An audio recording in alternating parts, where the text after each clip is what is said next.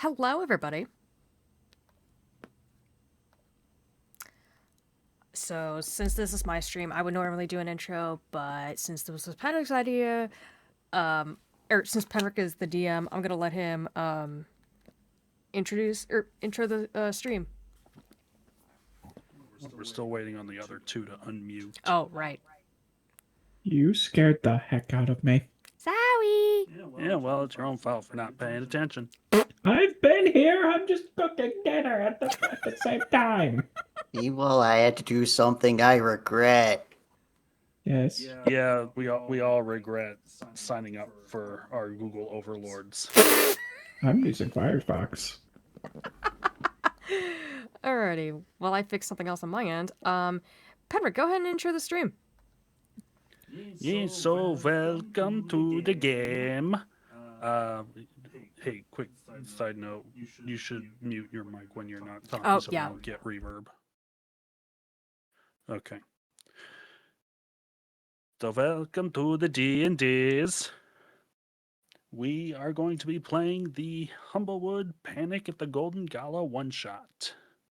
This is a lot of fun. I recently got, well, not recently, but in the recent history, I got the Humblewood books and whatnot, and I wanted to at least run something.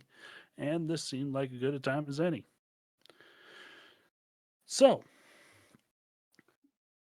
for the background of this adventure, I shall read from the module. Or a little bit of history for the world of Humblewood. This takes place in the great tree city of Alderheart, the center of the woodland realm, and basically the largest and most thriving and oldest city in the wood. And every year, the Merchants Guild holds what is known as the Golden Gala as a party to show off the wealth and opulence and prestige of the city. And very, very few and very elite are invited to such an event. And as such, tickets are very, very highly coveted. Those lucky enough to have tickets prepare for a night of revelry and splendor. In the days before the festivities, birdfolk preen their feathers and humble folk groom their fur. A few guests are making special preparations. A Mappak from far away writes a frustrated letter home. A Gallus nervously scrapes together the few coins he has to be able to save into a pouch. A Servan checks her plans for the third time, her candle burning low. Another Gallus receives a message from another attendee, making her heart quicken. A Vulpan lights incense and says a prayer. Another Mabok brushes down their borrowed suit, tail twitching anxiously. On a dark branch road, a Corvum is waylaid and bundled into a sack before he can cry for help. And alone, in a dark room, by the light of a single candle, someone writes a note to be delivered anonymously at dawn tomorrow.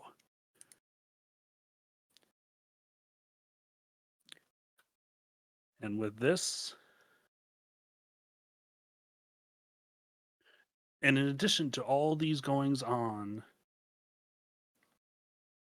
and upon the delivery of the note, the recipient is rather panicked and immediately makes moves to try and prevent the things that she reads. The note reading, Sangrenard, publicly announce your retirement as head of the Merchants Guild by midnight, or I will ruin everything you hold dear, starting with your precious Gala. And upon reading this, the daughter of Lord Sangrenard, the head of the Merchants Guild and organizer of the Gala, she begins to make moves to prevent any sort of catastrophe. And as such, Rosie's being interesting. I think she's fine. Okay. Yeah, I know, but she's been known to reach up and claw stuff.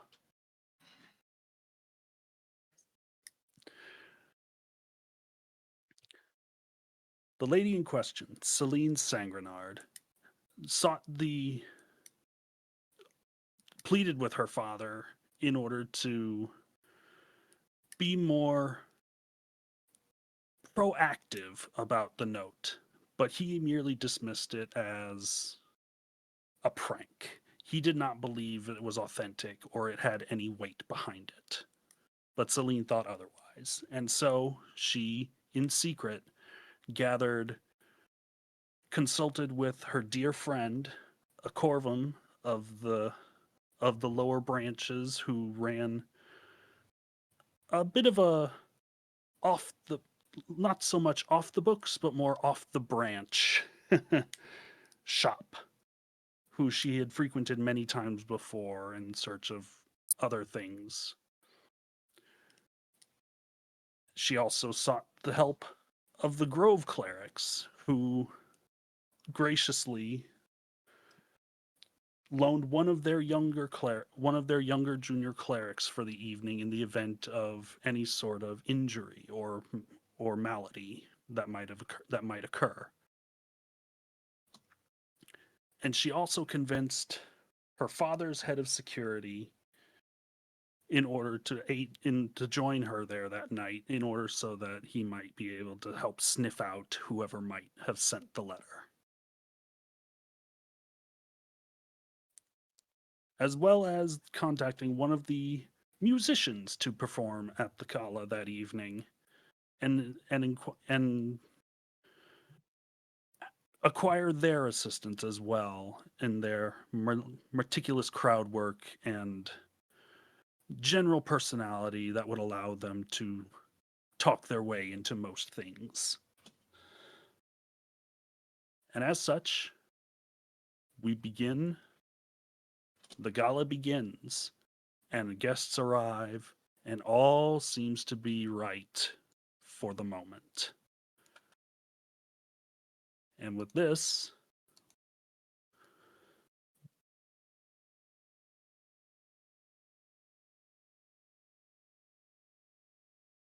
the party begins. Now, you three who are here currently, why don't you introduce yourselves a little bit further? We'll start with you, Crystal, since you're right here. All right. Hello, my name is Rifuru Seiji. I am a resident of the nearby forest. Give me a second. Sorry, I didn't This is all improv. So If you look down at the bottom left, you'll see 3 gold ring tokens, and those are each of you. I am the deer wearing a green cloak. You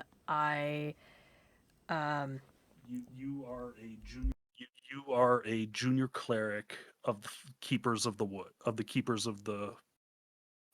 Alderheart.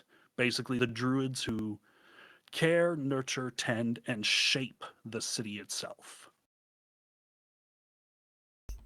Sorry, my mic would not unmute. So I'm kind of short. A short deer folk. I've got on a green, sort of medieval-ish dress, in preparation for the gala. I also have. Did we decide if I have a med kit or not? You have. You basically have healing supplies and whatnot in your bag that you bring with you to the gala. Gotcha. Okay. Yeah. That's all I had to say.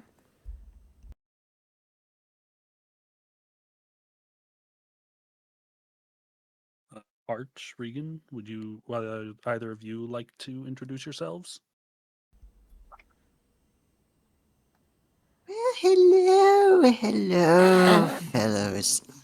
You may call me Verona. Yes, I happen to run the little occultic shop just some branches down, you know.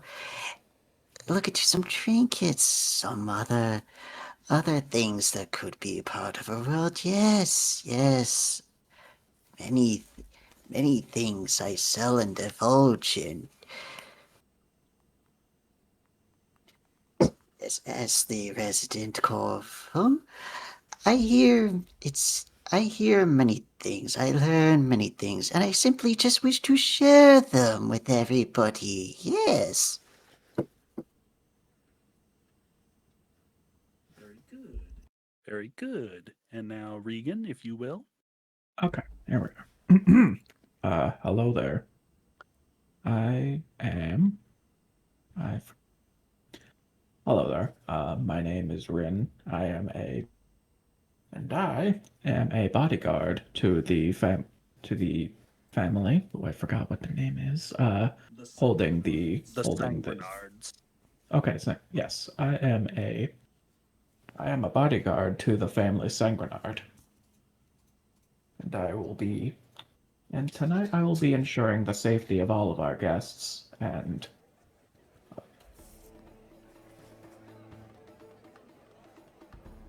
Well, that's really it. I'm just making sure everybody stays safe. So Very of good. course we, with your bodyguard skills and my medic skills, will kind of like a tag team, essentially. Would that be correct?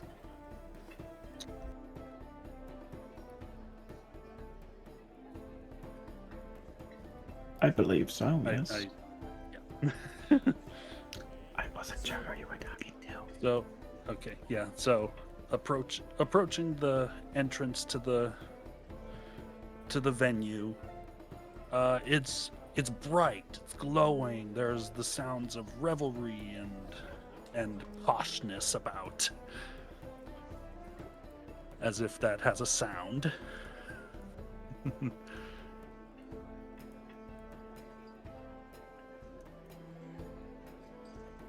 So, and you enter the main entrance hall, and I should note that you guys do have control over your tokens, or at least you should.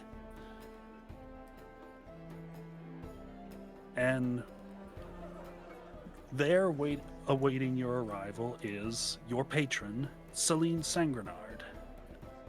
And if you look off to the right, I shall post a better image of her so that you might see her.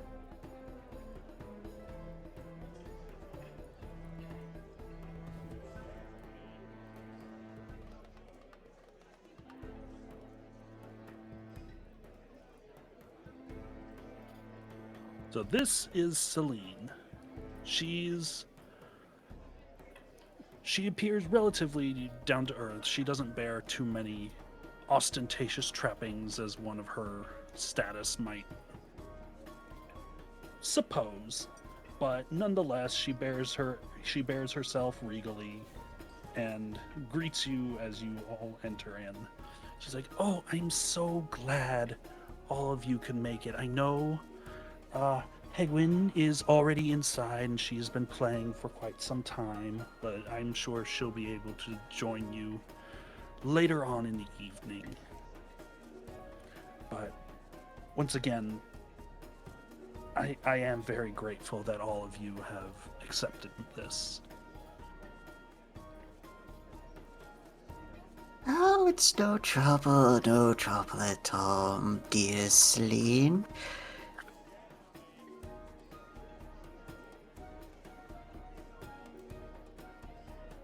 We are more than delighted to be here.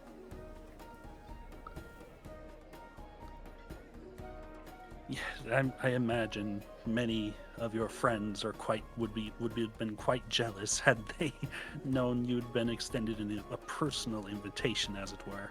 But best not to worry about that. You are here on business, after all, not pleasure. So I should certainly hope that you will all conduct yourselves in a manner fitting your fitting your roles. And now, as the DM, I will now explain how this module works. Starting from now until midnight, there will be many scenes that you can initiate or interact with, as it were, throughout the based on the rooms and locations. So, the best way to describe. So the way to describe this.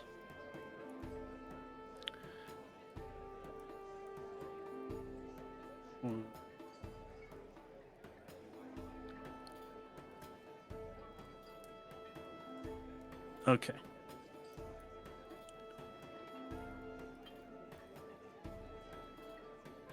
So this is broken down into scenes that you can pick which ones you want to engage with. Each scene is a different location, and each location will have different people that you can talk and engage with. But you can only engage with a certain number of scenes before the clock hits midnight. So remember that each scene you engage with is time spent towards the end, until the end. So, as such, I will put up I'll go ahead and tell you the different locations that are here in the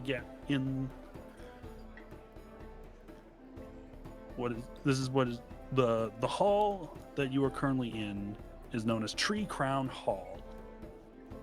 And there are several different locations throughout the hall that you can engage with.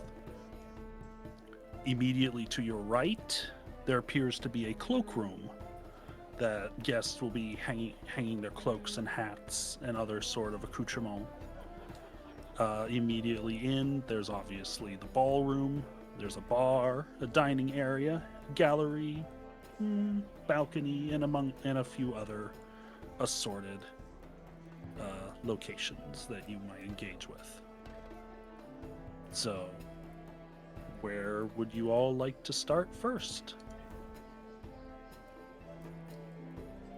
Investigating who potentially might have sent this threatening letter to Celine and her family. You said there was a like a sort of like coat like storage area for immediately off to the right here. There's a coat hanging area. Why don't we investigate that for a brief minute? Yeah. For a moment. Yeah, that's exactly what I was thinking. Yes.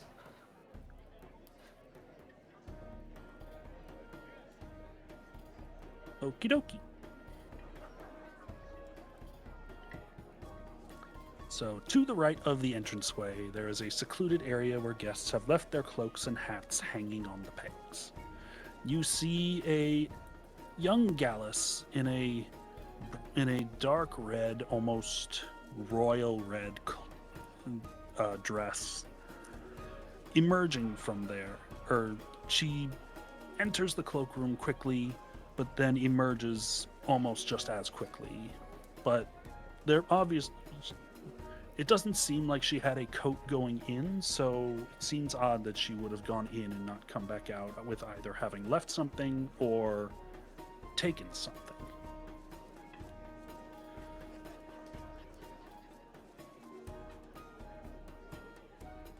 And the lady in question, if you look off to the right, come on, yep.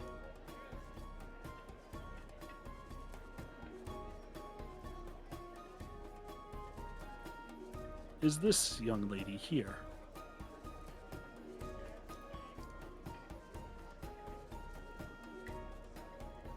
Text.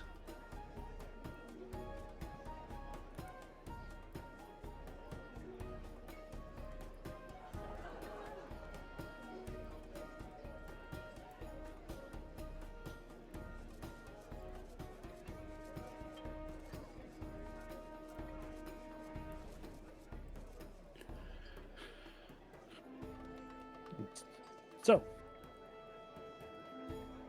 do you engage with her?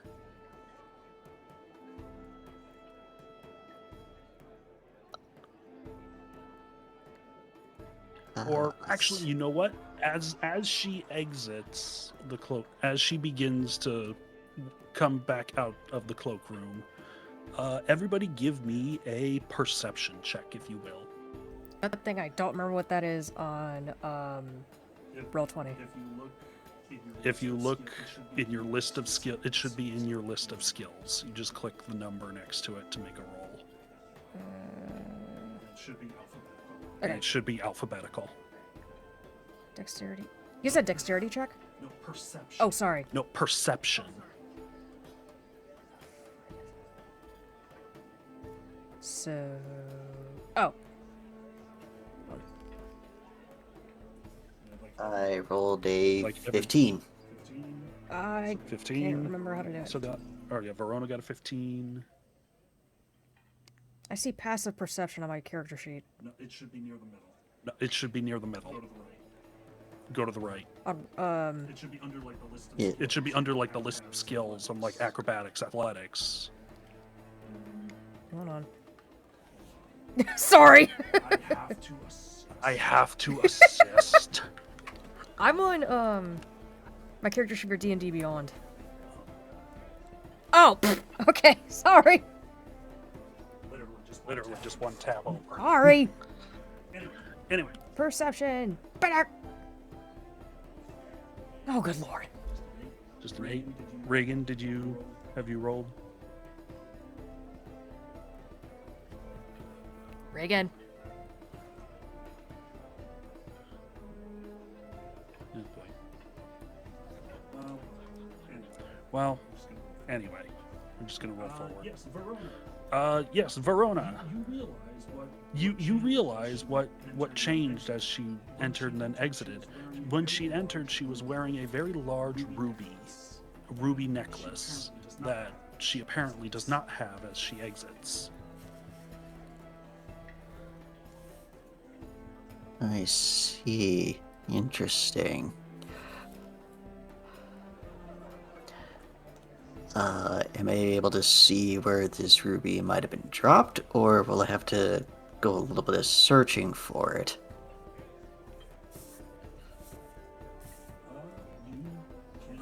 You can do. You don't see where she might have placed it. But if you wish to either confront her or search, you might be able to ascertain some information. Or actually, you know what? Give me an investigation check in that case.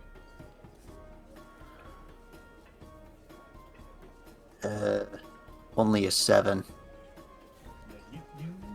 Yeah, you think for a moment, and you can't seem. None of the coats seem to be sagging from the weight of such a large gem, so it can't be in any of them. So you find yourself as a bit of a loss as to where it could have gone.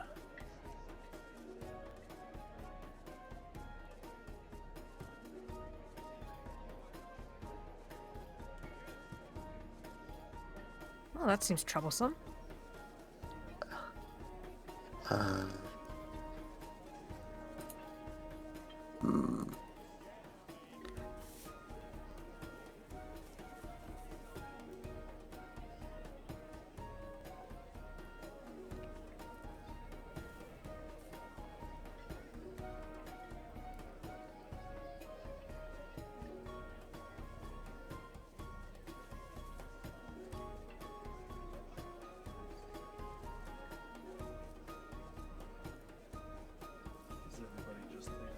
Is everybody just thinking, or?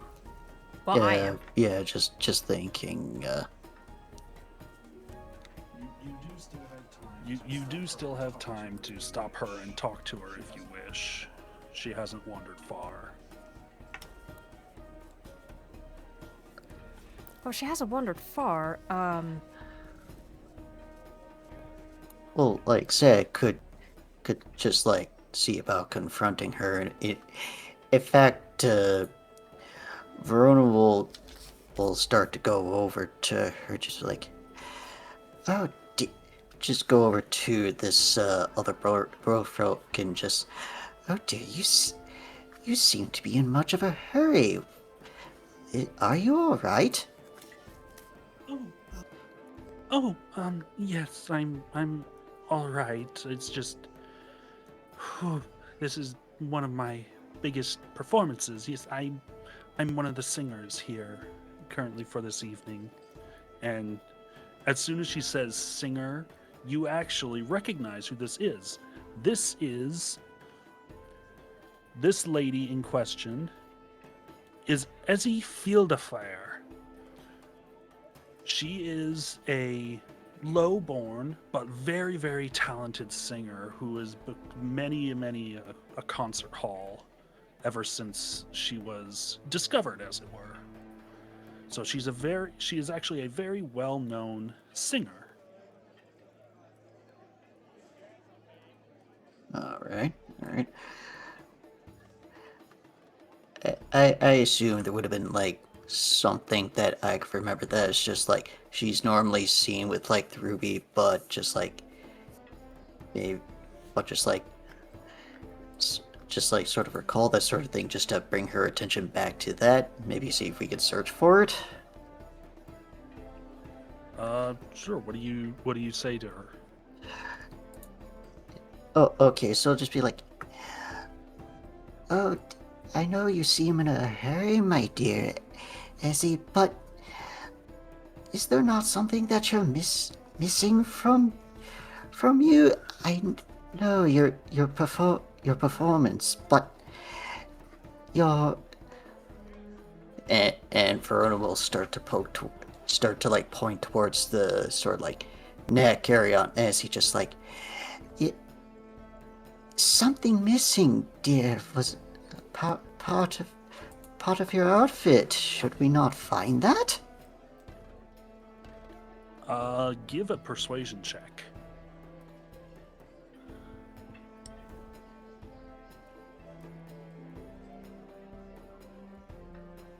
That is a 22. Very good. She, as soon as you like point towards her neck, she's like, I know, I know this is very unusual. I genuinely sorry. I don't want to do this, but you see, this was on the ruby is on loan from my patron, but my love and I, we were planning to elope soon after the gala, but if we do, his family will cut him off, and we need money to make a new life for ourselves. So I simply needed the money. I need the money, so I had to squirrel it away until we leave, or else my patron would be angry.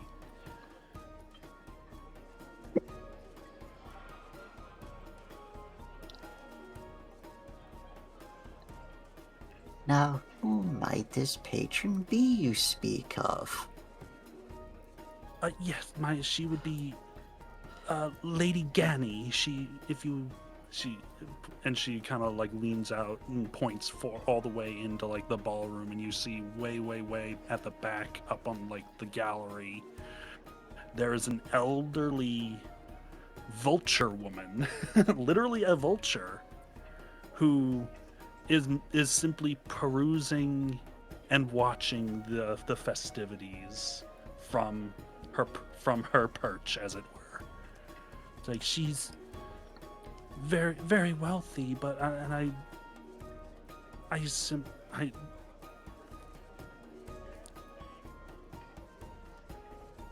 but I'm sorry. I realize this was a foolish mistake. I must retrieve it. This was all a mistake. I'm so sorry. And she begins to move to retrieve the necklace from the hiding place she had placed it.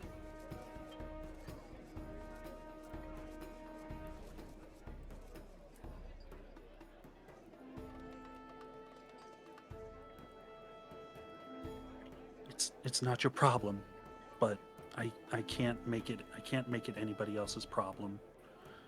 And we'll have to do what we can, but we can't compromise our integrity in the process. I see that now.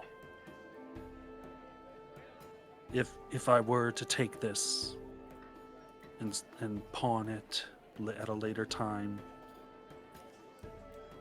I probably would never forgive myself. Thank you. I am sorry. Oh, there's no need to be so sorry, dear. Just go and perform. Show them who you really are. And I'm sure that will impress your lady enough to grant you her favor. Thank you, I will. And she hurries. She retrieves the necklace, places it back on her neck, and hurries back towards the ballroom.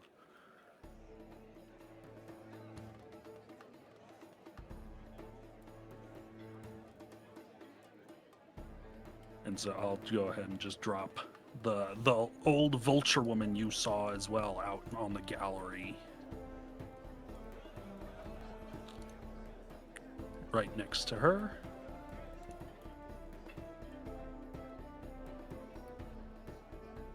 And this is Ganny Rendmeyer, who is a very well-known member of the Merchants Guild.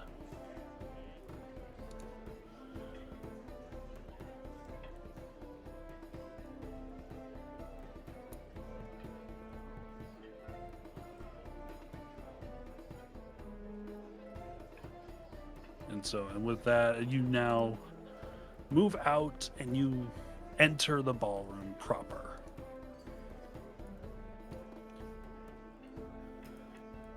And you can see very, very large, open, very brightly lit.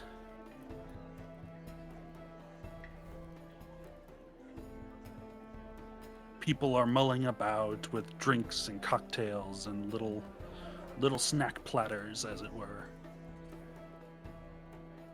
Just milling about, having a good time.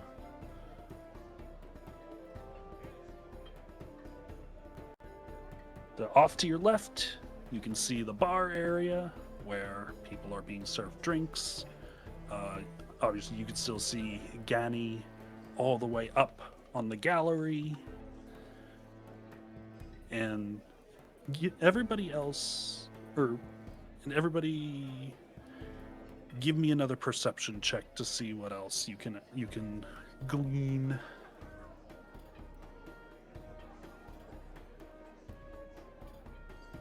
That'll be a 17 on perception. 17.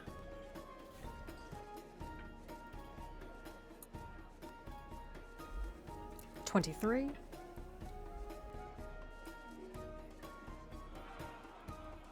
Let's see. Wow, all of you doing very well here. You can. There's much of mirth. There's much of deals. There's much of a whole bunch of high society here going on.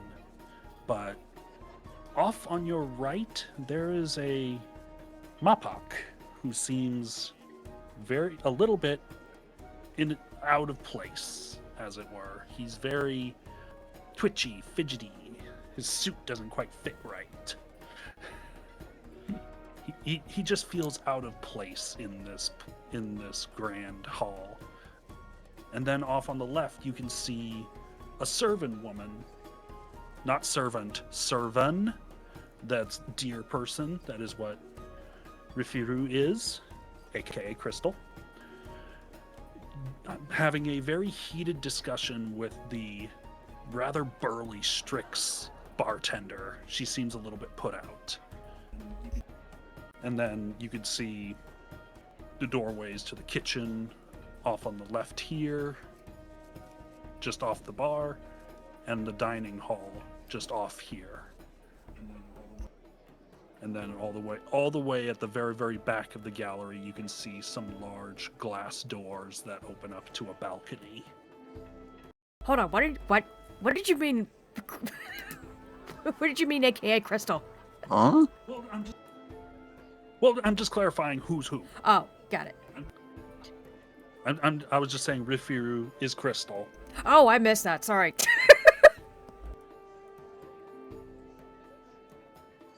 So yeah, that is who you see. And also, although they are not here currently because of child, and they must care for their child, you also see the fourth member of your retinue, as it were, in the orchestra pit. And although they cannot leave the orchestra pit at this time, you see Hegwin, who is the hedge bard who Celine also commissioned to help with this not heist. It's not a heist! Helped with this endeavor. But they are constrained to their duties right now and are unable to render much assistance. So, what all would you like to do? I think I'm gonna go grab a drink. One more thing on a good perception checks like that. As you enter into the hallway or enter into the hall, all the lanterns in this place are not lit by fire. They're not lit by electricity. They are lit by lightning bugs and other sort of bioluminescent insects. And this is normal.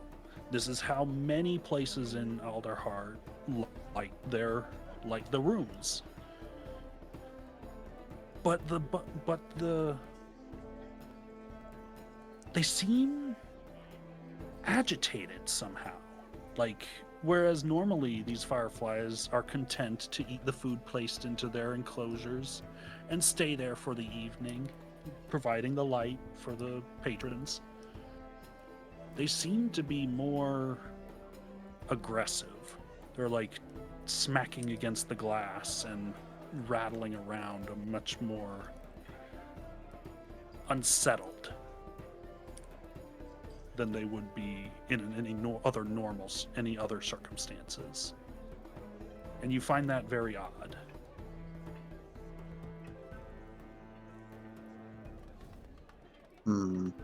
Okay, you may continue. I just wanted to make sure that was pointed out because of your high perception rolls. Well, I think I'm going to go grab a drink. Well, maybe not necessarily grab a drink, but just look at the menus, see what they've got, and maybe would I be able to kind of sneakily overhear the conversation that's going on between the bartender and the other person? If that makes any sense at all. Yes, it does make sense. Okay, good. Yes, it does make sense. Okay. So, as you approach the bar, there is a crowd of guests gathered there, waiting for glasses of Alderheart's famous Everwine. Gala's guest clicks his tongue with disgust at the first sip of his drink and turns back to complain to the Strig behind the bar. The Strig's eyes narrow, and he throws the glass of wine he was about to hand another guest in the Gallus' face.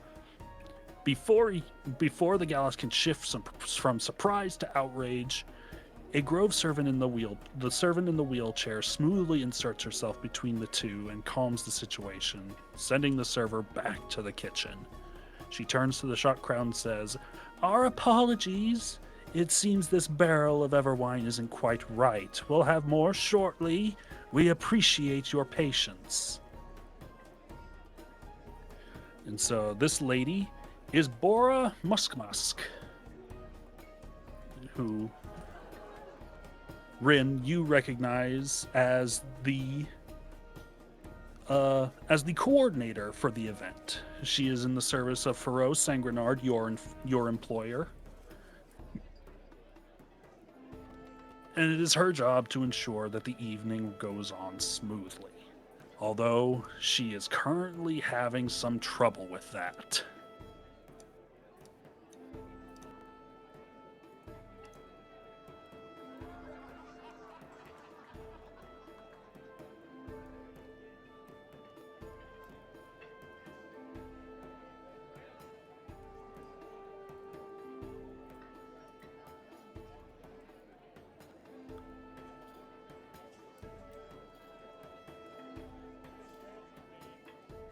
Okay.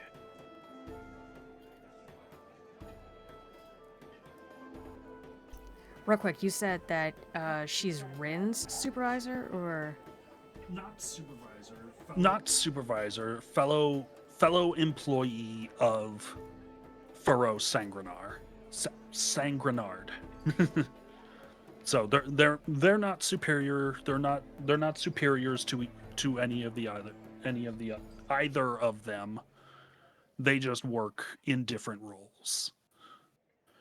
And so there's little to no like overlap in terms of their jobs.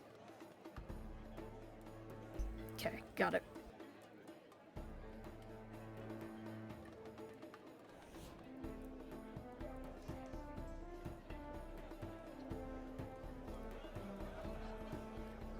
And so how are you all approaching the situation?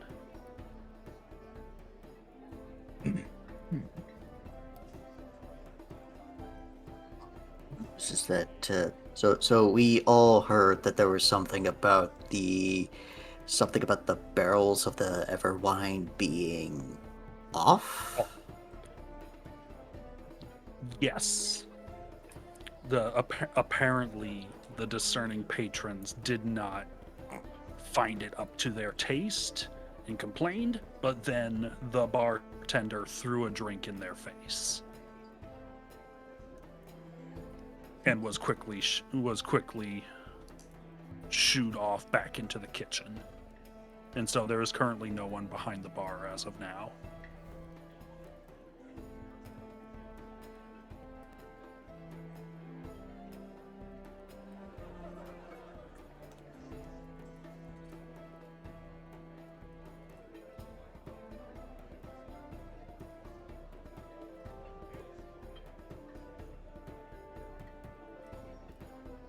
Just waiting for anybody's input.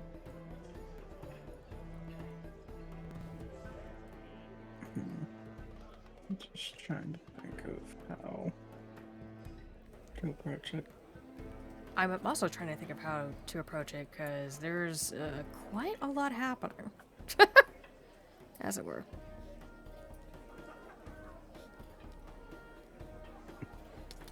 Let's see. As the bodyguard, and I guess this party is quote unquote rent a cop. I guess I could try to calm the people down. Yeah, give me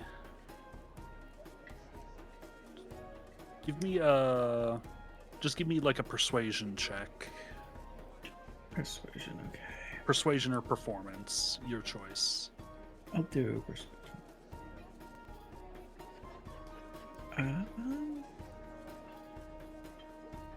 10. Yeah, you do help calm the patrons a little bit. It's like these things happen. Sometimes a barrel is bad and it just happens, but the problem with the staff, it will be dealt with, yada yada yada. And so you're able to calmly disperse the rather piqued nobles. And Bora speaks up to you. She's like, "Thank you. Sometimes it's very hard dealing with all these people who think everything should be given to them on a golden spoon. It's good to see you, Master Rin. Very relieved that you are here to help with this chaos that these replacement workmen have been."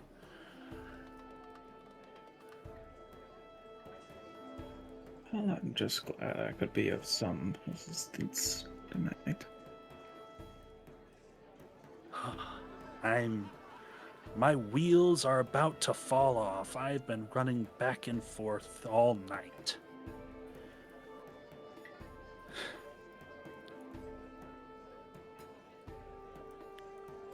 I pardon the intrusion, but did you not say replacements? Yes, unfortunately, some of our normal staff that we employ here I keep forgetting the name, or at the hall, a lot of them didn't show up for work at the gala tonight, and I'm like, what? And the most frustrating one was that our chef also didn't show up. And there was no word, no sort of presence from them to be able to tell you that they would not arrive? Not a word. There's definitely going to be a concerned look on Verona's face from hearing that.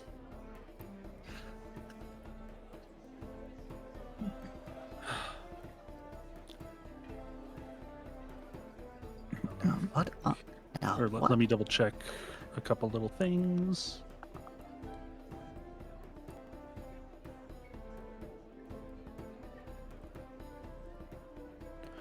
Okay, yes. She said, fortunately, Mr. Dusking did help in procuring some rather short notice help, which both a blessing and a curse. You get what you get at this sort of short notice. Dusking would, Rin, What- you recognize the name Dusking. She is referring to Herb Dusking, one of Farouz Sangrenard's proteges, as it were. And also is Celine's betrothed. So, Herb Dusking is very, very involved with a lot of the things going on in the Sangrenard business.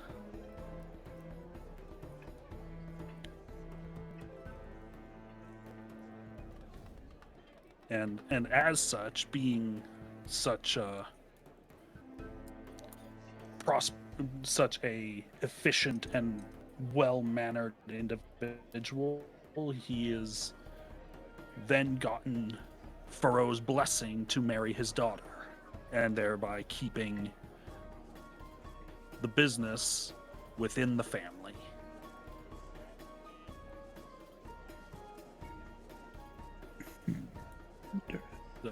So with that and that information, then you already know that, as you are familiar with the Sangrenard household, that Herb is there on the regular, helping with business dealings and wooing Celine, although she's been rather cold to the idea, as it were.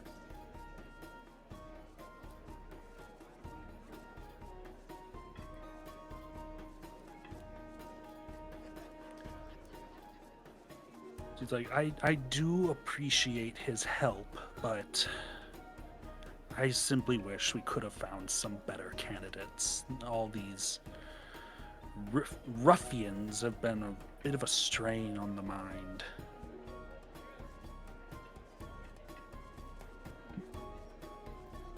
I understand your concern.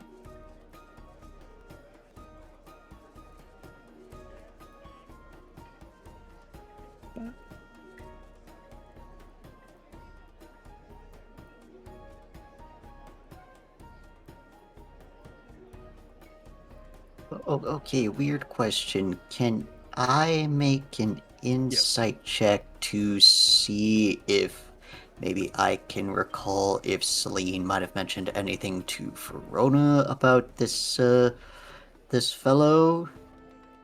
Since, Celine has come come to me for Mhm. just like You want learnings and you're other. asking if you can.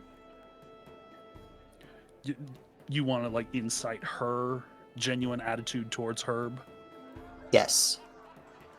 or yes? Okay. Okay, Yeah. then That. go ahead and give me an insight check.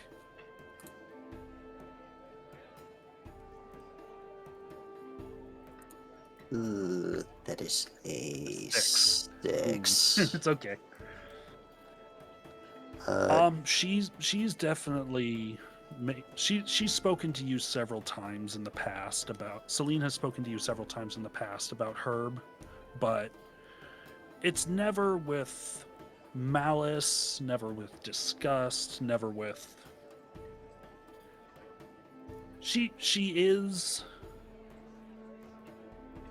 not interested.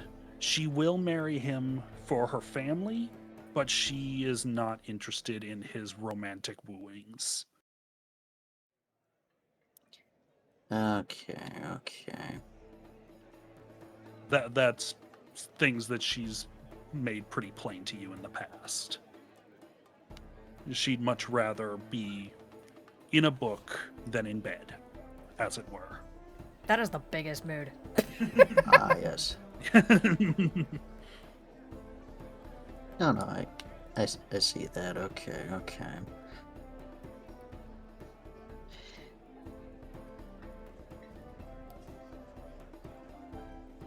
Okay.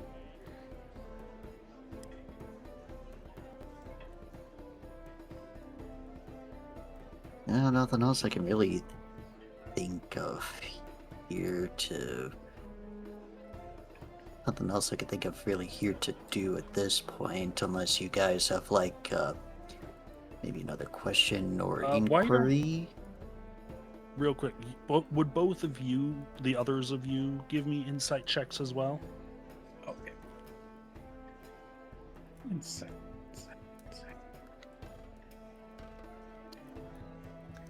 I rolled a 12. Okay. I didn't see what I. Oh well. It says it's a 4. Oh well. Bora is just stressed. She's new staff, being unruly, being undisciplined, being unprofessional. It's just giving her a bit of a headache.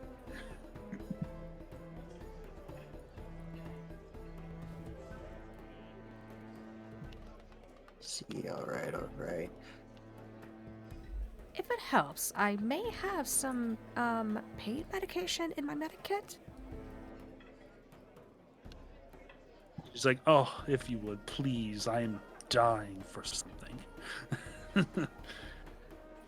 And so you don't have to mark off a charge or anything like that for I'm pretty sure I know what you're thinking of. You don't have to mark off a charge with her. You just hand her a little bit of a poultice and a few herbs, and she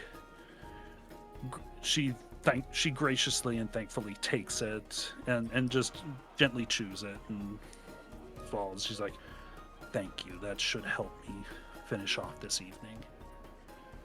Of course, I am glad to help. All right.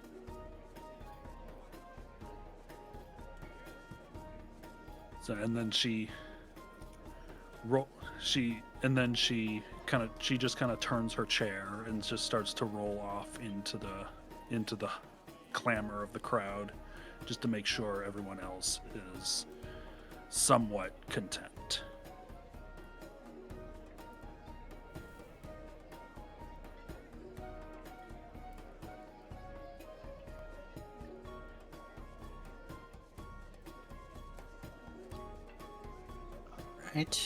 Right. All right, then you all are free to continue your investigation.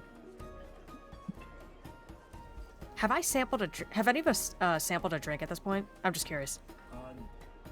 No, you have not, because the bartender left. Okay, never mind.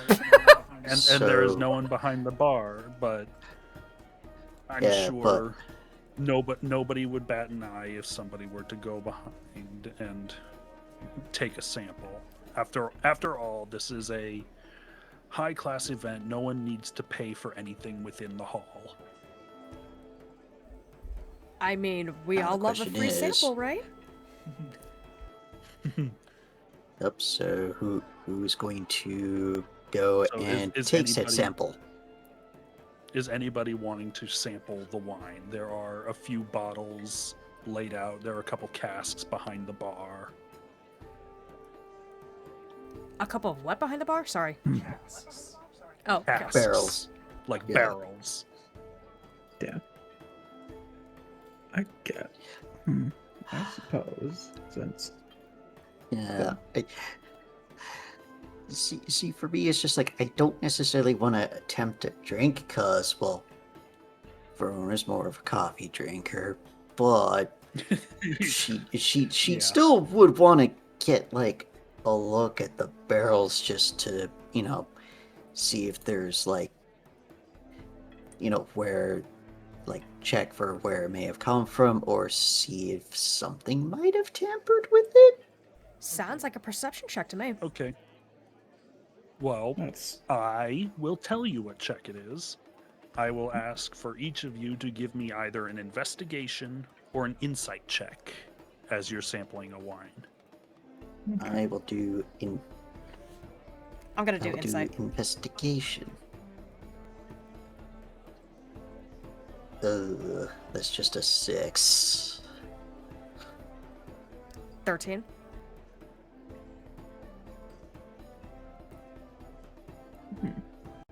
I should probably. Regan, did you roll?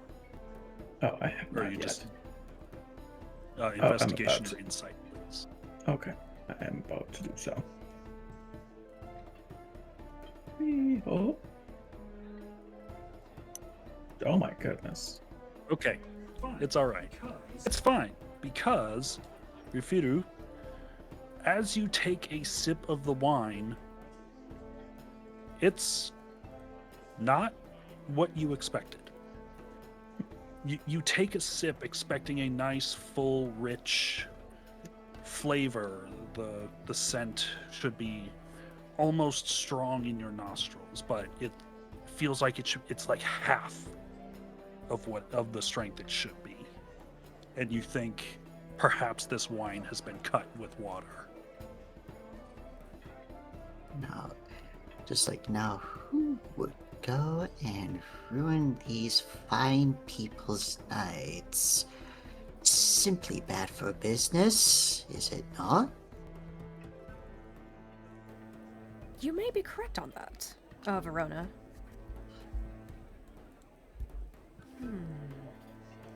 What about that curious creature we saw earlier in the coat and coat and hat room earlier? She's one of the singers. Why would she dare tamper with it?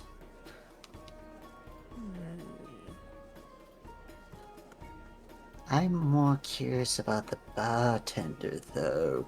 One of those, what do people refer to them as, a ruffian?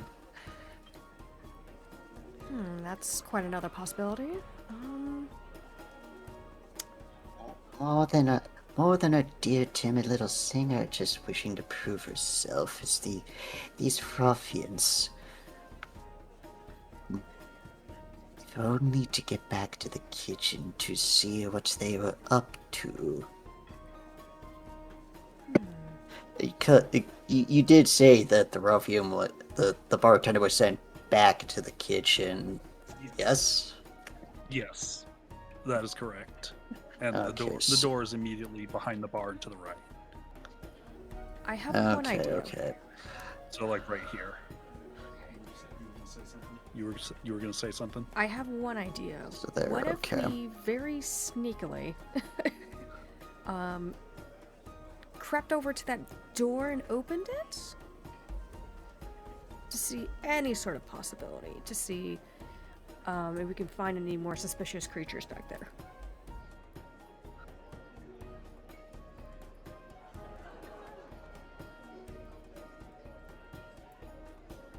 This is probably worth a shot just to see if we can at least take a peek to the kitchen. Yeah.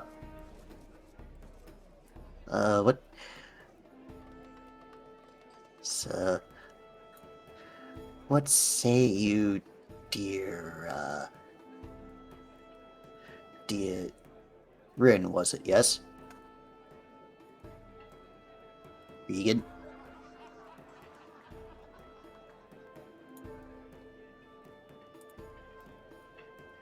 Oh, Regan's muted. Uh-oh.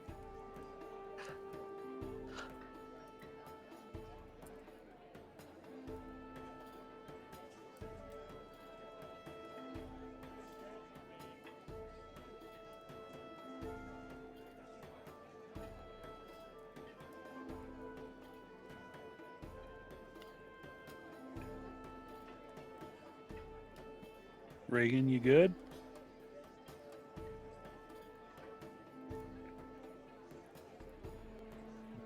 Response. Anyway, if you're all wanting to investigate back there, you want to creep back there, I would ask if you're trying to be stealthy, I would ask for stealth checks as you look into the door. If that is your intention.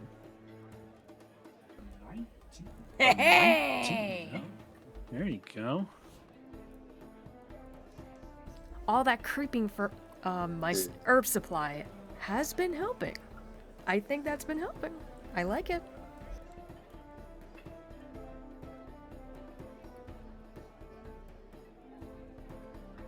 Yeah, I'm not sure if So I you- would have risked it. Or just let. you're just or just- gonna let it roll on hers. Yeah, we'll let Revere take the lead on this one. Okay. As you peek into the kitchen,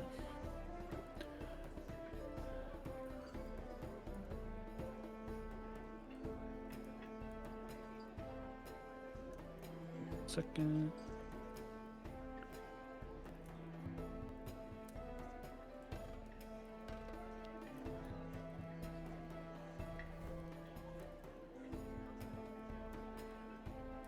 You see an interesting sight.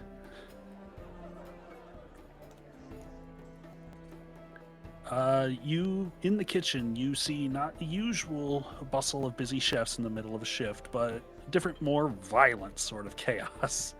A stout Luma in chef's clothing is dodging knives thrown by a furious Gerbine in an apron. The Luma laughs and says, "Is that all you've got, Minim?" as she heaves a huge stock pot on her shoulder and prepares to hurl it back.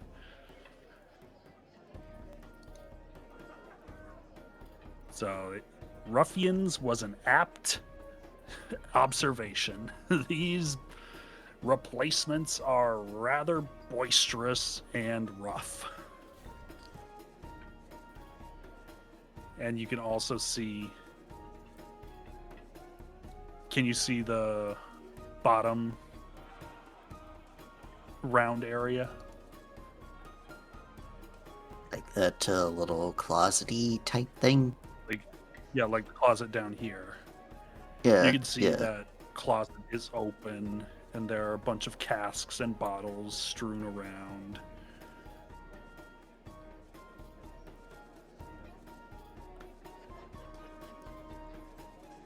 Still no response from Reagan. He might be cooking.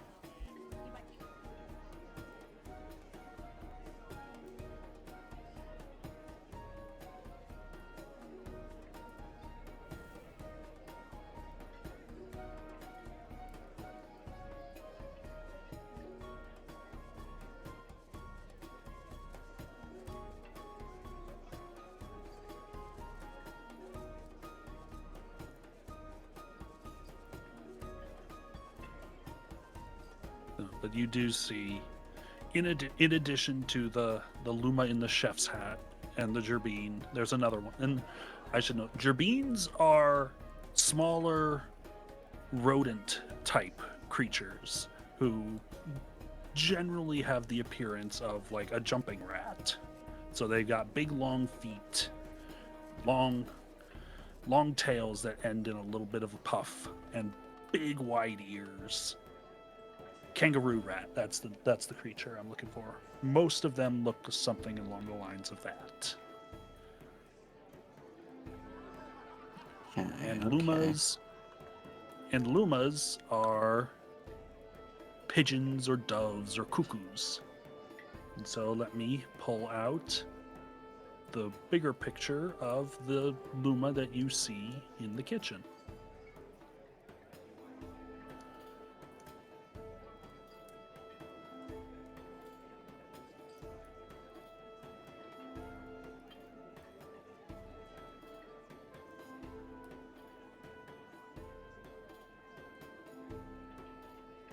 You can see up and above the picture of Bora.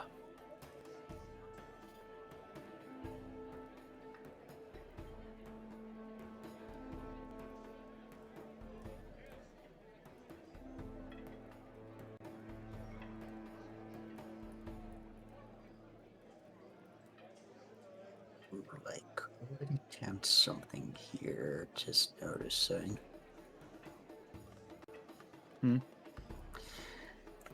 Well, you say everything's getting a little bit rowdy in there, yeah? Mm-hmm. Yes. I'm thinking of throwing in a calm emotions against one of the fellows that was throwing the knives. Okay. See about stopping a little bit of this riffraff. And now, is that a charisma save? Yes, it will be a charisma saving throw.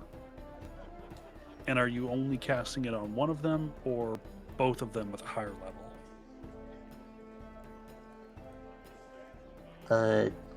Well, it just says. Did you just want to do the one? Well, it just says each humanoid in a 20-foot radius centered on the point I choose. Okay. So it'll be. So it's an AoE. Yeah, so we'll say centered on our chef here, so it'll hit everybody, and it's going to be the secondary effect of indifference, like just to. Okay. So you're just trying to get everybody to stop and just go, what? Yeah, exactly. Okay. So I'm gonna make a couple saving throws. Give me a second, just to get. Yep.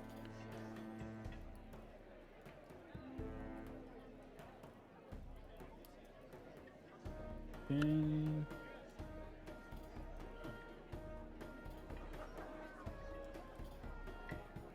Charisma. Oof.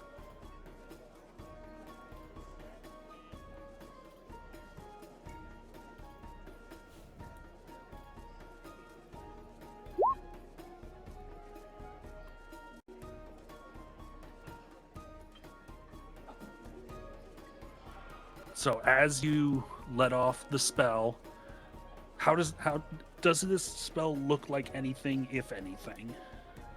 No, it's it's simply just like they would just feel it in their heads that just like there's like some sort of weird afterthought of just like wait, why the heck are we having this spat? And it would just like try just like try to put everyone into just like a neutral state.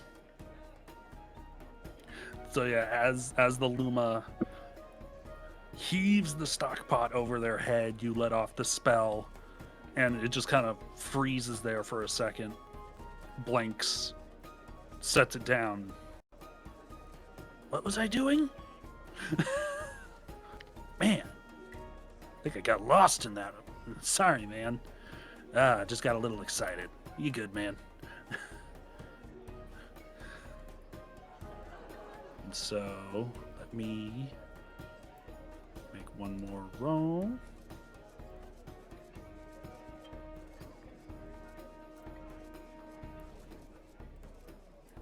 Is the perception?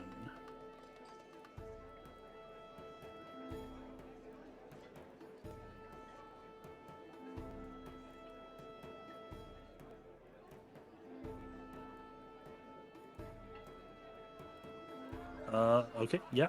They just stop throwing sharp objects at each other, and the Luma just kind of like walks over, claps the Gerbine on the back, and says, "Man, those are some good throws. You almost got me."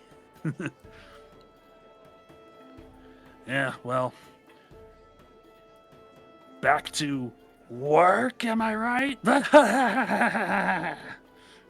And all the individuals in the kitchen start laughing at the word work.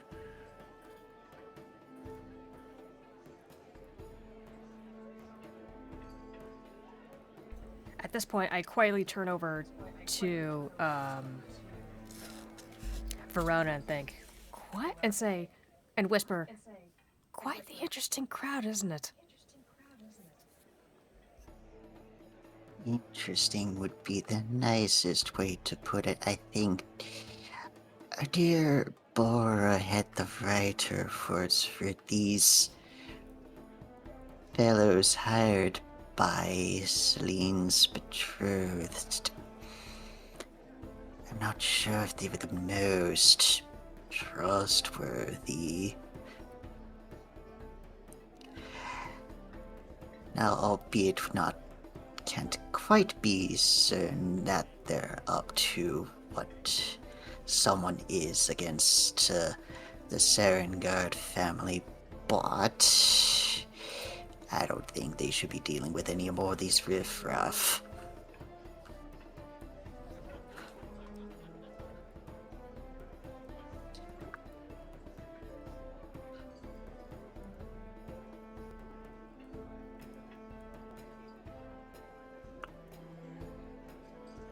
And yeah, pretty much Verona's just keeping mind to herself that just like these, the fellows that have been hired definitely just like, yeah, not exactly gonna be the most trustworthy to straight talk to. Okie dokie. So you literally just diffuse the situation in there surreptitiously, and your guys are just gonna walk away after gleaning this stuff. Is that the idea? Well, Verona's got all the information she wanted, so she's willing to step back. It's well, up to everyone else to see if we just want to step back. Crystal. Because Regan is MIA.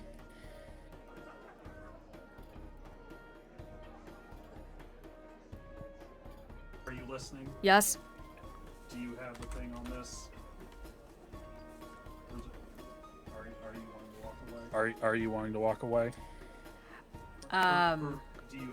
Or do you have all the information you want out of these guys? They haven't seen you. Oh. They haven't seen you. Okay.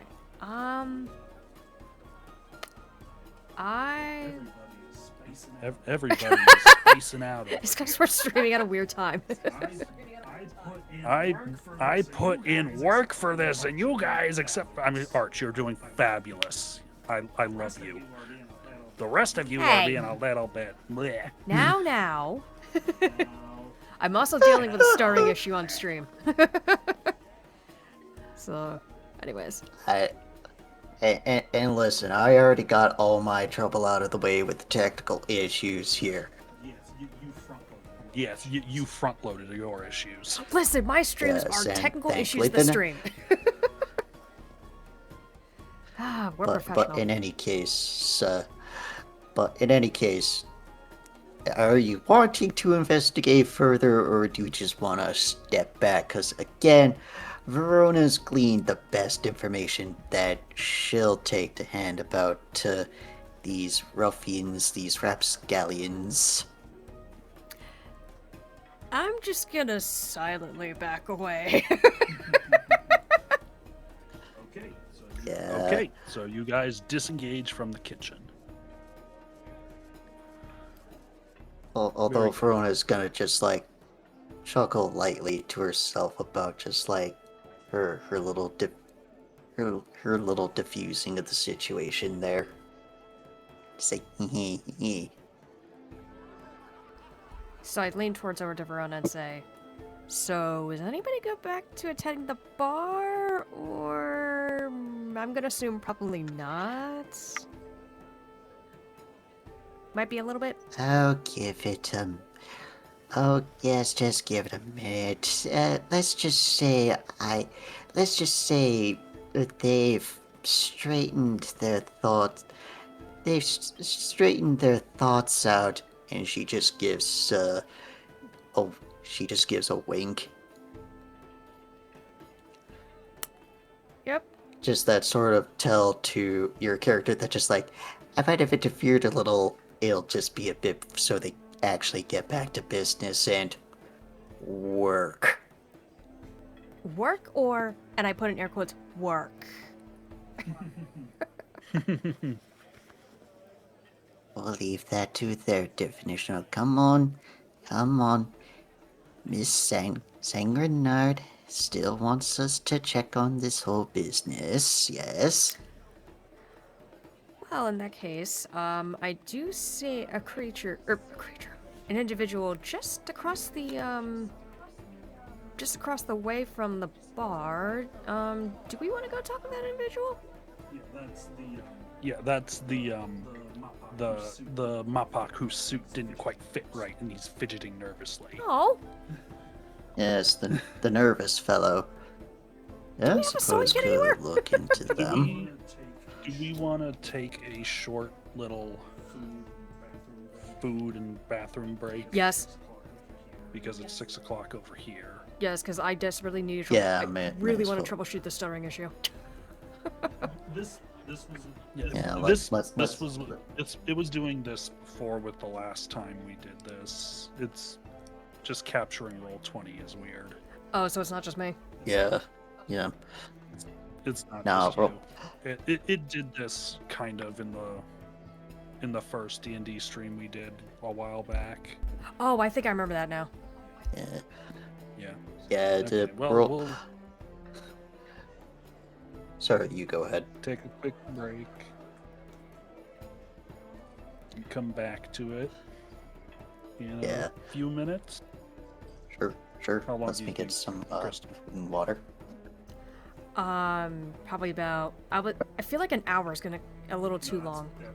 Yeah. No, that's too. No more than like I would think no Yeah. more than like 30 minutes. Yeah. Alrighty. So we will be right back. I'm going to troubleshoot the ever-loving heck out of this, because like my whole stream is stuttering. So not just the game, but my camera as well. So Well, you're also running like 5 windows. my right now. bitrate has skyrocketed to like 38,000 kilobytes per second, and it's supposed to be set to 1500. So yeah, I may have to do some hardcore troubleshooting, man. Okay. Anyways, we will be right back.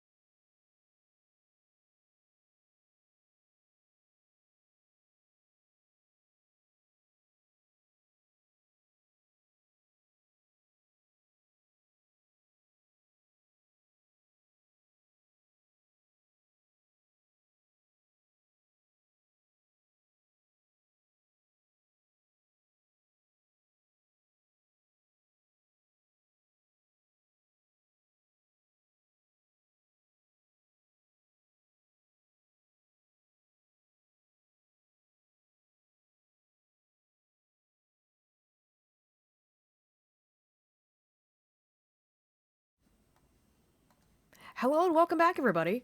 We did figure out before we start. What the heck is that? Okay, hold on. Okay, never mind. We're good. Okay, so we did figure out why the stream was stuttering, and it's because hardware acceleration in Google Chrome was not turned on, or graphics acceleration, I guess. So I got that turned on, and so we are good to go. Except for one thing, I need to go grab my phone. Wait, actually, hold on. Actually, I have a USB trigger in here. That's wireless. With an asterisk. Give me a second. Sorry. There it is.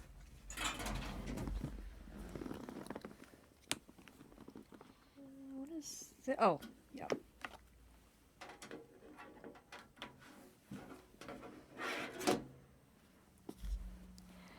And we are good.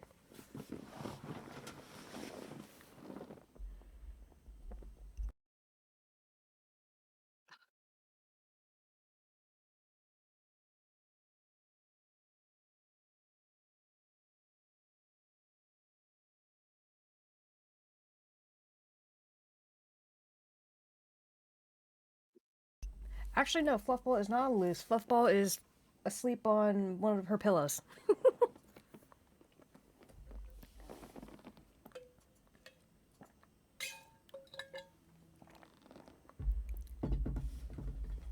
You ready, Penryck? Yep. All right. So you guys were intending to go and speak with the nervous Mapak over on by the corner. Yes. Hey. That was the plan. So he doesn't notice. So you move to approach him, and as you're moving closer, you notice he's not paying very much attention. He's fidgeting. He's picking at the hem of his suit, and he doesn't notice you until you're right up on him.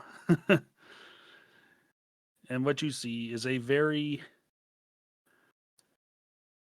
he's a raccoon man. There's a raccoon folk, but obviously doesn't fit in quite here.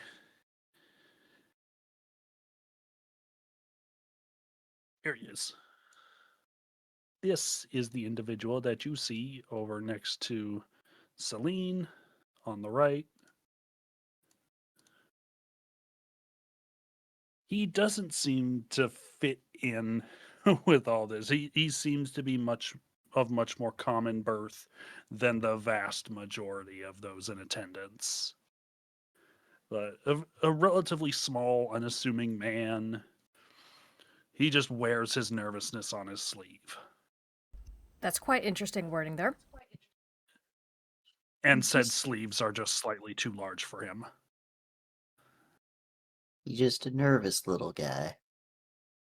Just a nervous little guy. So they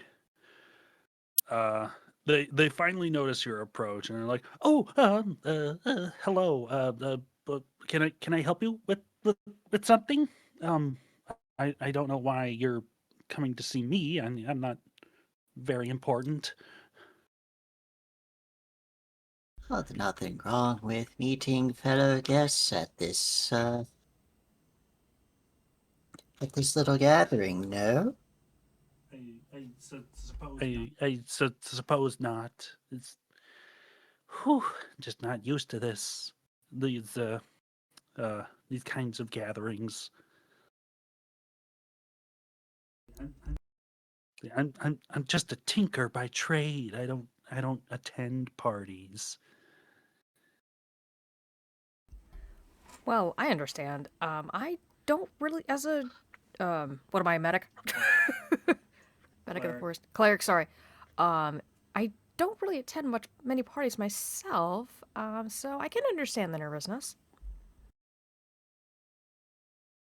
Oh, well, it's nice to know that I'm not the only outsider, as it were, here.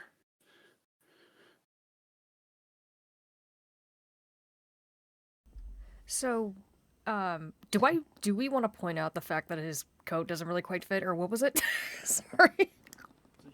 It just Yeah. Sorry, what were you guys gonna say? I don't think we need to point out to the poor fellow that his suit. I think he already has the idea of with how much he's been fidgeting with it. I mean, that's fair. Yeah. So I lean over to hold on, to Verona and say, "You wouldn't happen to have a sewing kit on you, would you?" I just want to do what we can to help this guy.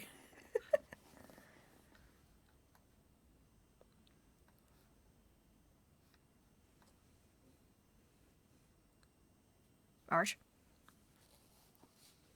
Yeah, I don't have a set of things for tailoring, unfortunately. Darn. How about a drink? There's free samples. No, I'm. Hold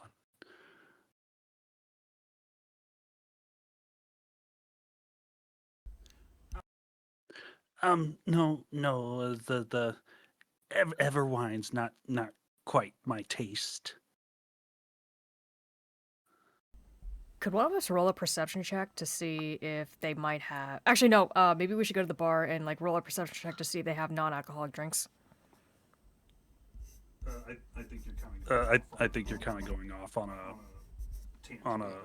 tangent that doesn't matter. Yeah, I tend to do that.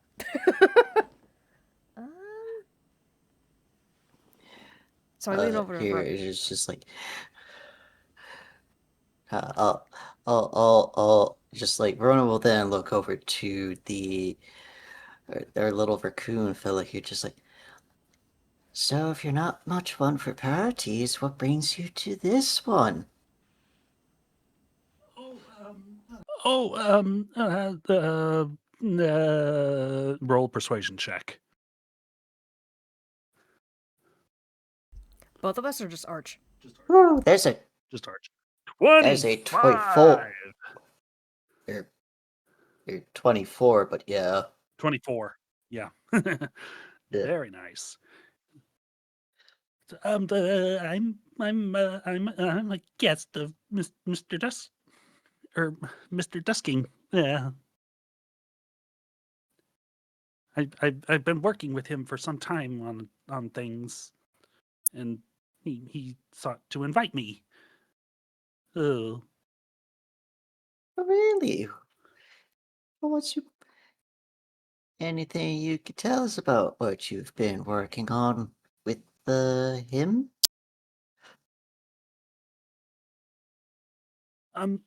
Yeah, it's a new thing that'll help with my intention to create an insect airship. You know how like all like the lanterns and the things we use, like the bugs and whatnot, to help with our things and whatnot. Well, I had an idea that if we could get the bigger ones to help out, we could even get them to start flying airships. So he's been helping me with getting materials and stuff, and I think I finally came up with a prototype. But yeah. Aren't you the And and and perspective? and, and I think I just I think I yeah. Insects for air travel, aren't you the prospective one? Though, of course, yeah, Verona's gonna remember the fact that it's just like the insects currently in the lightings and such are a little bit more agitated than normal. Just like, suppose, do you have anything in mind to make sure that they that if these insects were to do so, that they will be well off, working to power your machinations? Oh yes, the insects themselves never crossed my mind to ever harm them, but they do need maybe a little bit of mental coaxing. Nothing inhumane, as it were. I think I recently, as I said, I recently finished the prototype for controlling them, but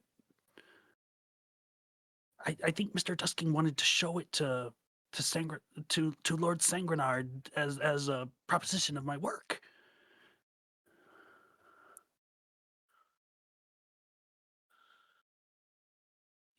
Can you imagine just air travel without needing excessive amounts of magical energy? I mean, just the sheer reduction in cost alone would save the family a fortune. Hmm. You might be onto something there, sir. Yeah, I mean, you'd probably be one of the few who think that you and Mr. Dusking.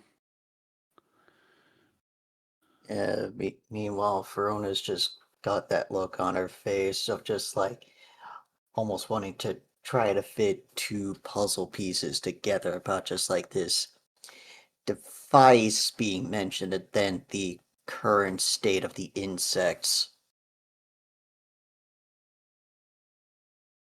Hmm. But just like it's again, she's just off in her own little world before, just like shaking her head a little bit and then just getting back to the conversation. Certainly hope something does get figured out. If it saves the family a cost, could potentially save the rest heavy cost then too. Yes.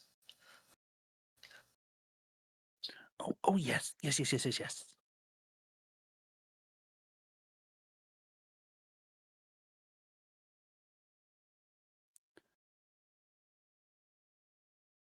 Sorry, was there a question in there? I'm sorry. Could you No. repeat that? I'm sorry. Oh no. There was no question. It was just like Verona was just kind of thinking to herself about just like could there have even been any possible connection between the device that the raccoon mentioned and then Yeah, remembering the current state of the insects seeming rather, agitated. Yeah. yeah, like she's just giving off that look of just like trying to put two pieces of a puzzle together and she's not sure if they're fitting. Okay. Yeah.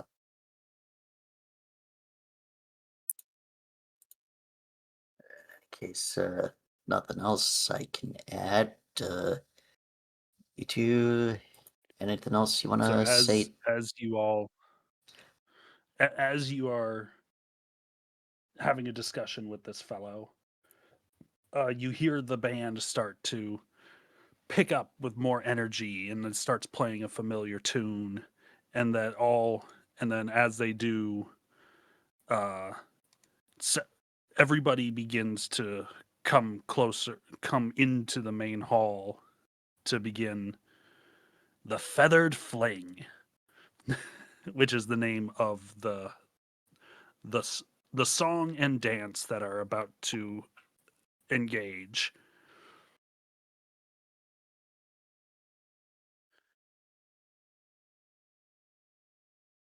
Okay.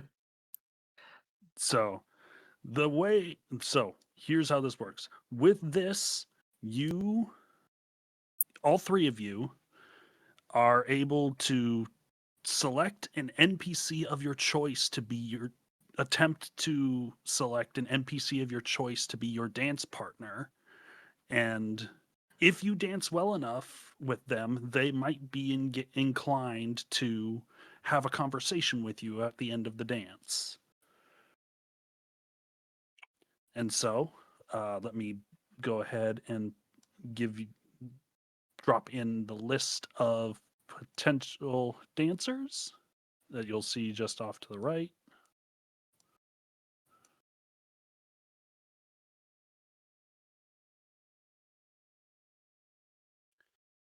So can everybody read that, or does I need to make it bigger? I'll make It's it cut bigger. off on the right. No, that's normal. Okay, never mind. No, that's normal. That's intentional. That's information that is not necessary for you. So these are the NPCs available to dance. And if you would like to, you'll need to make a acrobatics or performance check to dance with the selected, and this is if you choose to dance at all. I'll just say that you can choose not to if you don't care. But if you do dance, you need to make a check to try and get your intended partner. Otherwise, it will be a random NPC.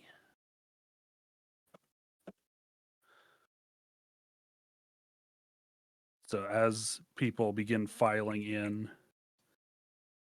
and searching for partners,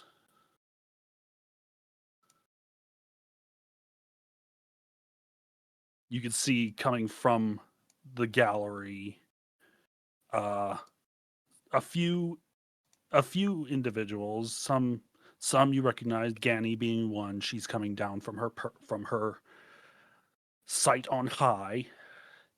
And also coming down from the other side, you see a couple other individuals. Another short red panda Mapak of a little bit elderly age. She's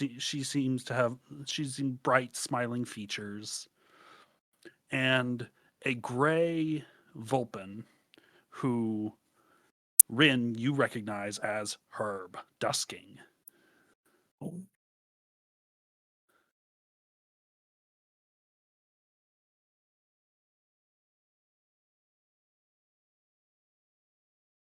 So, would anybody like to? Would anyone like to dance? And if so, who would you like to attempt to coax into dancing? I guess I will go first. I would like to dance with. Let me get the character list or NPC list rather. Let's go with. And I should know that I didn't. And I should know that I didn't.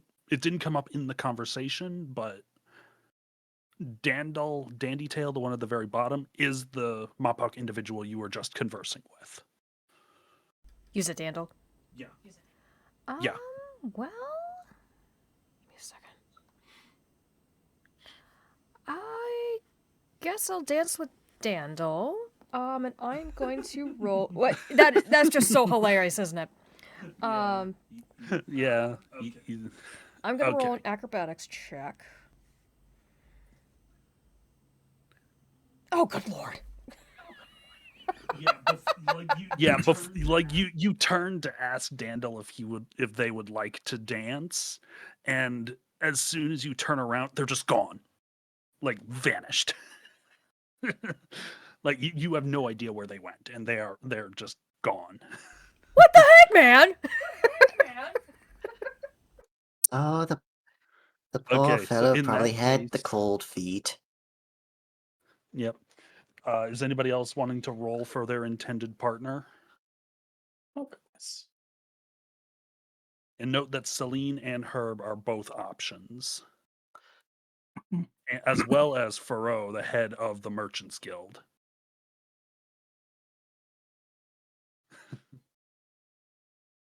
So there's some, like the options are pretty big. I think Verona will make her attempt to share the dance with Herb. Okay. Give a charisma performance or acrobatics to see if Herb is interested. I will do performance because I have advantage on that. Very good.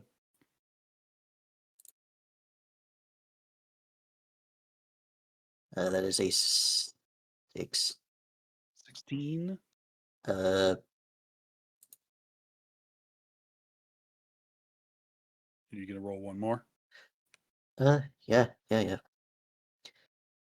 Oh, yeah, that is how the advantage works. I have to roll twice, yeah. Yeah. Oh, that's a 22 on the better. What the heck, man? Very nice. You only needed a 12.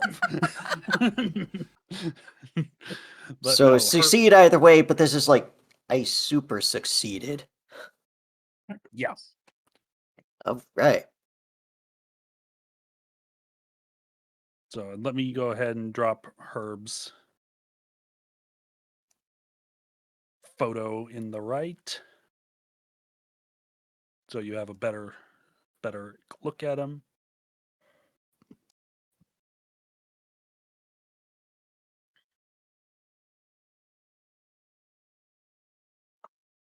Okay. He's quite dapper. He's very well put together. He's got a bright, smiling face.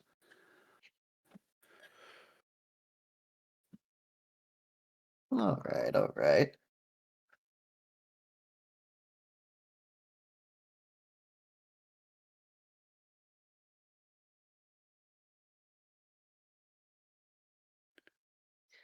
And Regan, are you willing to speak enough to choose a partner?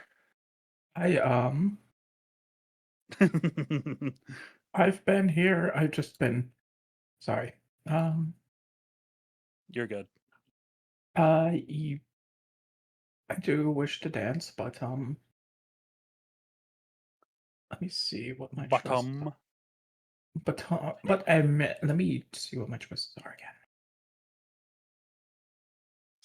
Dandel has scurried off to who knows where. He's pretty much gone. Oh. Herb is spoken for, and the Mhm. rest are yours to peruse. Nicely here. I need to zoom out. Apologies.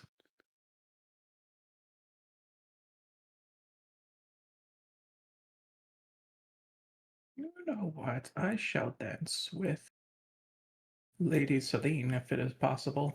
Just to kind of keep tabs on her. Very good. Good Give call. me Good call. acrobatics or performance. Okay, performance.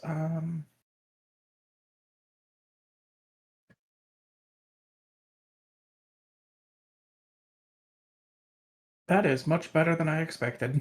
Hey. That is good. She graciously accepts. I hate you all. Boom. Yep. I hate you What? all. I have been. Note that is not just- Root talking. That's me. Because I've been rolling crappy rolls all night. dear. Just Okay. Well, although s- sorry, I was muted. While your intended partner scampered off to who knows where, someone else might still be willing to dance with you. So give me a moment.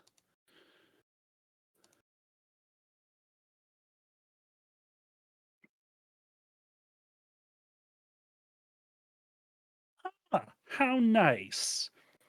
The red panda Mappak who descended the staircase with Herb looks over to you and she says, "Oh, I'm so sorry. Your friend didn't want to dance. Might I indulge you instead?" And this is Tashi Tundri, a somewhat elderly Mappak, but very kind eyes, very kind eyes, very graceful presence.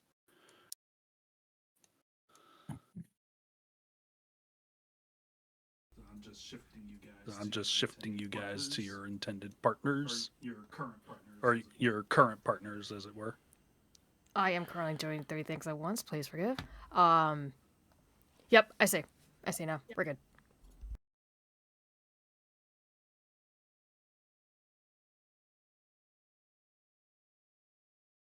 Oh, I didn't respond to the red panda. Sorry. Yes. I will gladly take the stance.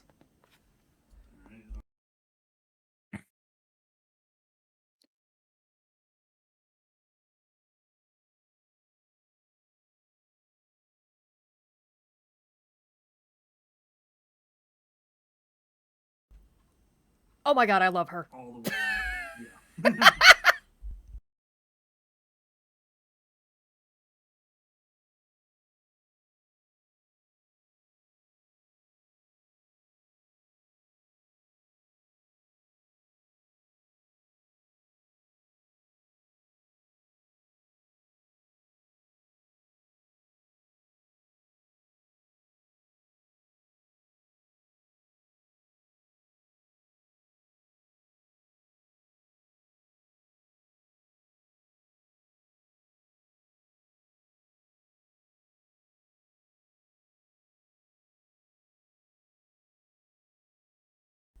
I'm also taking notes while this is happening. All right.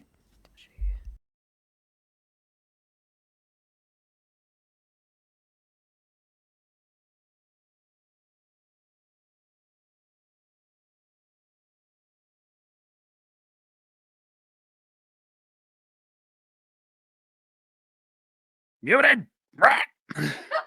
So, with the orchestra tuned up and partners selected, they begin to play an energetic tune that is met with excitement.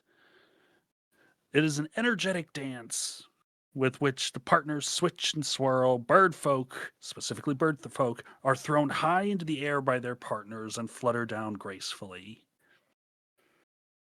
And so, this only applies to you, Verona, but during this dance, which you are familiar with, you are expecting this, Herb will periodically lift you and throw you into the air as you both dance.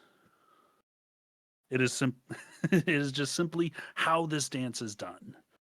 Yeah, yeah, I understood that. As mentioned, just like, yeah, the bird folk are like thrown up into the air and they're supposed to like gracefully glide back down as part of it. Yeah. Mm-hmm. Yep. Nope. Which And make so, it's the dance. It makes sense. we don't need that anymore. Now, as everyone is dancing, I would ask that all three of you, to give me one more, or to give me either strength or athletics or bleh, word salad. I would ask that each of you give me either athletics, acrobatics, or performance to see how well you do in the dance. Hold Well, up, that is going to be athletics. performance again for me. Mm-hmm. Hold on, athletics. Athletics. I can't spell athletics for some reason. It literally just starts with A. That's all you. It literally just starts with A. That's all you need to know. It should be right at the top. Athletics, acrobatics, or what was the other one? Performance. Performance. Thank you. Performance. Down near the bottom. Okay. I feel I'm like going acrobatics to would be the better one. Oh god, I am definitely not rolling athletics. I mean, you're just a wimpy cleric. I know, right? You don't need strength. I really You don't. don't need strength. Yeah. It's going to be performance again for Verona because Yeah, I'm gonna roll advantage performance. on that. Mm-hmm. Oh, Hey, that's pretty good. finally a good roll on my Right, end. Hey, you rolled pretty good on stealth. This is yeah, true. You yeah. All right, I go. And I'm going to do advantage. All right, Verona, roll it again. Wow. Oof. Oh dear. Not so hot. Your everything you've been hearing about her, about it's like the help he found was subpar. This strange conversation with Dandel a moment ago. Celine's apprehension of marrying him. It's while you're able to keep his attention and keep him occupied for the dance, uh, he upon the conclusion, or well, hold on, let's hold off on that. Regan, would you mind giving me a roll as well? Oh yes. Let me see. So athletics, acrobatics, or performance.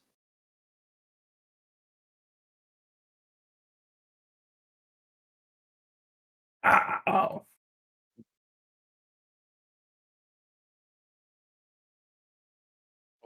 I wasn't sure where that was going, honestly.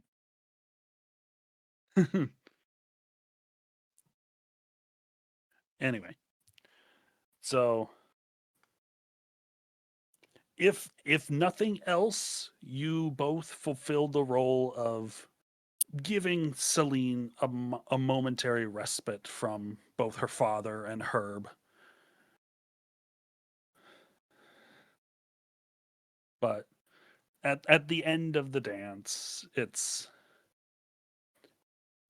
a little bit just, I don't want to say discouraging, but a little bit anticlimactic in that at the end you both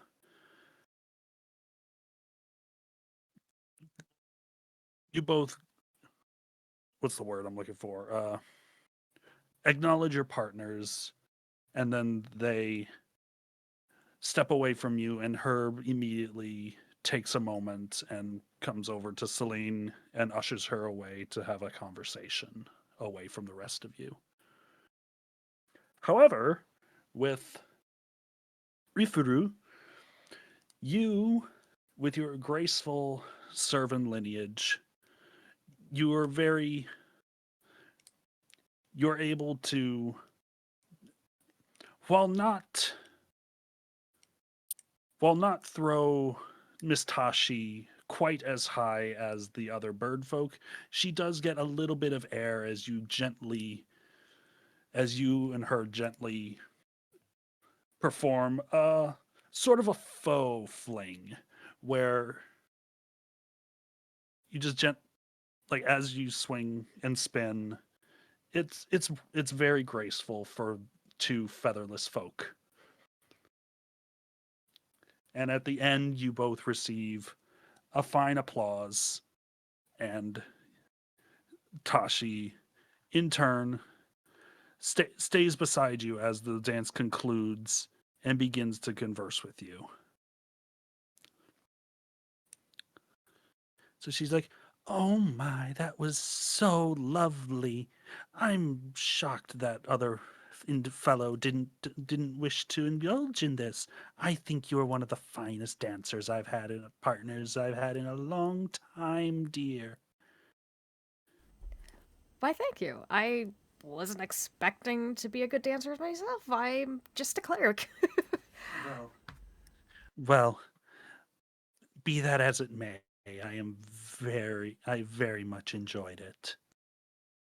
What brings you to the party anyway? You say you're just a simple cleric. Why what brings you to the gala this year? Well, I'm here on business. I'm just here to. Aren't we all?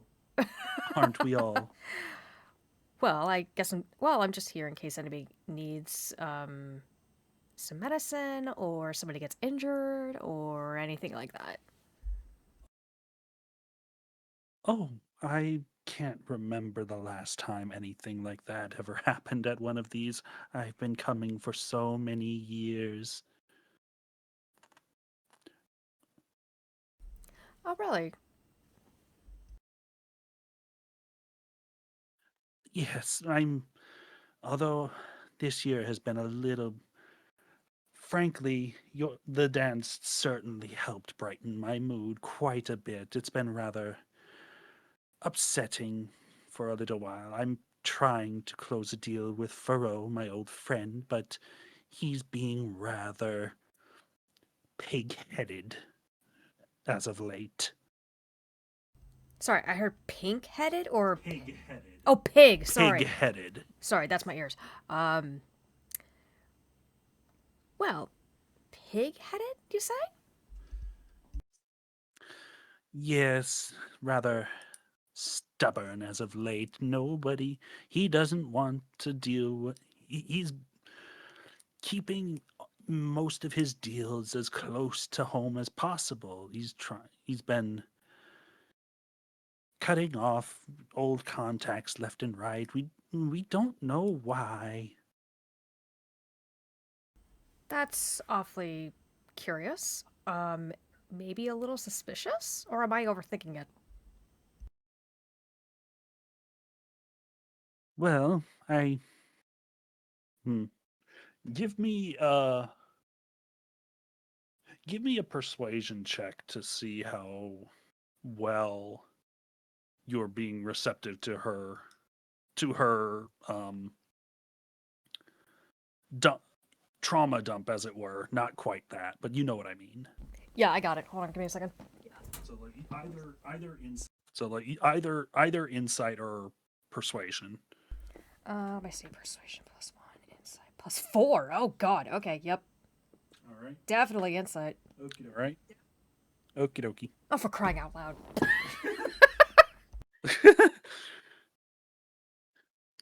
Yes.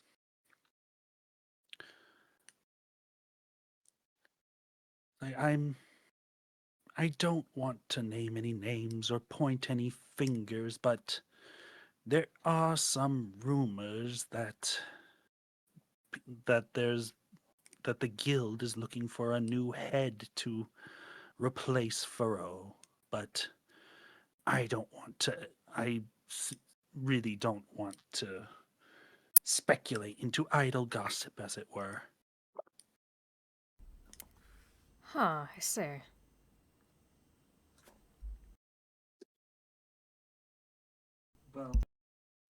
Well, thank you once again for the lovely dance. And she'll walk away. It was certainly my pleasure, and I'll walk back to Verona. All right. So I'm just gonna relocate a few boys back to their locations.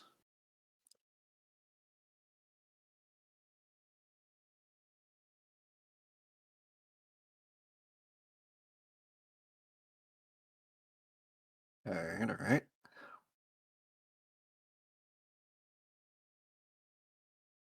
All right. Let me see. Amy. Now that the are you there? Yes. Yes, welcome. Now Hello. that the band has concluded and the performers have finished the highlight of the evening, you are now free to join your fellow collaborators. Did we know each other before this? Yes, Celine did coordinate with all of you together. Okay, cool. So So I'll you all scurry know over to each everyone. other at this point. Yes, so if you look at the center of the hall, your token is there. Are you able to control it yourself from where you are, or do you need me to? No, I'm on the app. On Roll, D&D Beyond. roll Let's see. 20 app. Yes. Oh, okay. I'll move your token around then. Thank you.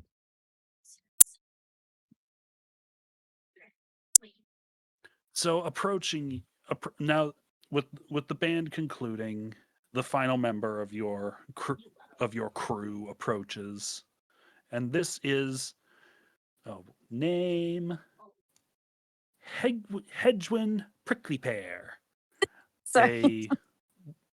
a a Such a funny performer name. of some mild renown, Just not mild. not as not as famous as Ezzy is, but still quite popular among some circles. They're making a name for themselves, yeah. That's right. All right. Now what do we do? I think you have you have a handful of people you have yet to talk with, but you may not have much time before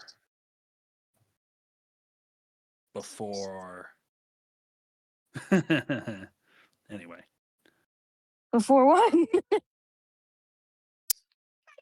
The panic. The panic.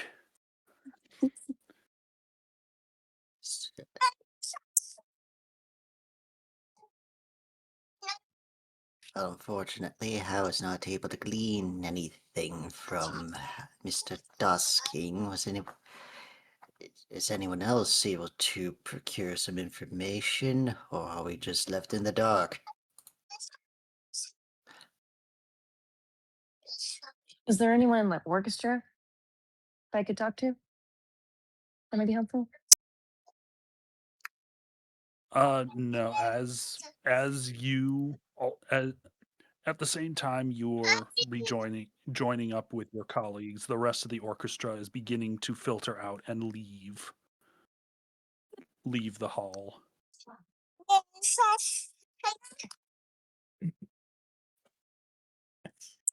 Well, I was able to procure some Sorry, if information. you can hear the extra. It's fine. It's actually Sorry, kind of go ahead. adorable. I was able to procure some information from Tashi regarding a partner of hers. Well, she... Well, go on. I guess business partner, right? Yes, the person she was referring to. Yes, the person she was referring to was Feroz Sangrenard, and Celine's father. Something tells me I should have written that down. But anyways,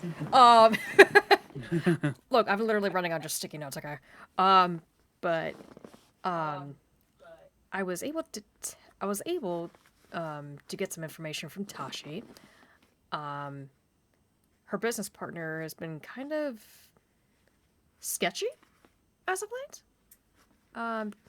Cutting contacts and all sorts of weird things. Yeah. I don't know. I just find it suspicious.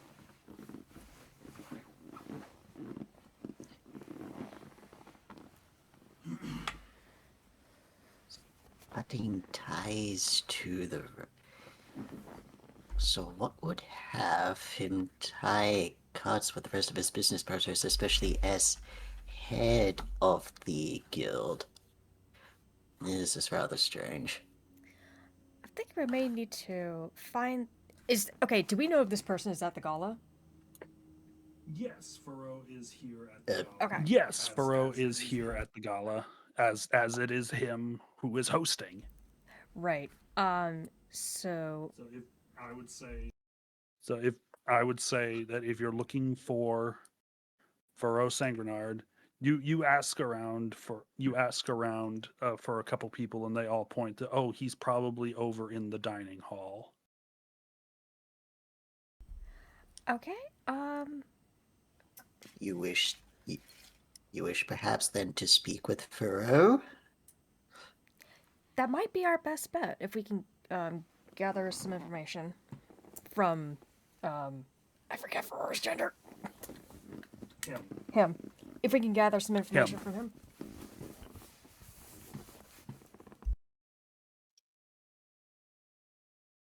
Suppose, especially from what you picked up on. Yes, because our only other option for any information is Miss Rendmeyer, but I don't know what she would be willing to divulge.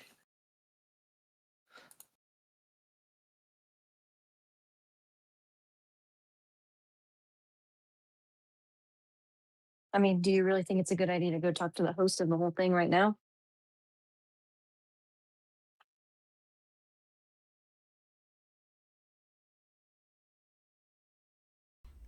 I Crystal? mean, it wouldn't hurt if he's available. Probably not if you hosting the whole thing, right? I mean, so far we just know he's in the dining hall. Well, if you think about it, what is the host's job at a party? to engage with his guests. I guess that's true. I just don't trust all members of our situation and go just talk with them. Well, thanks for the call out, Maybe we should- Amy.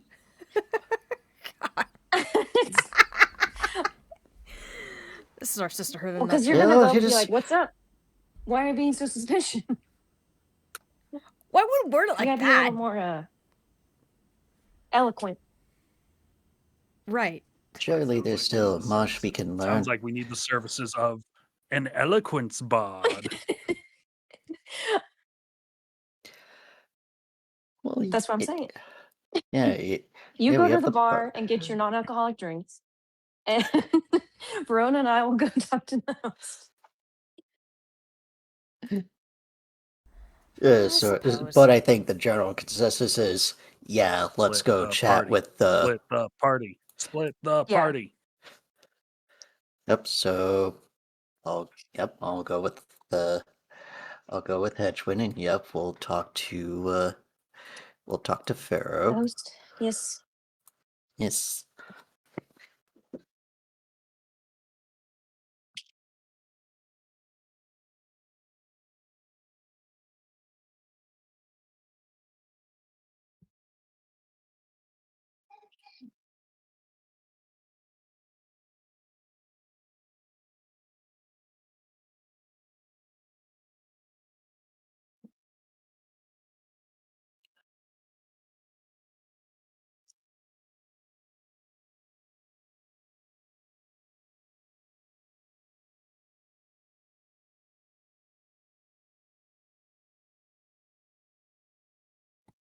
All right. So as you two enter, you see along the side of the table, you see Faro is laughing and slapping the back of a young Gallus who smiles nervously. For just a moment, there's a high pitched noise like claws on glass. Then, suddenly, in an explosion of light, there's a broken lantern crashes down from the ceiling, the glowing insects that filled it swarming around in an agitated cloud. Faro and the Gallus leap backwards, only just avoiding the shattered glass. Dad! Calls Celine, who rushes forward, her fiance Herb at her side. The Gallus stares in horror at the shattered glass, frozen in shock. Sorry. Thank you, child. There was added sound effects. Yeah, we needed the scream. You did. So there we go. Yeah. So, So Whoa. yeah, I think because of your Verona, because of your revelation about the insects earlier, you you can safely deduce that that the ones in this particular lantern were somehow agitated to the point of shattering their glass enclosure. yeah, they're definitely mad about something. Yeah.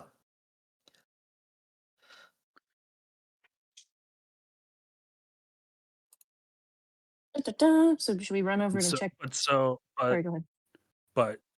But before you can really react, Celine ushers her father out of the room and she says, "It's okay. It's okay. It's all right. It was just a lantern. Let's get you some fresh air." And she and her father leave.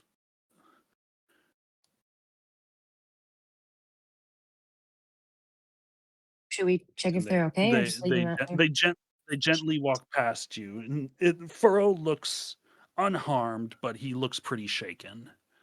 And so they leave the room and go off to get some air, as it were, right? Leaving you with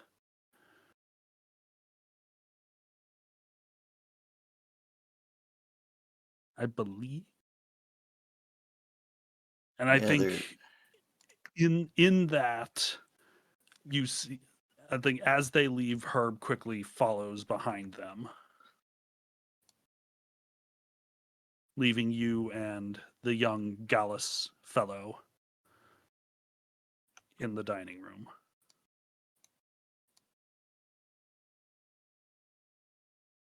Okay.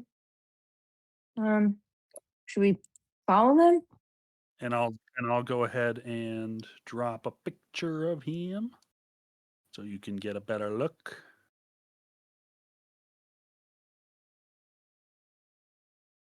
All right.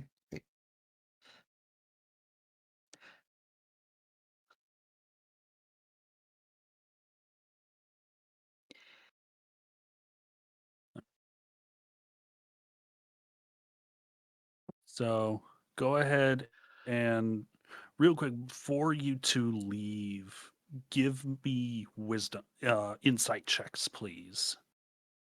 Insight checks, okay. Bleh.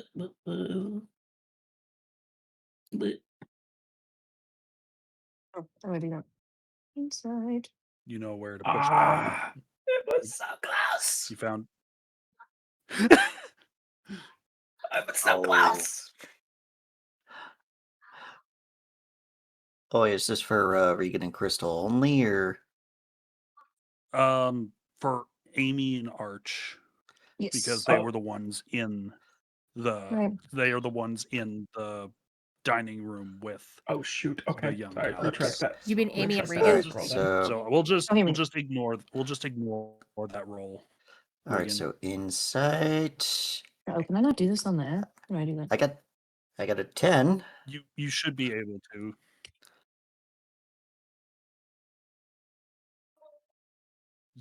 You should be able to like swipe between like different tabs. Oh, here we go. There should be skills tab. There you go. Good. Very good. 15? 15. Very good. Yay. 15. Looking at this young fellow, you realize he's shocked not just from the shattered glass. He's upset about something seemingly greater. Uh-oh. Can I go up to him and see if he's okay? Well, we may. Yeah. Well, we certainly So he's should. like, I'll play him a song. Just kidding. Oh, Well, oh. actually, maybe. I'll just ask him. He's okay. Nothing. Sorry. Bagpipes. I forgot it was bagpipes.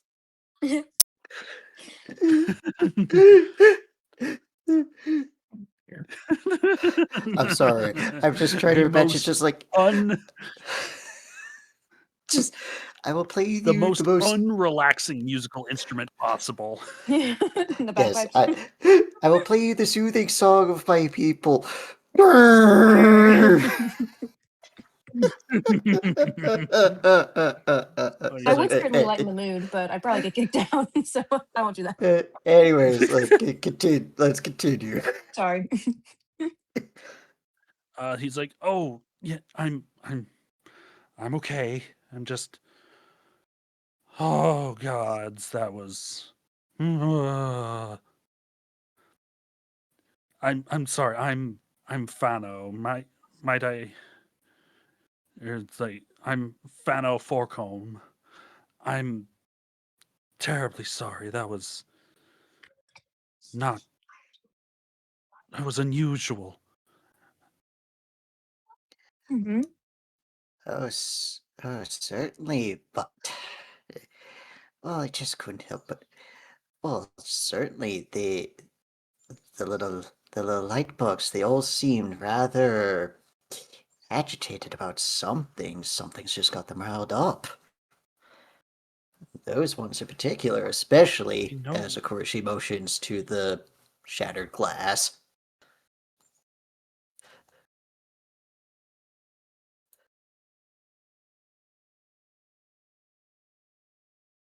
Yeah, you don't have to be sorry. It's not your fault. Or is it? I just don't know. It's, I don't know why it happened just now. We just came in here. Why as soon as we got close?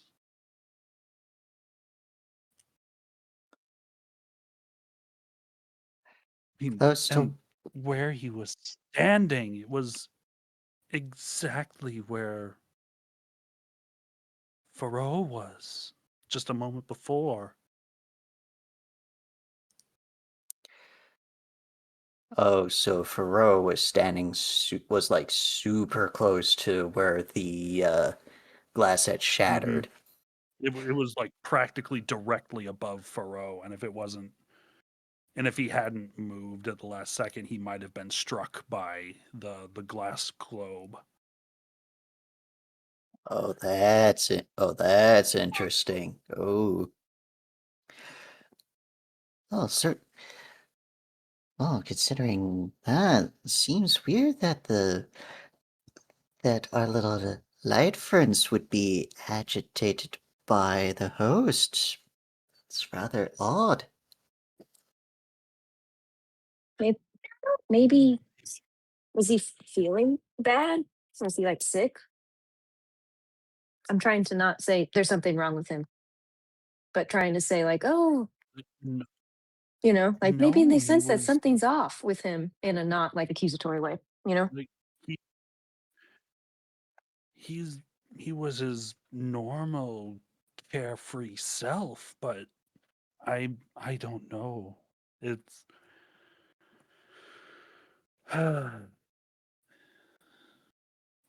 no, Faro hasn't been acting differently really all that much from his normal self. I mean, sure, deals have been harder. He's been having some tougher time making deals lately, but I mean that certainly hasn't put him off his good mood.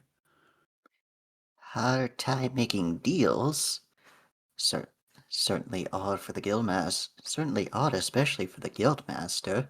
Uh, I'm sorry to intrude, but did we accidentally step on a business deal, or if you be so No, kind to no, no, no, divulge? no, no, no, no, no. Nothing of that sort. It was. Go ahead. Why don't you guys give me another, or give me persuasion rolls, both of you, to see if he's willing to share anything else. Okay. So, so Hello, 17. 24. Yes, I got 24. Well, let's just see. With advantage and on advantage, I get a 20 instead. So he's like, look, I don't know what is going on, but Mr. Duskin, or Duskin? No. Dus- Too many names! Dusking, I believe. Dusking. Dusking. He's like, I don't know what's going on, but Mr. Dusking asked me to bring Faro into here and lead him to this exact spot. I don't know how that happened or why it was the same spot as the broken light fixture. All I know Ah, is Okay. he paid me to bring Faro here. Eh, And okay, yeah. I'm sorry, but I just need the money. I'm sorry. Oh, don't you, do not fret. You your were secret is safe with us, right? you were unaware. That's all that it was. You were unaware. But unfortunately, I'm starting to think there are certain things with Mr. Dusking that don't exactly put me on the right footing with him. Yes. Yeah. Thank you for being honest and vulnerable with us. Thank you. I am truly sorry. I simply I just simply want to give my love the best life she can get.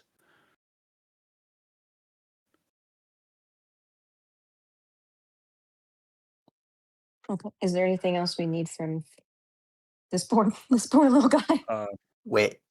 not particularly. What? Wait, Wait.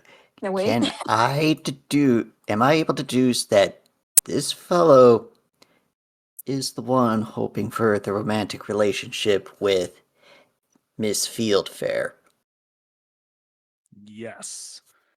You as soon as he says my love, you start to make the connections of like the rumors that some of the rumors going around Alderheart of Ezzy Fieldfair and the son of a big merchant family are having an affair or are planning to elope, and you put two and two together and you realize that this is the young rich merchant's heir who, if the rumors are true, if he were to elope with her, he would be cut off from his family.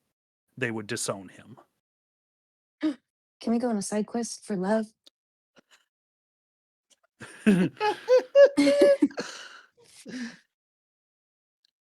I mean, if you keep your mouths shut, it might turn out okay.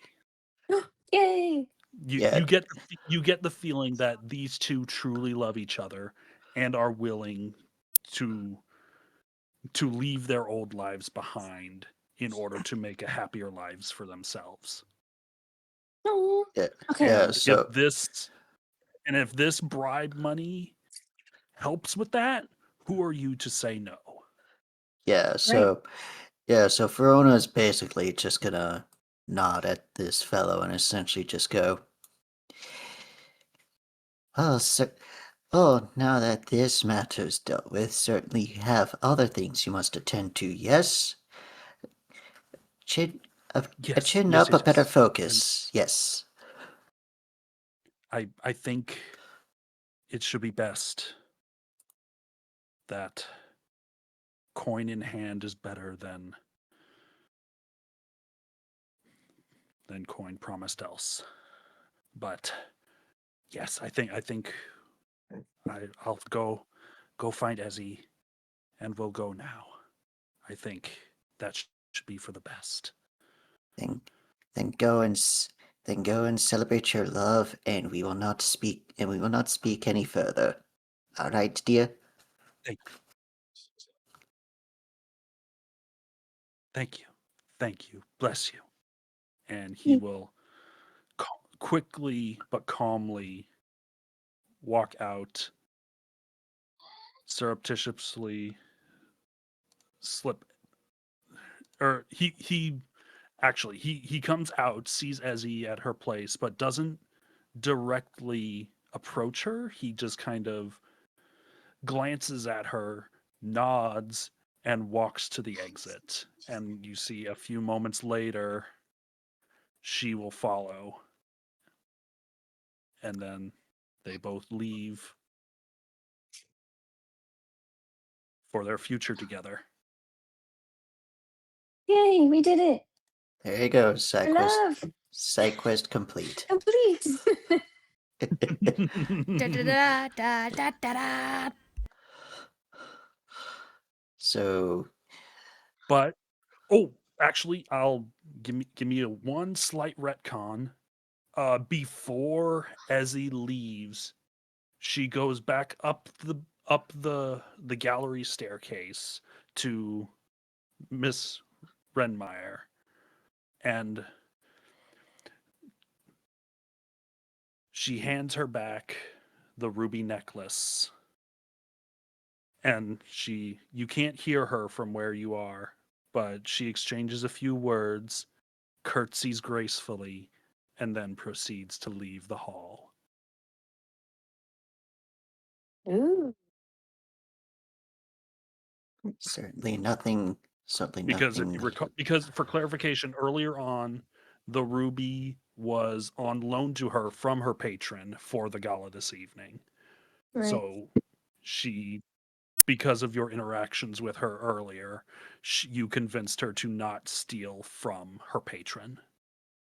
Yay, look at us. Yeah, Lawful good. plus essentially, since this other fellow was able to just like get money and we're gonna keep on the hush hush about that, they'll at least have something to put them on a Yes. decent new life. So it's just like, yeah, so plus especially since just like there's like no loud or violent exchange that we could almost hear. We could just assume that it's just like, all right, worked out. It's more chaotic good than lawful. My You know, favorite alignment. This is the chaotic good outcome of that Yay. interaction. well, there we go. Um, All right.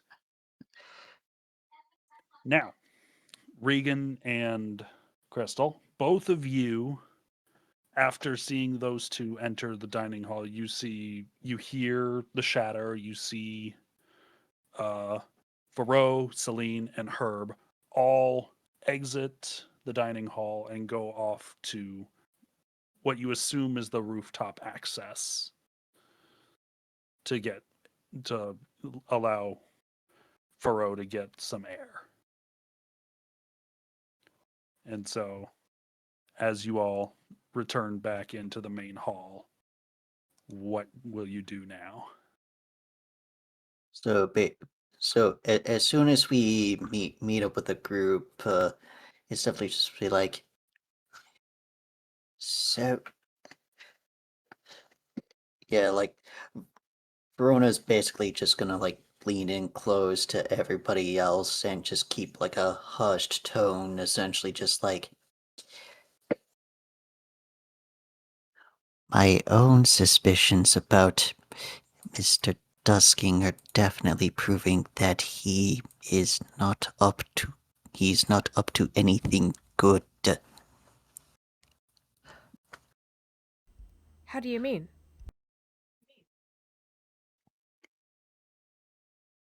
We stumbled upon them with a we stumbled upon this Sanguinards, him and a fellow that he paid.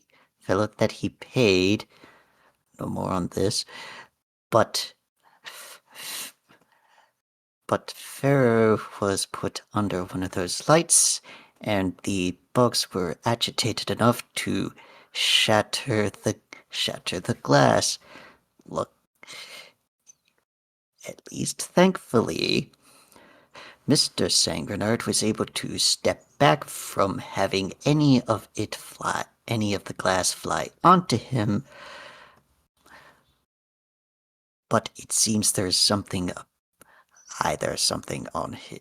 I'm just assuming either on his person or something about that is getting the insects to react to him in a not so nice way. That is rather suspect, don't you think, Rin?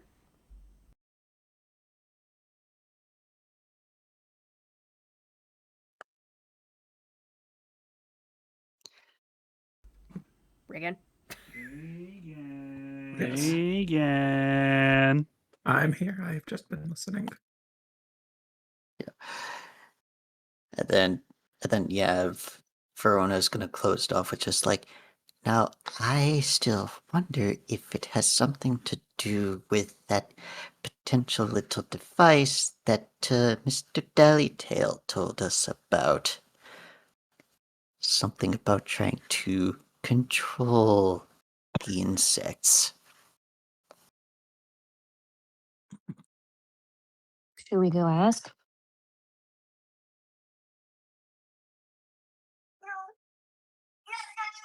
Okay. I have The child says no. Child. Yeah, Child. yeah, but The child- yeah, Mr. Dallytail's already just like, flustered enough from trying to get dealings, whatnot, so let's not bother him. But definitely considering Celine's own feelings toward Herb and my own suspicions, I definitely do not want to trust any more of what Mr. Tusking has to say.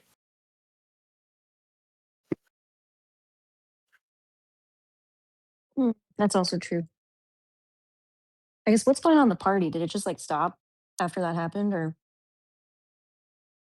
Yeah, consider the party is a bit more like like after like the big dance. It's that sort of part of the time of the party where everyone's just like, just back to doing their own thing sort of deal.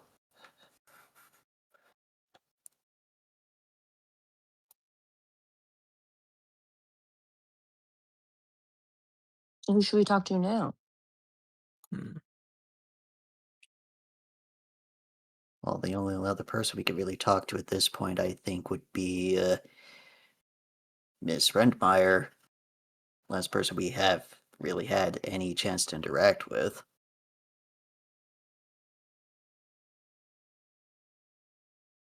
I'd be down to talk to. Well, words. I'd be down to talk There to her. is the roof sorry, that that and there's the roof where you know that Celine and Herb took furrow. So if you Ooh, go up there and follow them, you might have a chance to speak with him again. Speak with him there. ooh, yeah. So, Yeah, all right. So, what do we want to do? Do we want to try to get any more information, maybe from Ganny Renmeyer, or do we want to go to the outdoor balcony and check in on host and our what's the word I'm looking for? it's at the dog. The one that hired us, yeah. Oh, Celine hiring us, yeah. May as well check on them both, especially with Herb and their presence. yes, I agree. I want to go outside. So does the child. And so, what say you, Rafiru and Rin?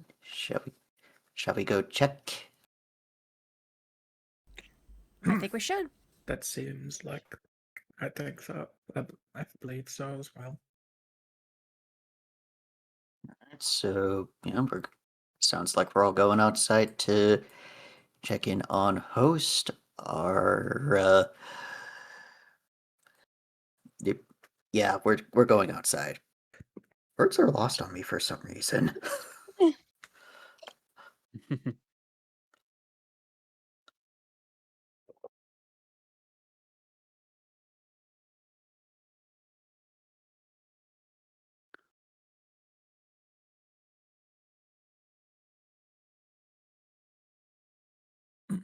My gosh, this silly thing is not wanting to cooperate. I just want to say that the child's additions to the game is just making it more and more hilarious.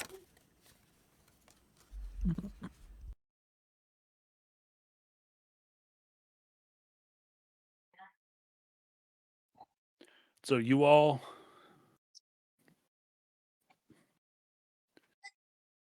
Oh, there you go.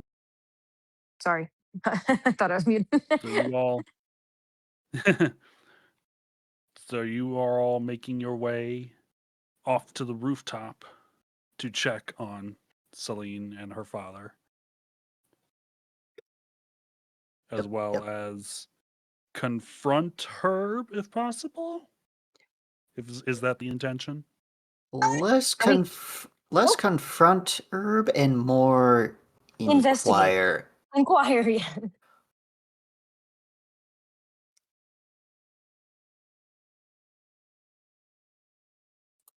Okay.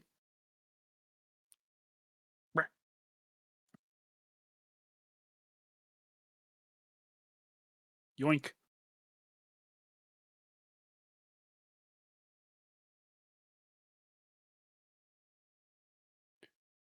So as you exit the stairwell,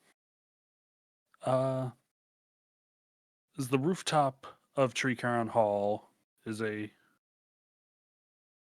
it's a nice wide terrace ringed with a railing, and from up here, this is one of the highest points of in the canopy in this area of the tree, and it's a stunning view. The sun has already set. You can see the stars are out. The cool autumn air is brushing against your faces, and you see seated on a bench on the far side of the terrace is Celine uh, holding her father's arm, talking to him, trying to convince him that the threat they received was real and that the incident in the dining hall was proof. While Herb on his other side standing is trying to speak calm to the pair. Celine is saying, like, this is proof. You know that people are jealous of your position. You know that this threat is now credible because of what has happened. And Herb on the other side is like, please, please, sir.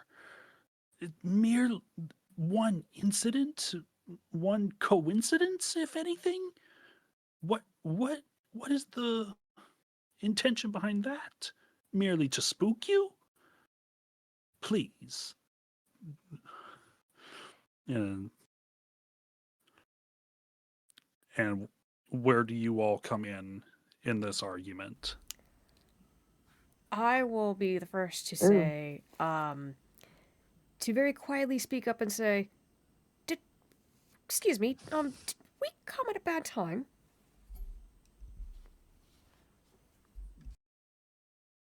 Celine looks up and she says, "No, thank you. You're right on time to check and see if anything to check my father and see if he was hurt at all." He's like, "Celine, please. I'm fine. Not even a scratch."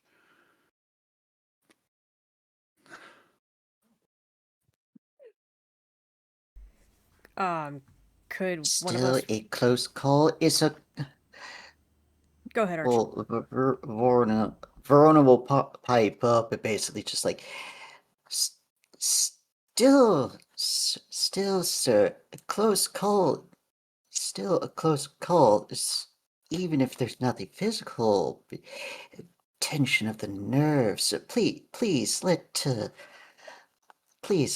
my fellow take a look, just to hopefully ease the tensions. Basically trying to make a case for you to get a better look, Crystal.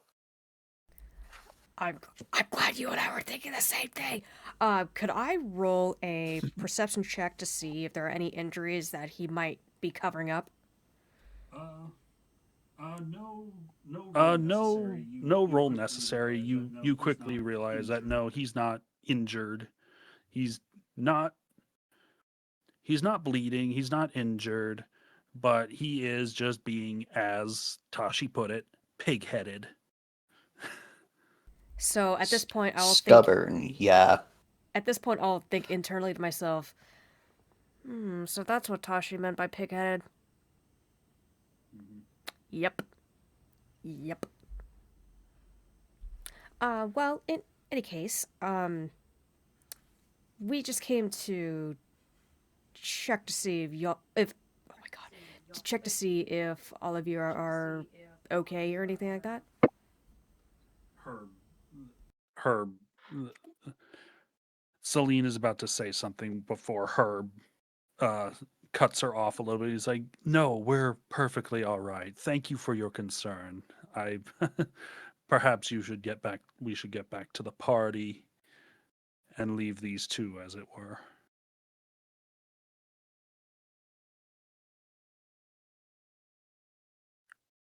I mean, that's it.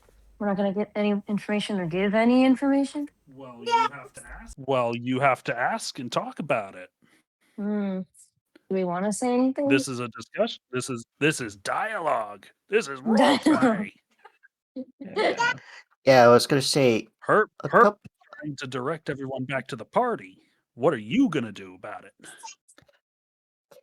We could say See, like the party is dying down anyway, right? Like there's no. What do you mean party? Why are you trying to kick us off the roof?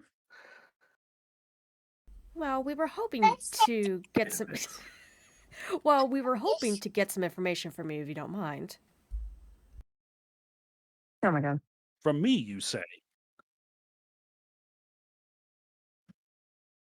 Well, what would you ask?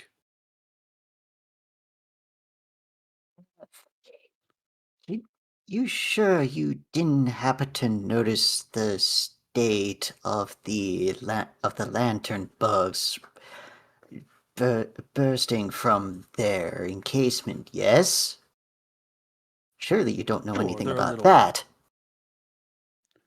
Now, why would I know anything about that? I'm no insectologist, as it were. I'm a businessman.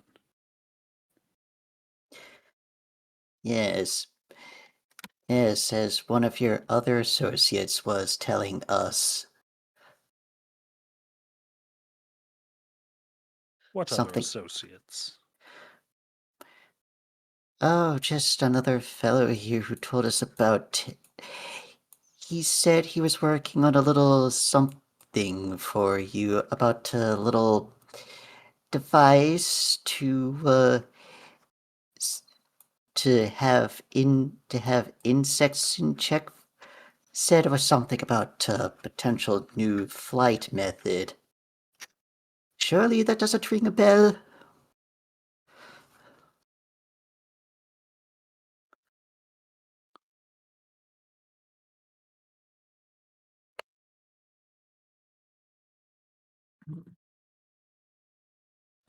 He kind of freezes for a moment, just a moment, and Celine and Furrow kind of look over at him, and Furrow is like, "Herb, what business venture? What is he talking about? What business venture?" And Herb turns to him, turns back to you, then kind of pulls something out of his pocket. And it looks to be a small cylindrical glass tube with a leaf suspended inside of it. And he just gently, silently turns the dial on the top of it. And a few Oh god. seconds later, there is an unholy buzzing sound all around you. And there's a sudden large crash from back inside the hall.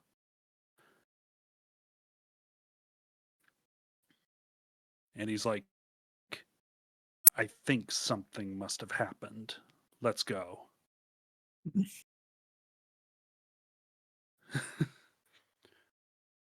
But yeah. Oh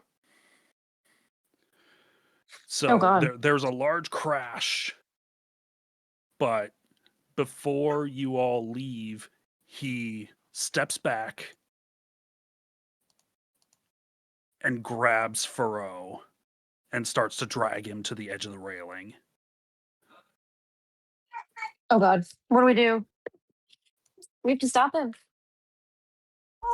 Fro, stop! Think about what you're doing. Do you really want to do this? You don't know the half of it. The Sangrenards took everything from me and my family. Yeah. You thought my name was Dusking? I mean, how on the nose could that be? And Furrow's like, wait. No. You're not. I'm trying to find the names.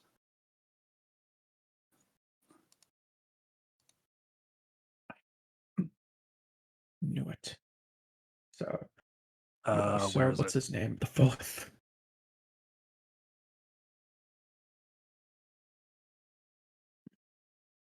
Dang, it's like stuck in the middle of a giant blurb of the correct.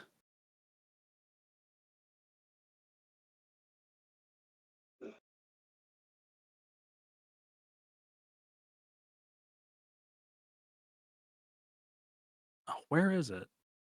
If you do anything to hurt this family, I swear. Oh, here it is.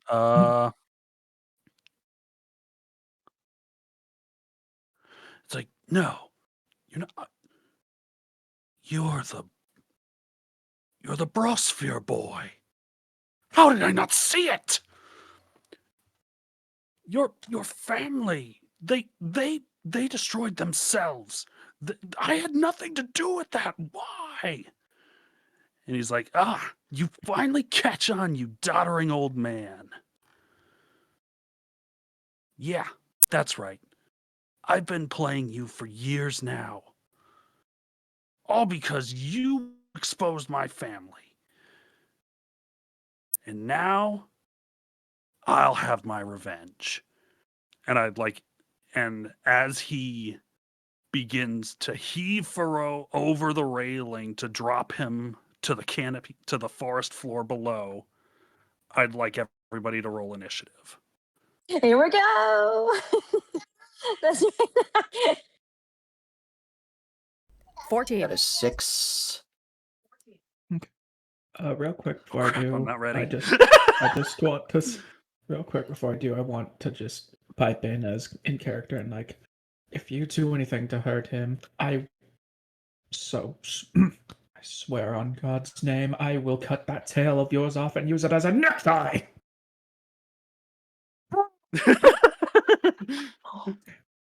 I did get in at 20. I guess Bunsen Bean. Sorry. Oh yeah, let me. La la la la la la. Actually, that's 18. Oh man, that means I have to go first. All right, I've got a lot. I've got a lot of initiatives. Give me a moment. A lot? Oh no. I'm experiencing great fear. I'm about to. I As you know. should. Oh no. Okay. I'm about to give the child a bath. Start with. Oh no. But I will be here. Should we pause for a minute while? No, shall it'll I- be longer than that. So Okay. I'll be able to listen right. and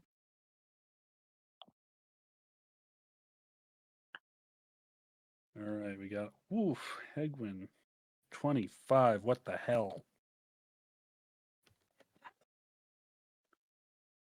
Calm down. It's one word.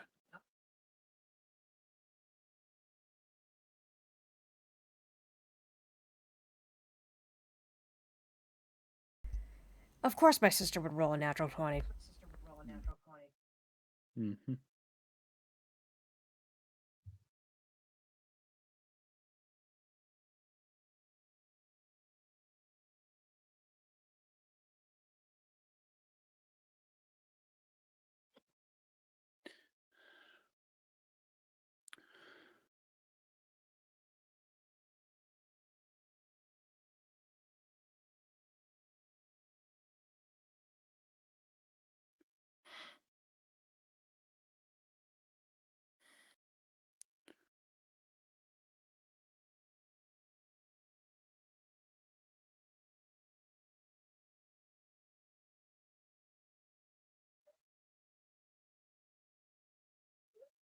So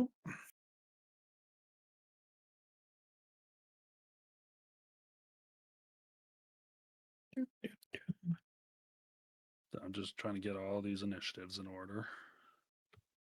It may also be worth noting that the Gen 3 battle music for Pokemon is going through my head. Oh my Mhm. gosh.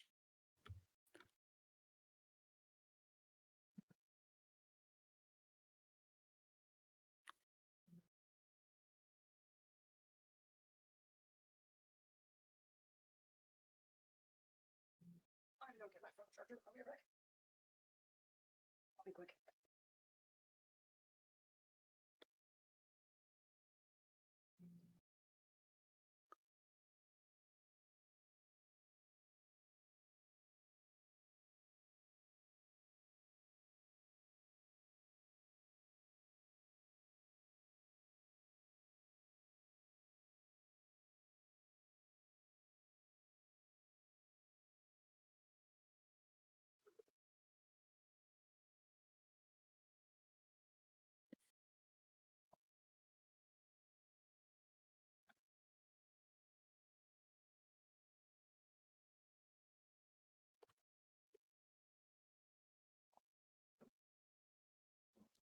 Okay.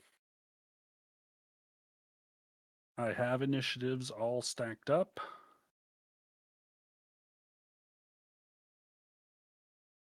Okay. And as luck would have it, Amy Hegwin is first. Yay. Okay. Remember. So before the start of initiative, Herb has practically flung Furrow over the edge, and Furrow is hanging by a paw. Oh no! Should I try to save him? How do I do that? Let's see. What do I have? Yeah, we definitely gotta save him. Yeah. Oh, lordy. Okay, well I could calm emotions. Well, okay, wait, what could I calm emotions on who we formerly knew as Dust King? Do I grab him off the road or no? You can try and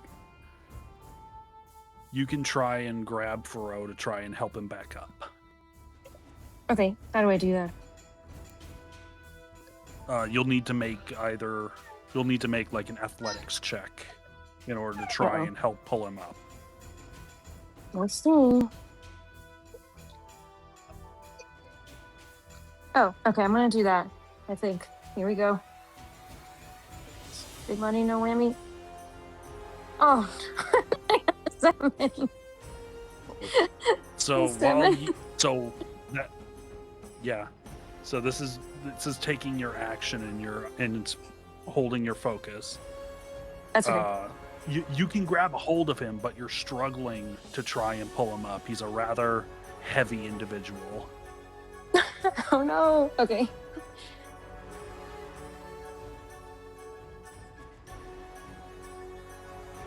You know what? I didn't even roll for her. Hold on. Where's she gonna be in all this? Okay.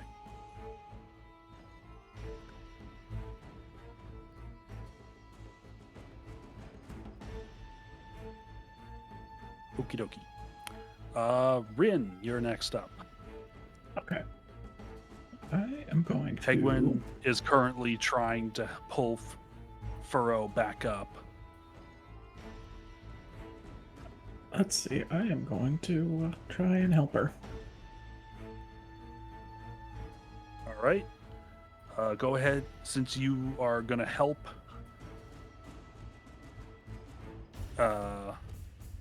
and Hegwin already has a grip on her, go ahead and roll me athletics with advantage. Athletics. Okay. Okay, I forget what advantage does. I'm sorry. Advantage, you roll twice and take the higher roll. Okay. Let's see. 10. Oh. 14. 14 is what you take, yeah. 14, okay. So yeah, you are making progress. You're able to pull him up a bit further. He is able to get one arm over the railing. One more turn of this and should be enough to get him back over onto the terrace.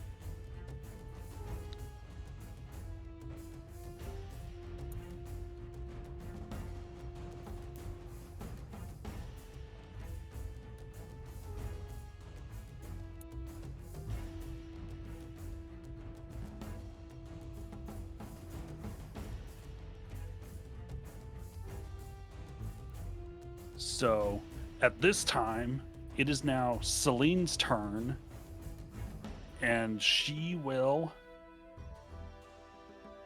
cast Bane on Herb. So I believe Bane is just... Oop.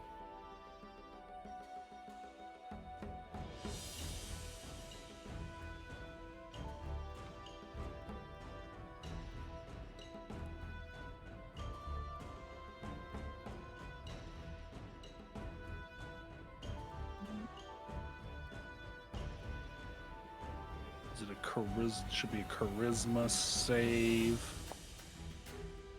Yeah. Mm. Yeah, charisma saving throw.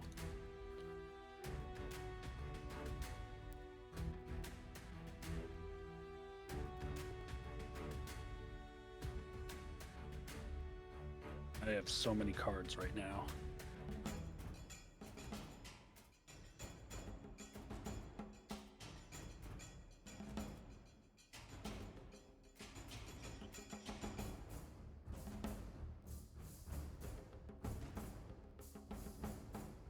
Oh, well, Herb failed his saving throw and now has Bane applied to him and now has a minus D4 on attack rolls and saving throws. Ooh, nice.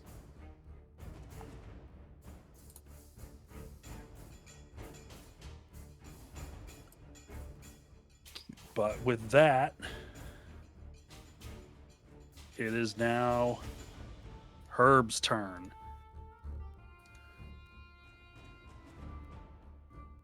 And will take the disengage action and start to run. 30 feet. Nope, stop it. So 5, 10, 15, 20, 25, 30. And then action, that's a bonus action. Action dash for another 30. So 5, 10, 15, 20, 25, 30. So he's now running. And at that point, it is now Rifuru. What do you do? I have never been more conflicted in my life.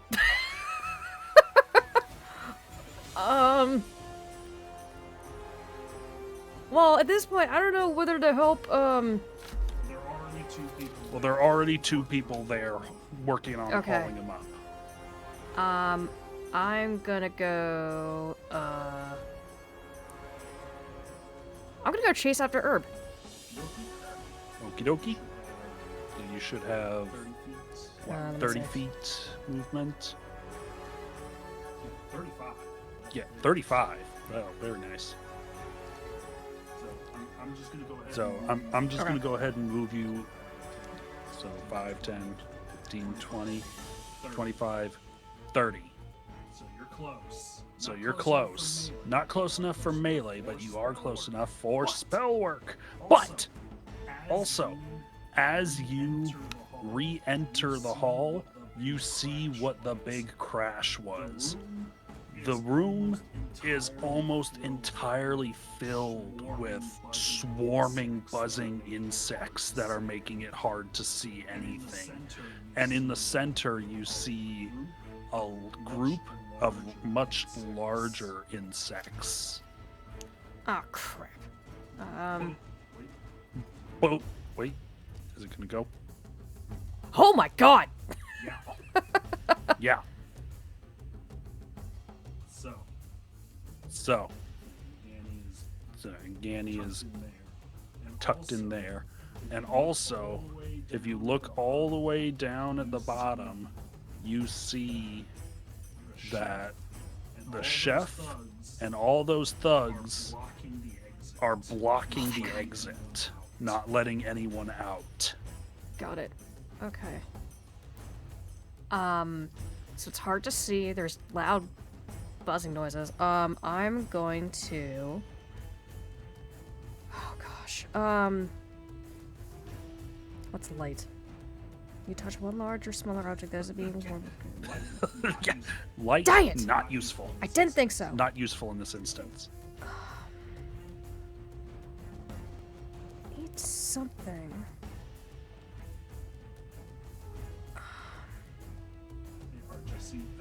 Arch, I see you. Yeah, you're measuring. Yeah. Yeah. Yeah, Just trying to especially figure out. since Remember that a diagonal movement only counts as a 5 foot. yeah, just trying to see where I would end up and see if I'd still be in line of sight to try something that I'm thinking about. But again, It's Crystal's turn. We'll get to it when we get to mine. Okie dokie. Crystal is still debating with herself. And I am, like, ever so slightly panicking. So... Oh, gosh. No offensive spell you could try to do to just, like, trip him up, or... Well, the problem is, I can't see crap, so... Well, no, I'm not. You can still see stuff, but it's just... The air is just full of bugs. You can still see pretty much wherever you need to. Oh, so that's just me overthinking it as usual. Yeah, Okay. so... That's you just overthinking it. Yeah, That's you're... you just overanalyzing. Yeah, like, Penryck would have literally said, "You are blinded," if that was the case. If you couldn't see, I would say you couldn't see. Got it. Okay. So I'm going to cast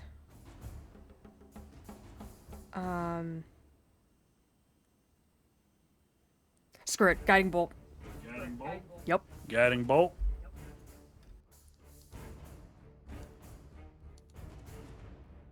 Okay, hold on, let me get back to...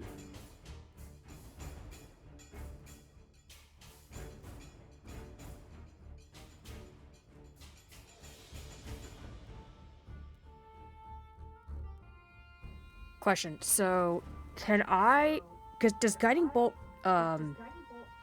target multiple targets?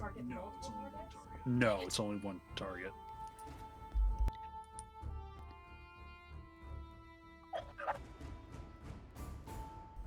I'm gonna cast guiding bolt on, actually, hold on. Okay, I don't remember how to measure. Hold on.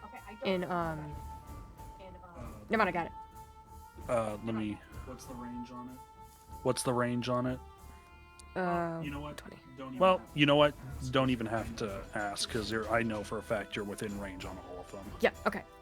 You're on range with any of them. You're on range with any of them. Okay. I'm going to cast guiding bolt on... how do I ping an enemy? If you're This on guy. the select tool, just... Yeah. Got it. The big guy in the middle? Yep, I'm The casting big guiding guy in bolt the on middle? this big guy. Okie dokie. Go ahead and roll for attack. Make your guiding bolt attack. That's the damage. Sorry! Are you casting it at second? Are you wanting to cast it at second level? Uh... Because that's the second level. Yeah. The second level damage. Okay, so go ahead. There should be another button in that. That says +6? Yeah, got it. Yeah, that one. Oh, for crying out loud! Guiding bolt tag. Yeah, no, goes wide. Yes. Yeah, no, Oh. goes wide. Well. Uh-oh. Do you have any bonus actions? I'm checking right now, hold on. Bonus actions. Oh, here we go. Actions. Bonus actions. Oh, hold on. Sorry. Second level. Bap. Bonus action. I think it would make sense if I use spiritual weapon, right? I mean, you can. As a bonus action?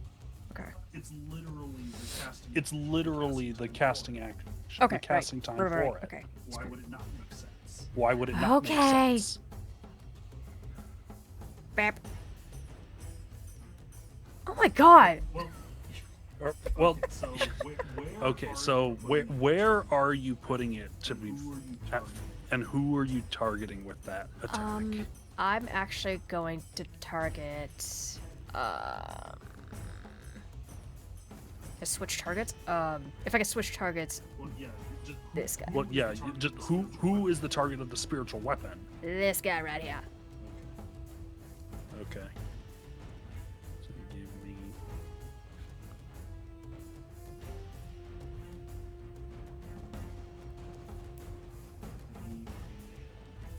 Let me create an object.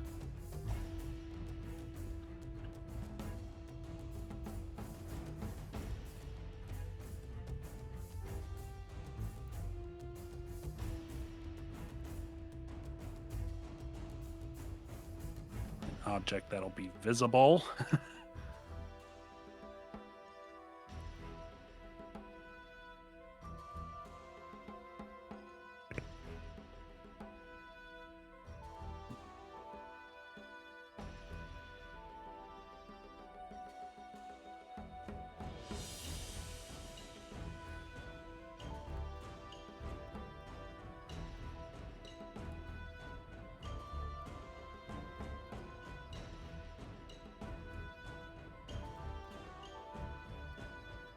Okay, you see the...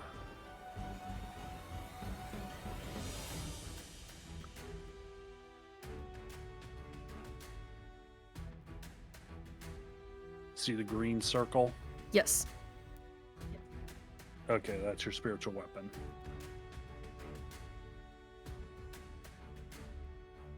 And missed. Or, hold on, let me double check. Yeah, no, miss.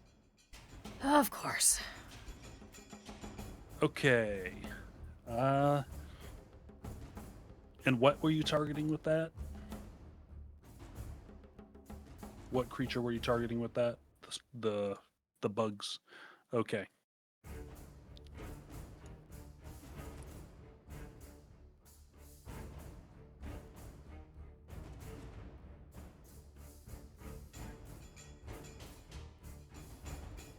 Okay, and with that, it is now their turn. And they will immediately fly off towards you because you were the last to attack them.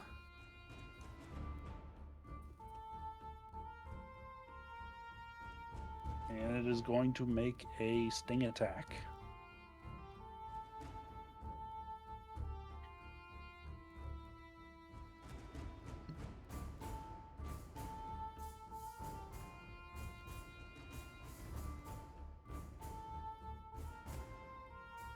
Does a 15 hit? My armor class is 16. Okay, then it does not. All right. And then the next swarm will continue to mill around a bit, terrorizing people.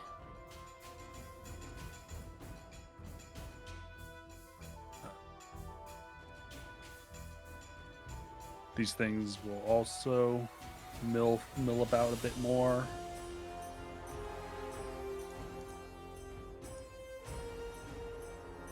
And Verona, it is now your turn. Alright, so pretty much gonna go to here because I know my movement's 30, which gets me to there. And I know you can herbs in you can sight. look around. Yeah, you have herb in sight. Help me! So my question is, is that device still on him? Yes. You can still see he still has it in his hand as he's running towards the stairs. Can I use Mage Hand to basically turn the dial the other direction to basically try to subdue the bugs, make them chill?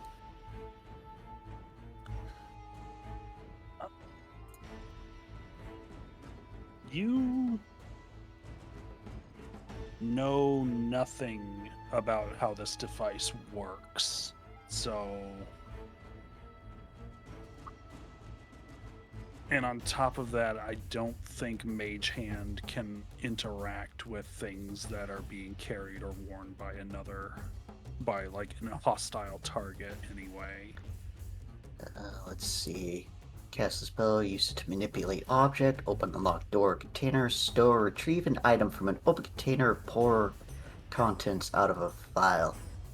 Oh, can't activate magic items, never mind. Yeah, this is considered a magic item.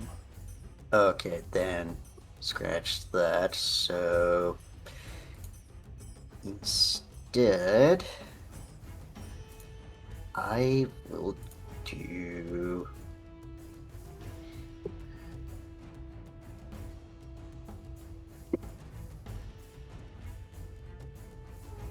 guess we'll see if we can stop him. So I will do Dissonant Whispers on Herb. Okay. So he has to make a wisdom saving throw. With a DC of 13.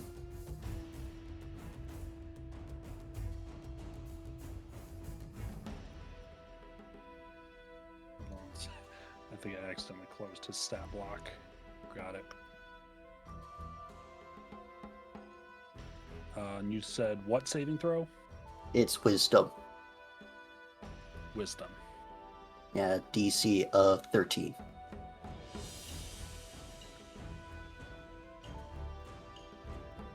Fails. Alright, so because of that, he's going to take 9 damage, and if he has his reaction available, he has to try to move as far away from me as he can. Well, he's already doing that, so congratulations.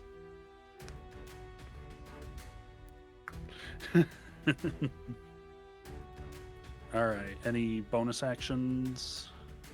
Let me just see if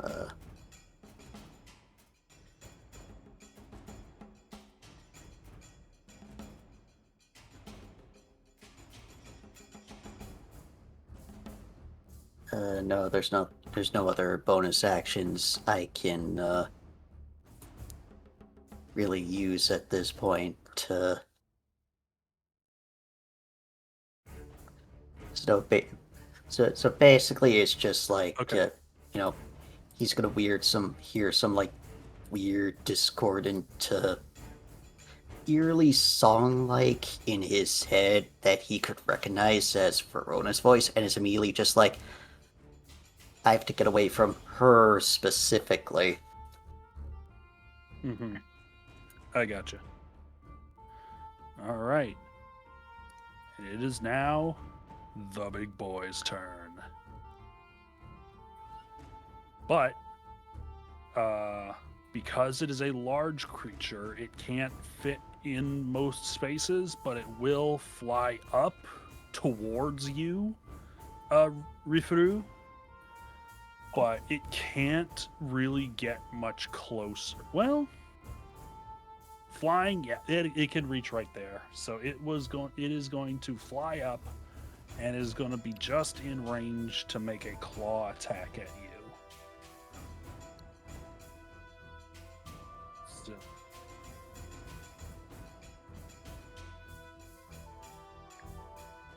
nope, miss. And back at the top, Hegwin. Okay. Is Amy there? Yes. Are you This is there? perfect. It is your Yeah. turn again. Okay. Did we pull him off the gate? Need one more good pull to get him up. Okay. Can I do that? Yeah, athletics check with advantage because Rin is helping you. Okay. Here I go. Okay. Well, I got 19. I guess I'll roll again. Oh yeah, you. And a 6. Okay. Yeah. Okay. Now he's flushed me. I'm gonna mute myself. But yeah, I got 19. 19 to do it. But you two are able to fully get Furrow back up and over the railing and to safety. Celine quickly grabs helps steady him, and she's like, I don't want to say I told you so. And you are now free to move in chase of Herb. Yay. Right now or my next turn? No, you can use your movement now. Okay. Can I do that? And you should have, yes. Okay, and you have 25. Gotcha. So I shall move thee. 1, 2, 3, 4, 5. 25. Okay. And that's it. No bonus action? Rin, it is your my bonus turn. What? Okay. Sorry. No bonus What? action. No bonus Yeah, you do you not have anything you can do Probably not. at this moment? So I moved. Okay, now it's not loading. Yeah, it was your act. It was your action to pull him up. You have your movement, and then you have what you can do a bonus action.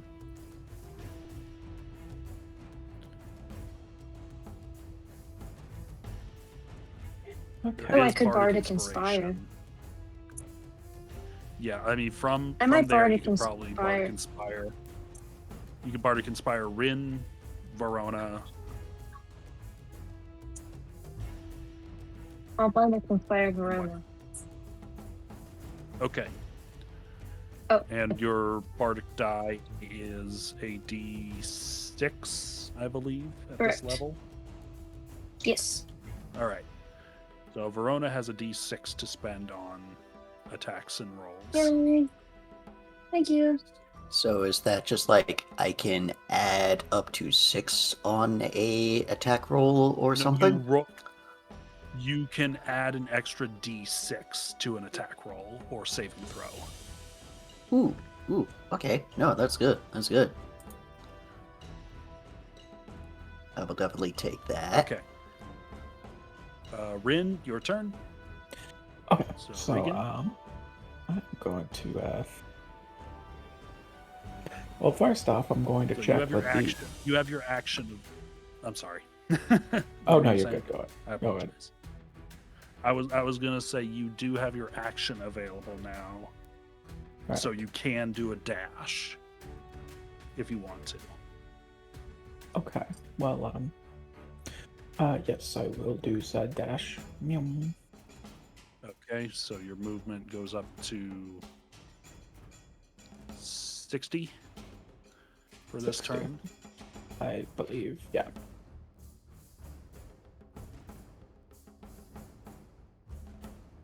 And then you'll have a bonus action for whatever else. Okay. Let's see. Do I have enough distance to go just inside where everyone is? Let's see. 1, 2, 3, 5, 30. Yeah, getting to here is about 45 feet. So you can then take another 15 from Okay. there. Okay. Yeah. So you can get to here, and then you have another 15 feet of movement. Okay. I will move the extra 15 feet. And Just then along I'm the going. wall. Yeah. And then I'm going to wait. I haven't. Oh wait, I already used my action. Never mind. Dashing was your action, Okay. No, but you do have a bonus action. Mm-hmm.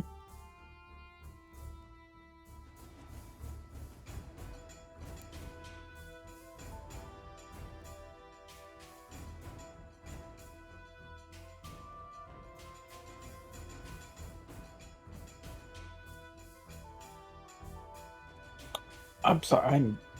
I'm spacing out. I'm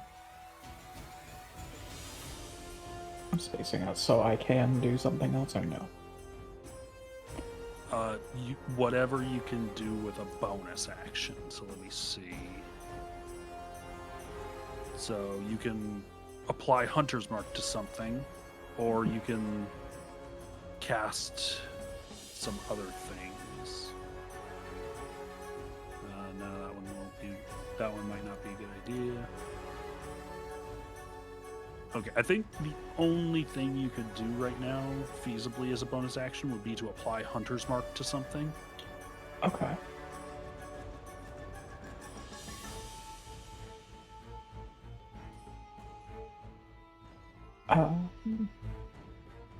Okay.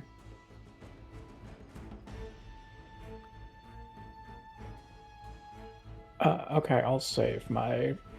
I think that'll be the end of my turn then. Okay, you're not going to do anything else. Yeah. Okay. In that case, it is now Herb's turn. He's thanks to the dissonant whispers, he's kind of panicking a little, so he's not paying much attention. He'll try to move away without without trying to disengage first, because he's kind of a little bit panicking. So Regan, you and the Cosmoth will both get opportunity attacks on him.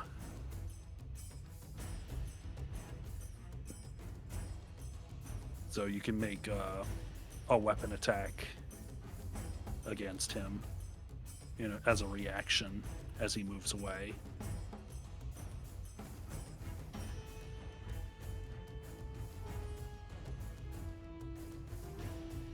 You good?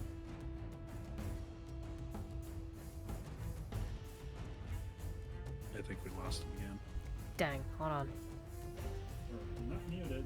Or not muted. No? One moment. Right.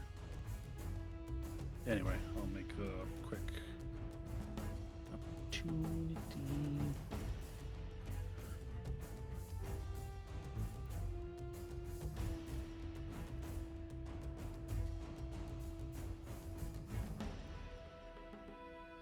No, that'll miss.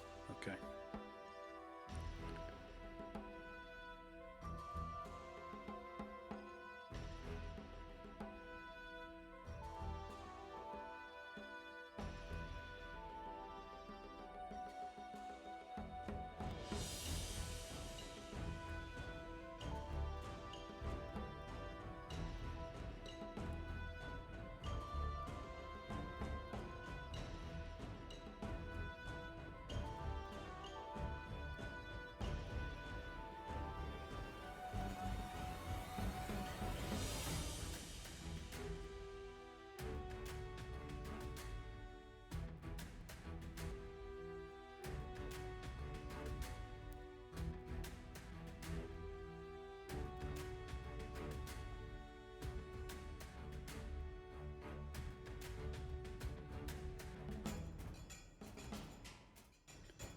I think, like I said, your turn, when we said finish turn, just walked away. Yeah. Oh, there you are. Regan! I'm here. I've been here. You have an opportunity attack. Oh, I do. I'm sorry. Yeah. Okay. Hang on. Okay. I will attack. I will attack the big bad thingy. Okie dokie. Make a melee attack roll with a weapon.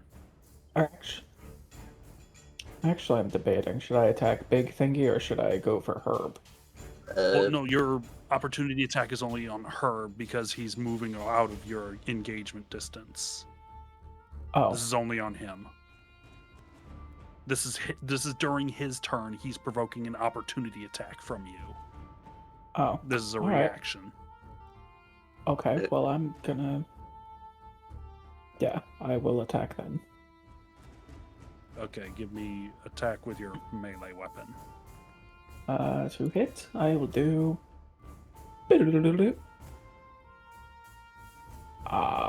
Probably not quite enough. 15. Actually, it is enough to Yay! deal that's a 15 hit. Go ahead and roll damage. Oh, come on. Damage is damage. Damage is damage.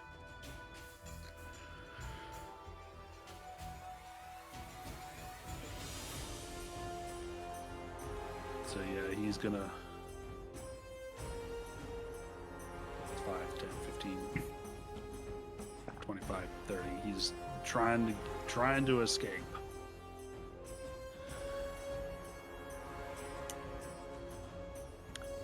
Rifu, it is your turn. Okay, I am going to attack this thing that's right in front of me. With? Give me a moment.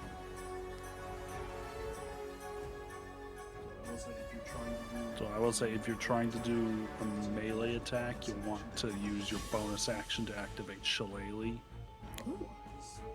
Otherwise, spells. Let's go spells at level 1. Ice knife. Okay.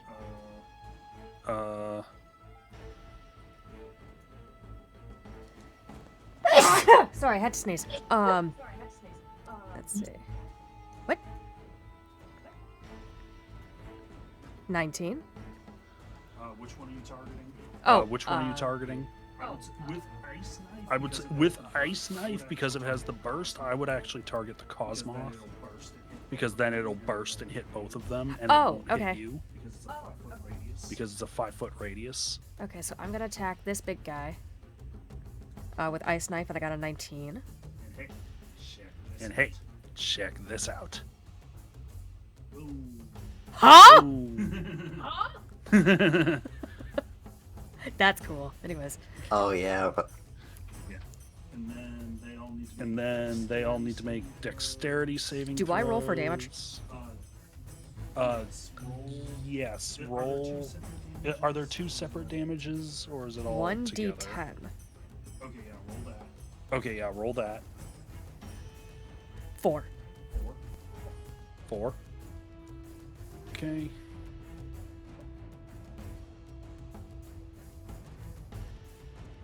And then dexterity saving throws.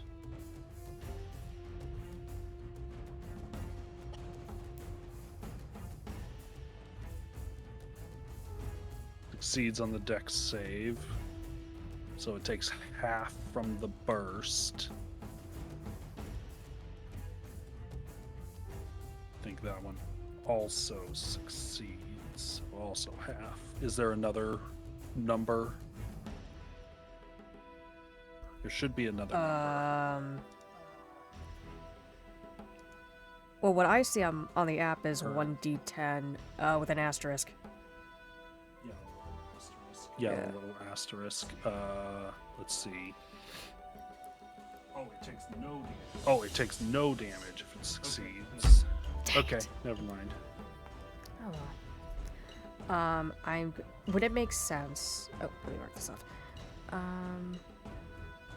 Would it make sense if I move my spiritual weapon a little bit closer? Yeah, you can move your spiritual weapon up to 20 feet. Okay. How and do I around. do that on here? Hold on, I need to. I can't give you control of just an object. I need you to tell me where to Oh, put it. okay. I'm going to So who are you wanting to move it towards? towards this guy. Okay, so 5, 10. Okie dokie. And you want to punch him in the face. I Go ahead. do. Roll attack for spiritual weapon. Under bonus action, correct? Yes. 10. Nope. Verona! Okay. Now it is the bee swarm. It is time for the bee swarms. Stop it. I keep hitting the wrong button. This one just keeps milling about. This one, the upper one, will continue to attack you.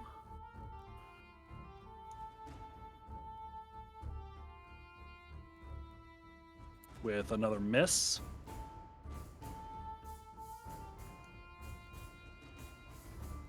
Fire lances continuing to mill about because they haven't been targeted directly. And Verona, it is your turn. Help Okay. me! Oh, I'm gonna. Calm Don't worry, down. don't worry. Gonna just move here just so I have a bit more vision. And then I will go ahead and cast Ray of Frost on Herb. Okie dokie. Is that a dexterity save or okay, it isn't a roll to attack. 18, that'll hit. Alright. Go ahead and And do then damage. And it halves his movement, correct? Speed's reduced by 10 feet till the start of my next turn. So he takes 5 damage, Gotcha. and his speed is reduced by 10. Okay.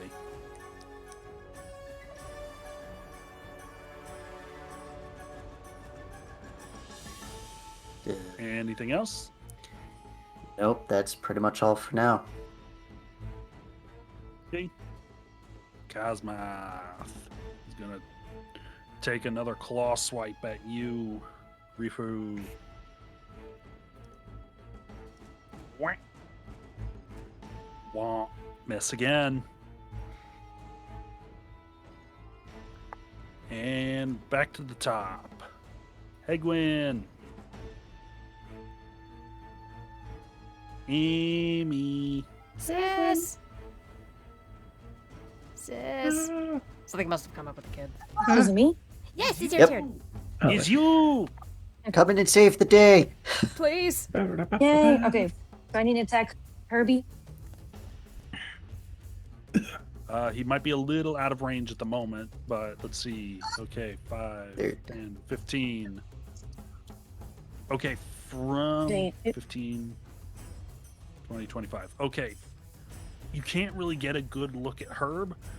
Well, you know what? I'm not going to nitpick. You can get a clean look at him from behind Yay. the big moth, because it's kind of hovering in the air and Herb is further down on the staircase. So what are you going to Yeah, I do? don't really have any, like, spells. I just have to melee, I think. I have Well, dagger. You got control. You got some control spells. Anything there that might be useful? Pyrotechnics? Anything? Wait, should I? Pyrotechnics. Oh, I could blind someone. Each creature within 10 feet of the target must succeed a con save or become blinded. How far can you cast that from? 60 feet range. Could That's blind good. Herb. Ooh, can I do that? What are my options? Yeah, that's. Command might also do some stuff.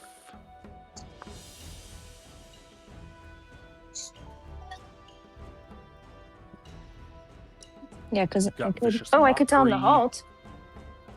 Could I tell him to halt? Could. You could try and command well- halt. Okay.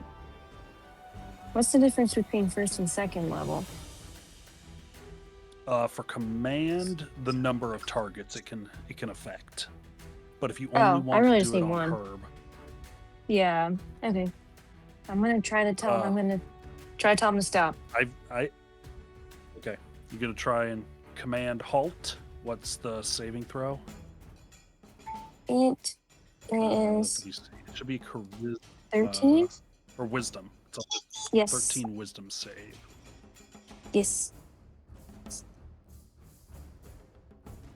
No good. He rolled 17. No. He did not stop. Dang it. I do bonus actions. Bardics, but you can't stack Bardics. So Oh, okay. it would have to go to somebody else besides Verona. Okay. I think that's it. Uh-oh. Yeah. That was too perfectly timed! After this, I'll be shutting him down.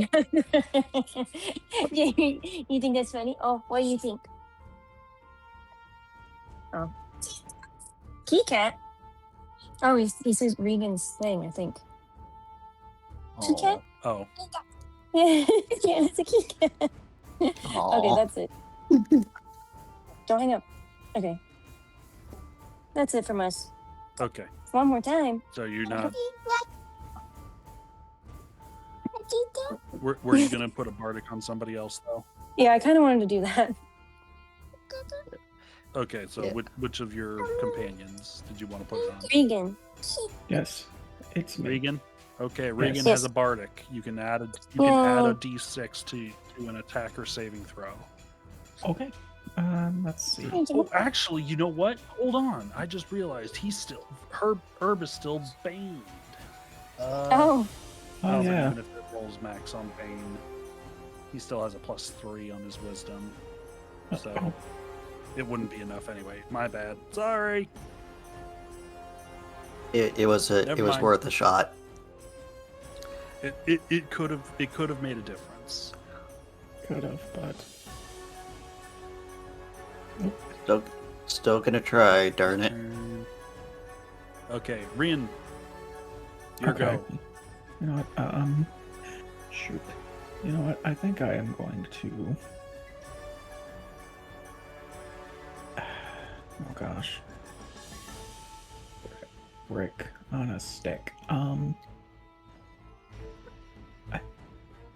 Okay, I'm probably gonna move in a little and try to at least maybe try to get another good hit in on Herb. If I have enough distance. Wait a minute. Wait a let's minute. see. I should. I have a long. You're- I have a long range weapon. You're 25 feet away, so you could technically hit him from here. Yeah. I mean, and you do have enough movement to get to just behind him if you want to do melee. Yeah. Actually, yeah. No. You know what? I'm going to. So you got options. I'm gonna take him by surprise. I'm gonna hit him from a distance. Okay. And hopefully, please hit. Oh! Yeah, baby. Hey! Yeah, baby. And hey, Hmm? I think you've also got a little something called ensnaring strike. Ensnaring strike. I believe so. Ooh, yeah, that's good, yeah. Do I? Oh gosh. Okay, well, I can't really see it, but, It's under bonus actions. oh. Bonus Yes, I actions do. spells. Oh, yes, I do. Do it, do it, do it, do it. I'm doing it. I'm gonna do it. Okie dokie. Okay. Strength. It's a strength 11 saving throw, though. Strength 11, okay. You don't have to make it, Herb does. Oh, Herb Yeah. has to pick it up. Okay, well, So, I'm still... so do D20.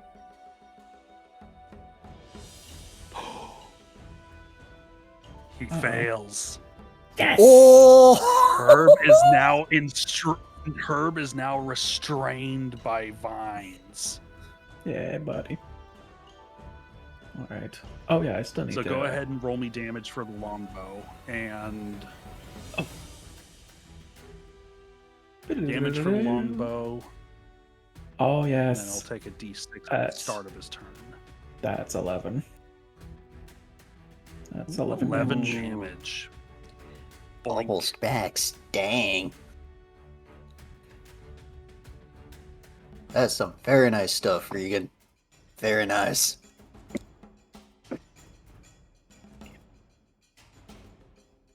And that was your action bonus action. Do you want to move to anywhere?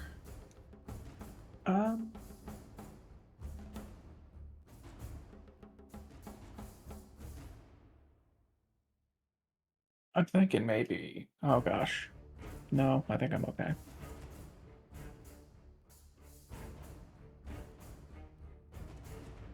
Yeah, no, I will stay right where I am.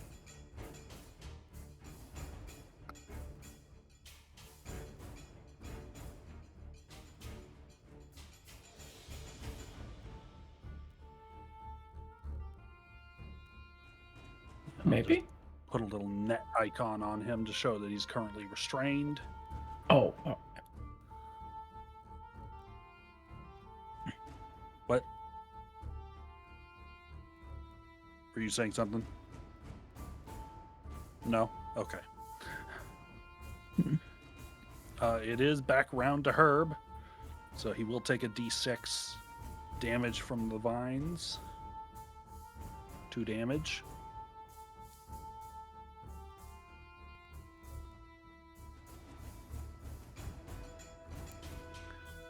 And he's going to use his action to try and break free.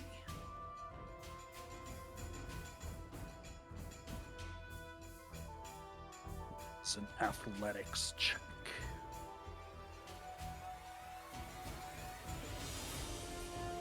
Natural 20. So he does manage to break free of the vines pretty quickly, but but he's still slowed from Ray of Frost, so he only gets 5, 10, 15, 20.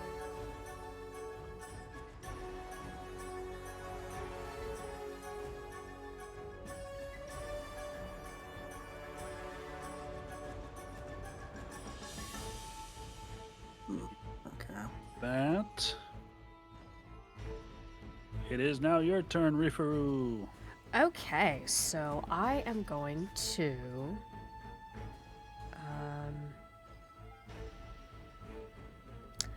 I am going to ice knife. Actually, wait. Yeah, I'm gonna wait. Hold on. Sorry.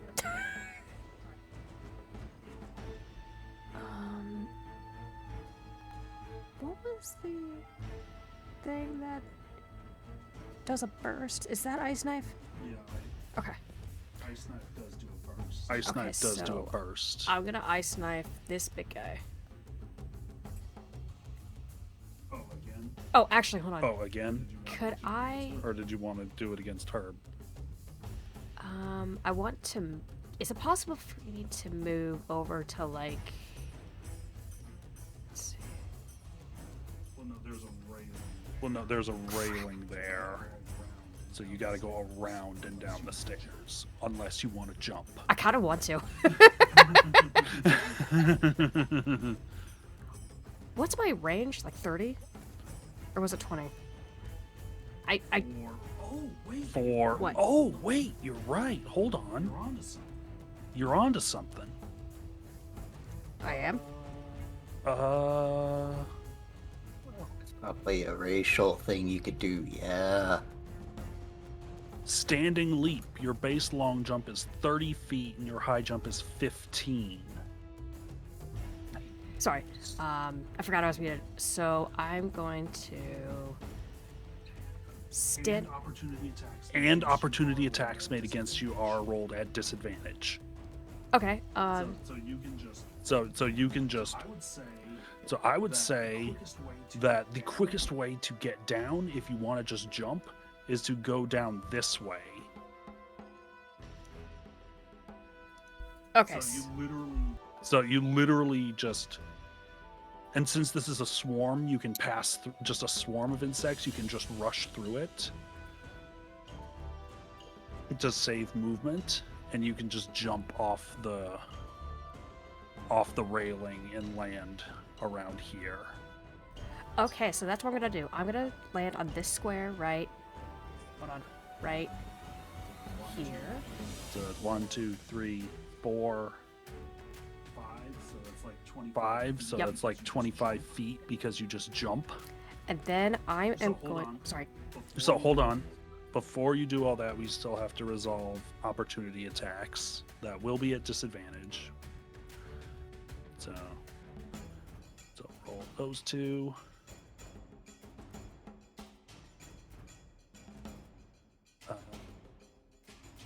Those two. Oh my gosh. Both of them hit you, even through disadvantage. So you take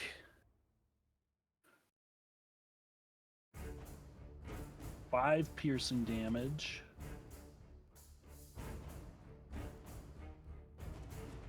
And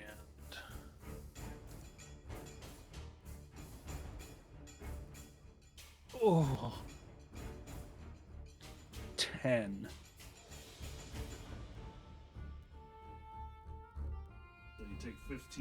So you take 15 total damage from their attacks. Ow! And I'll forego the falling damage because of your extra height or your extra high jump stats. Okie dokie. So then you can move 30 and you now have line of sight on Herb. I am going to ice knife Herb. Okay. Go ahead and make an attack roll.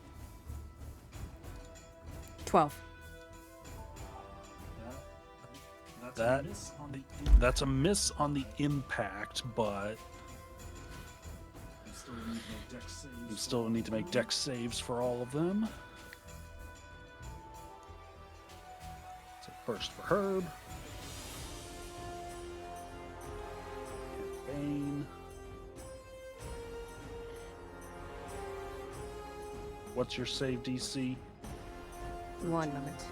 One 13. moment. I don't know how to check that on here. / I don't remember. 14. Okay. I'm looking at your sheet. Oh, right, that initiative. Dirt. Oh. No, it's your spell save DC.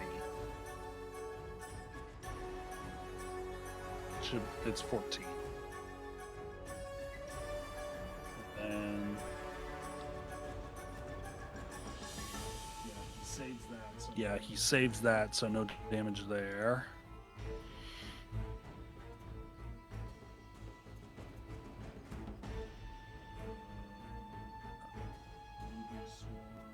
Bee swarm.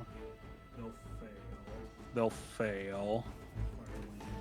The fire lance fails. So go ahead and roll the 2d6. You said 2d6? Okay, 1 moment. Yeah. Nope. Okay, hold on. Yes, please. You want me to do it? 10 damage. Nice. 10 damage. Yay. Nice. So this swarm taking a good chunk of damage.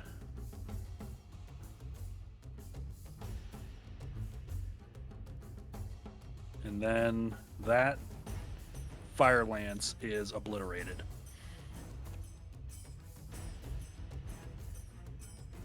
Oop, stop. Oof.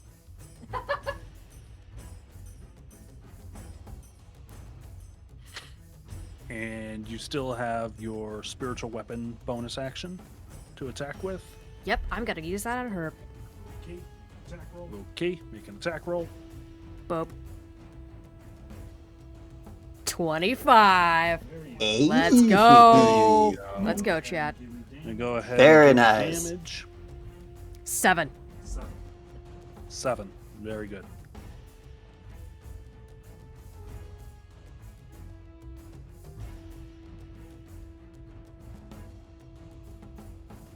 All right.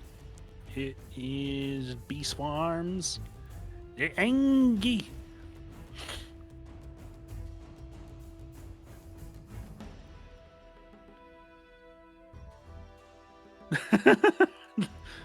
I'm here. The Angie. Sorry. Oh, No, you're good. Angie. It's just Crystal is being swarmed by bees. Help me. Bees. Miss. Miss. Okay, both of them miss. Fire Lance ambles about. Bumbles about. And Verona, it is your turn.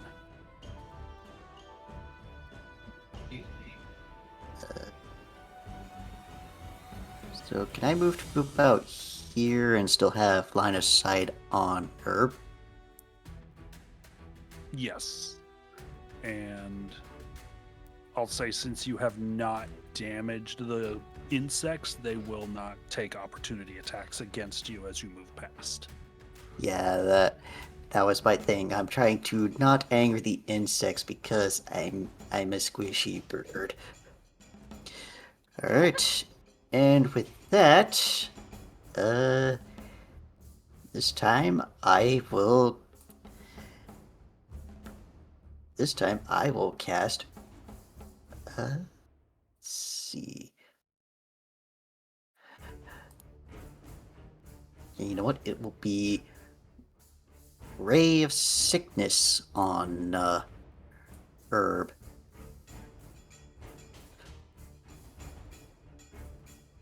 Are we just all going for herb at this point? Yep.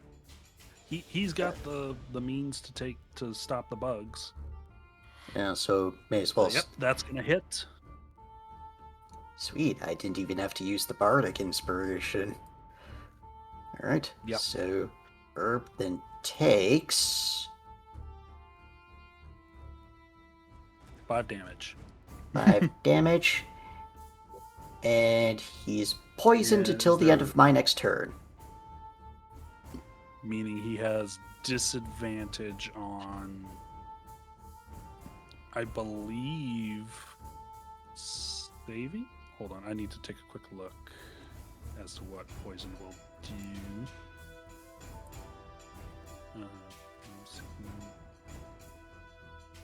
Poisoned condition.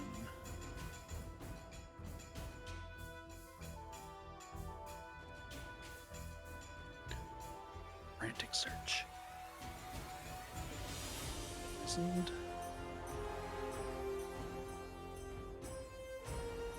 Disadvantage on attack rolls and ability checks. Got it. Hey, I'll take that.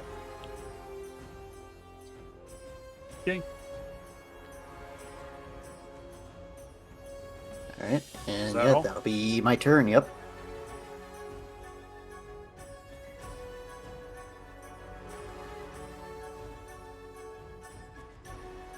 Cosmoth, moving on in, because you're still the last person to have damaged it, Crystal. And going to make a swing. Nat 1.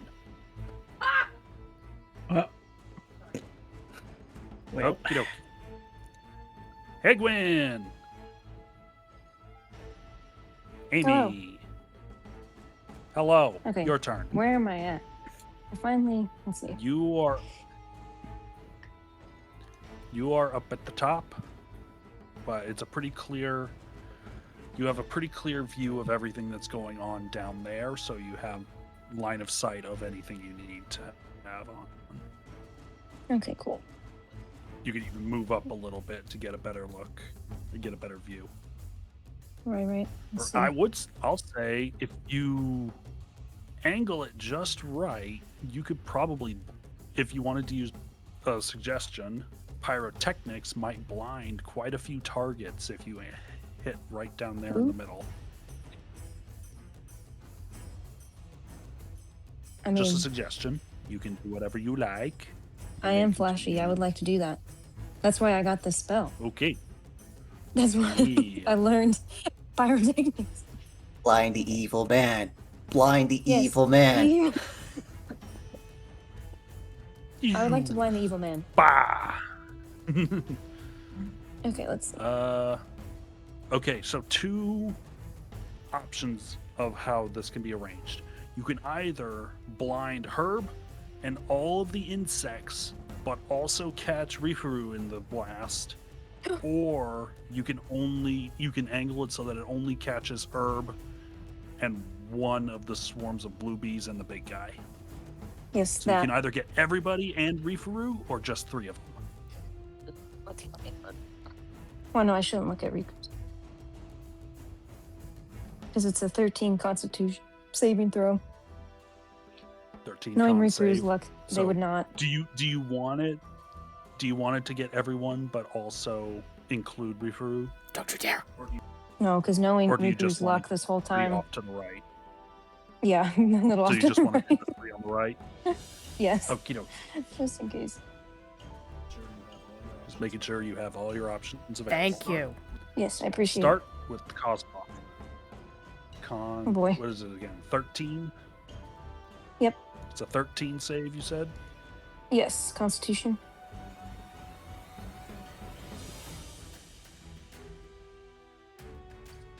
Leads. Blue bees.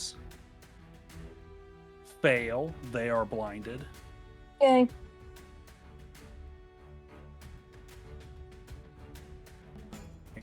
Finally, Herb.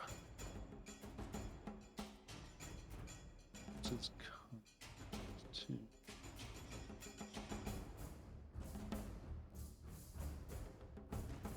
Unfortunately, he also saves.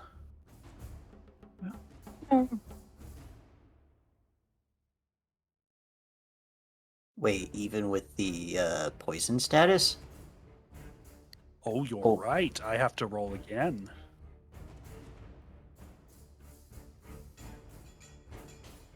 And that's gonna be a fail. Yay. Wait, I thought the moth failed too. Do I mishear? No, the bee swarm and her both failed. Oh, yay. Okay, cool. The big moth succeeded. Uh-oh. So Oh, no, Herb that is means he's coming blinded. for me.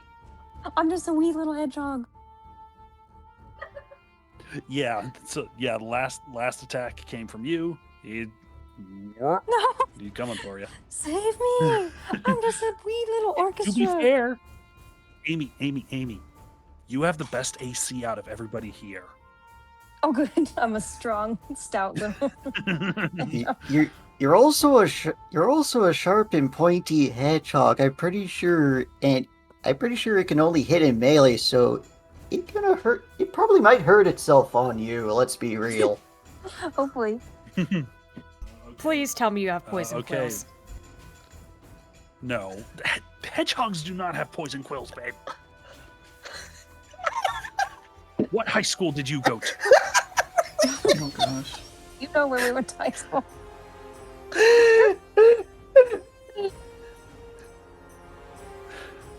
Anyway, Rin. Oh my gosh.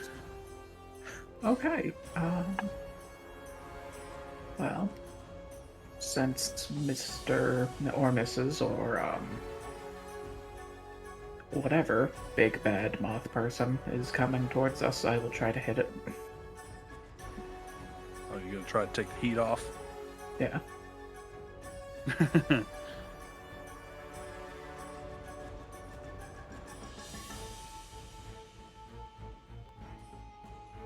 Let's Do you see. want to use Hunter's Mark or anything?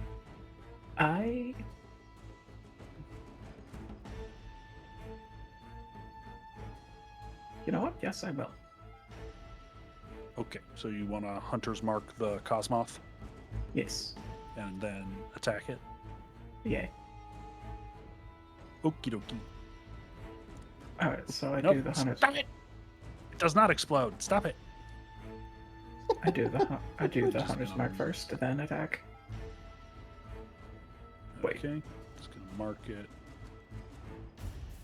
with something visible. There, that's visible. Hunter's Mark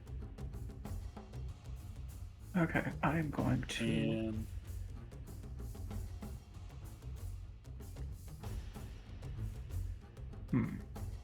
Let's see.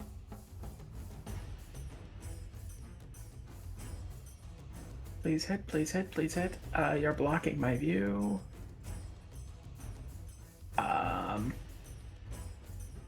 Crap. That 12, I think. did you? I think you have a bardic. Do I? I think you have a bardic inspiration you can burn. Yes. To Oh, make you're that right. hit. Oh, yes, I do. So- Okay, I will use So it that. doesn't matter what you roll. You consume your bardic. You'll be able to make that hit Okay. And because then- you missed okay. you missed its AC by 1. All you need. By All you one. needed was just to add a 1 to it. Why one? So okay. Okay. Right. So you hit with the bardic. Roll for Okay. damage, please. By one. And roll That's the even extra worse D6. than. That's even worse by Yeah, missing you roll it. your damage. Oh, 12. Yeah. And then the. Now roll the extra D6 for Hunter's Mark. Okay. That's 5. That's a total of 17 damage. Almost max. Good Dang. hit. That was a good hit. Real, yeah. 17. Here we go. right. Would you like to move anywhere? I will move a little closer.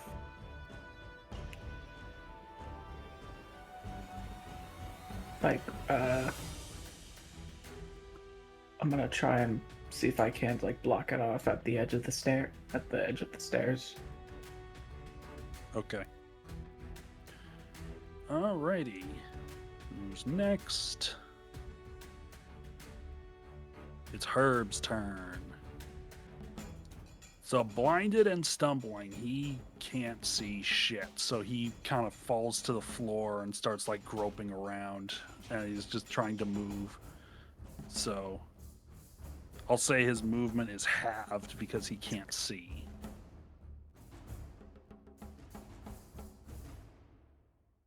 So 10, 15. He only gets to about there this round. And he's trying to make a break for the exit.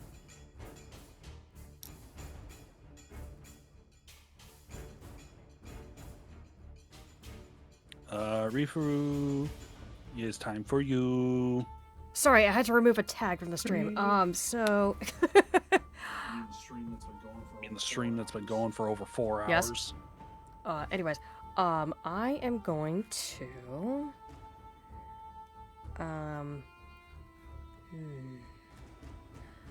Wow, I'm surrounded by flies. I am going to ice knife the big guy.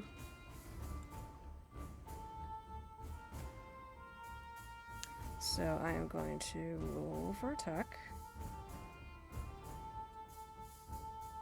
12.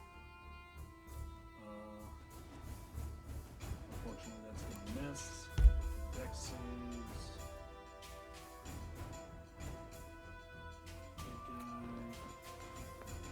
Succeeds. Little guys succeed. And then I'm going to spiritual weapon the big guy again.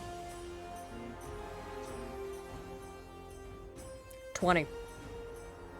Natural 20. No, that's a dirty 20. Oh, never mind. Dirty 20. Okay. That's a dirty 20, and I was muted, so I was just clarifying that all of the ice knife stuff missed and they failed or succeeded their dex saves. That's fine. Roll for damage. 10. 10 damage. Nope. It's looking pretty rough now. Its wings are starting to get pretty tattered. And that is the end of my turn. Bee swarms attacking Reeferoo. Hit 4 damage. Bee swarm blinded, so swinging with disadvantage. Miss. Fire lance still kind of blur. Or actually, since it's directly next to you, it's gotten enough rest. It's gonna go ahead and make a sting at Rin.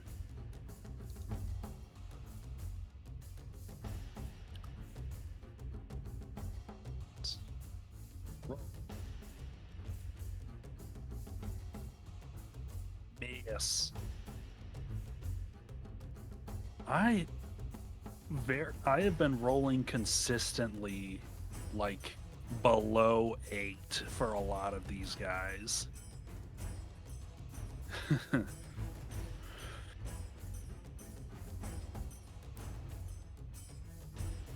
Okay. It is now Verona's turn. Alright, well, I'm gonna take the stairs and come to about here. Yeah, you should be able to Yeah. reach there fine.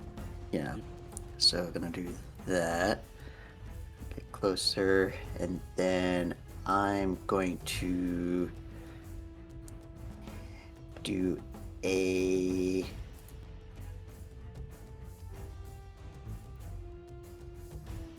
another ray of frost at her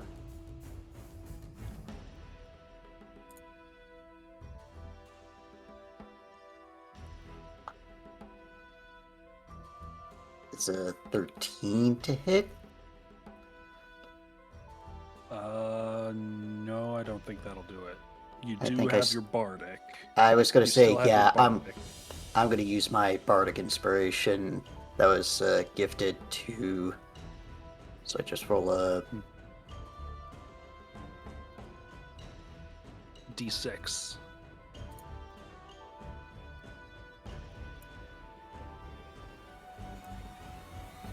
That's a 6.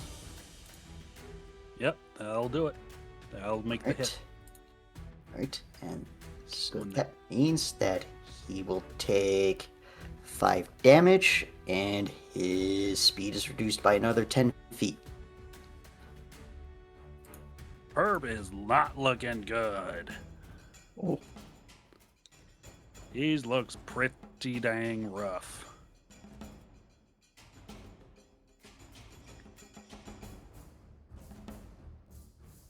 It's the Cosmoth's turn, and as the last person to target it was Reeferoo, it is making another swing.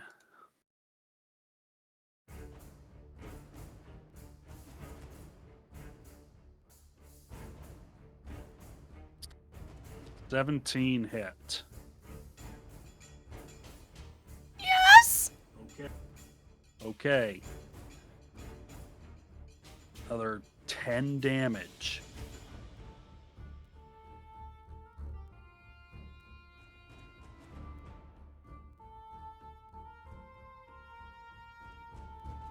Okay. Not looking too good. You have healing options for yourself. I know. I'm gonna have to save it for my next turn. Egwin. Yay. Can I reach and heal? Or You have healing word, yes. correct? Yeah, you can. You Yes. should be able to. You should. 60 You feet. should Oh, be yeah. in range for that. Okay, I might do second level. Okay. Or is that too Go much? ahead Let's see. and roll. For that second level. No, I should you're do. gonna roll for I'll that do second healing. level. Oh, first level then. No, I'll do second level. Okay. Sound like you were talking back to me. Sorry. Okay. 12 How much is that? Heals for 12 Yes. points of damage. Healing or healing or whatever. Yeah. Yep. Whatever. Heals for 12. Thank you. Yay. You're welcome. That's it. Well, I guess I could bardic inspire. Bonus action. Yeah, I could. Can I bardic How inspire? many more of Or no? those do you? How many more? I think of I those have do 2 you more. Let me see. Yeah. Nope. You've only got 1 more. Oh, whoopsies. Yes. You got 1 more. Or wait, hold on. Could I use unsettling words on Herb? You could. But then expend one of my bardic uses. I think that would just be cruel. As he's dying, I'm like, you suck. I mean, if it gets him to Well, he slow doesn't down have so we to could die get the thing. He doesn't have to die if you don't want him to die. I'm not I know, I gonna did think about arbitrarily that. kill him because you don't want to. I know, like, could we, like, be like, hey, any last words? I mean, if it's something that slows him down, let's slow him down. It just says the creature must subtract the will number rolled from say- the next. Okay. Yeah, the creature next must saving subtract the throw they number make. rolled. Yeah, before the start of your next turn. Oh, subtract from certain rolls? Yeah.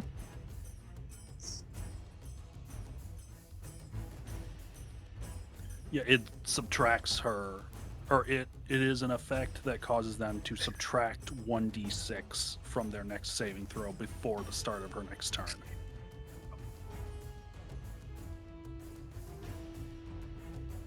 Should I do that? Do you want to do that then? Yes, make him feel Do you want unsettled. to?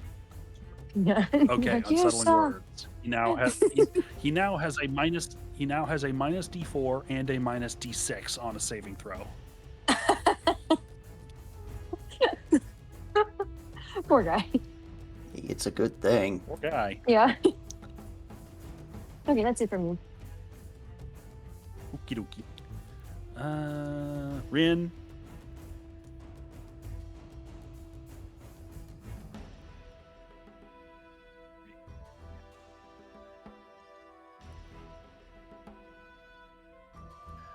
Okay, they're active. Or no, that's Arch. Never mind. Oh, Yeah. and they're gone. Reagan, no! Lost him. Oops. Lost him. See if he comes back. Yeah, right yeah. back. If not, I'm going to subtract 25% of his HP for every turn he's gone.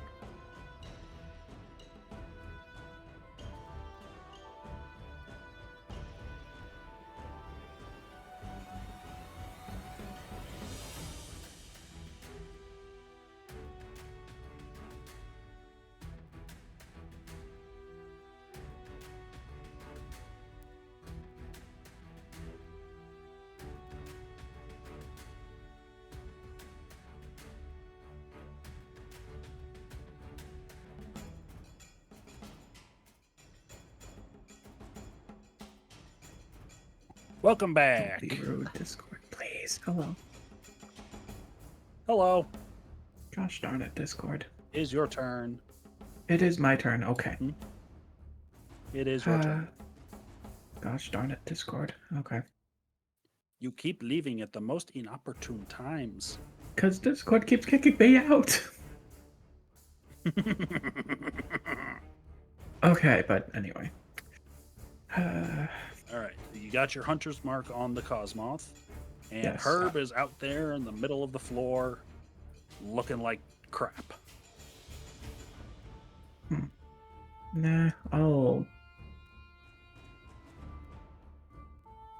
keep going for the Cosmoth because I kind of enjoy seeing Herb suffer. Okie dokie. Just let me get close to Herb. I could do something potentially nasty. Alright, yeah. I'm going to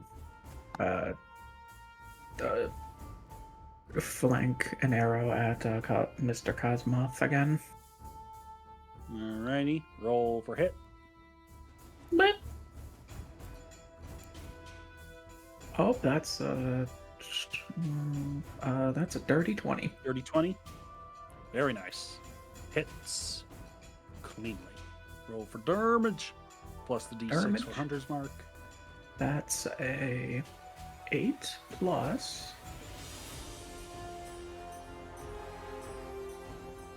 That's an 8 plus 3, 11. 11.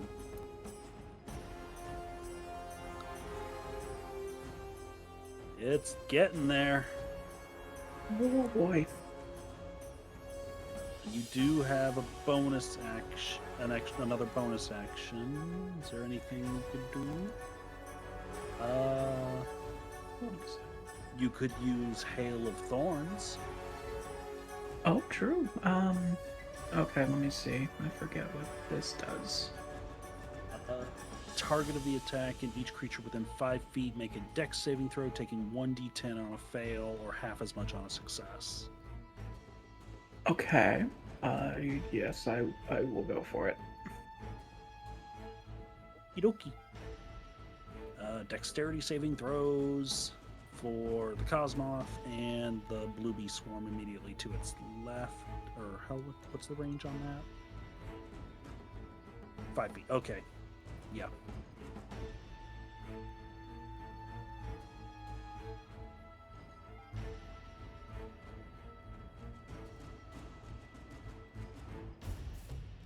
Cosmoth succeeds. Luby succeeds. So roll d10 and they take half. Okay, where are you, D10? Ah. Okay, right. Let's see. Where are you, D10? There.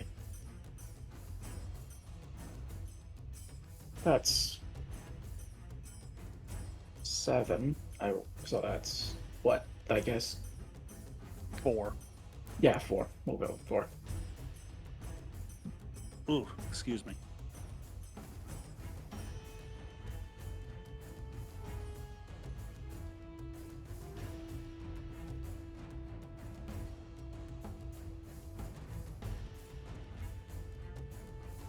Okay. Is that all? No movement? No movement. No movement. Okay, it's Herb's turn.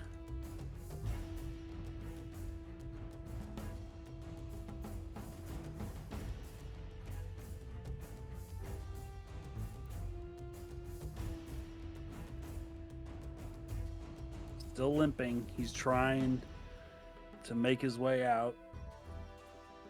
Still trying to get out.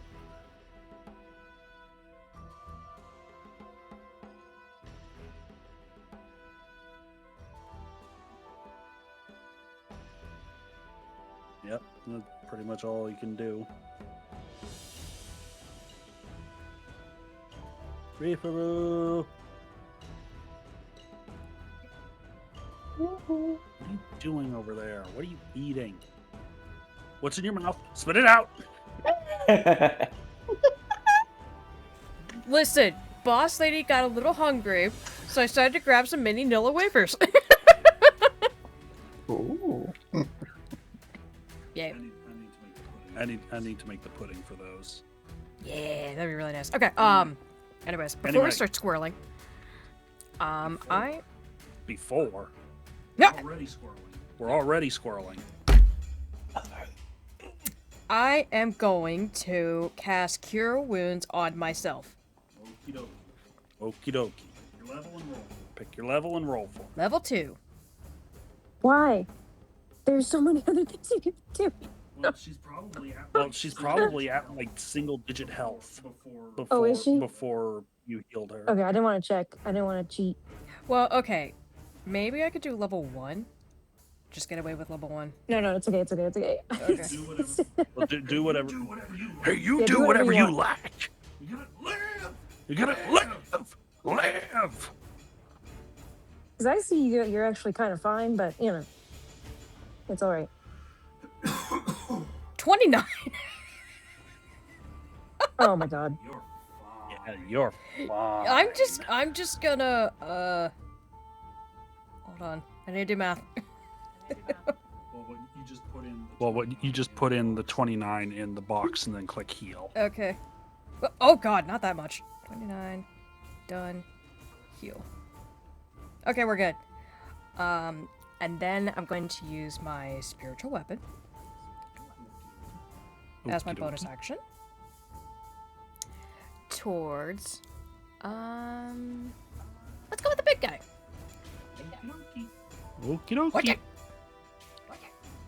Finally! 22. Hits. Roll for 11. damage. You smack this thing out of the air and it collapses to the ground. Wow, that felt nice. Yay.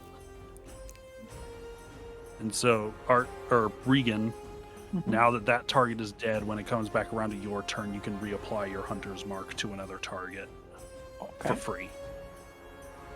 For free?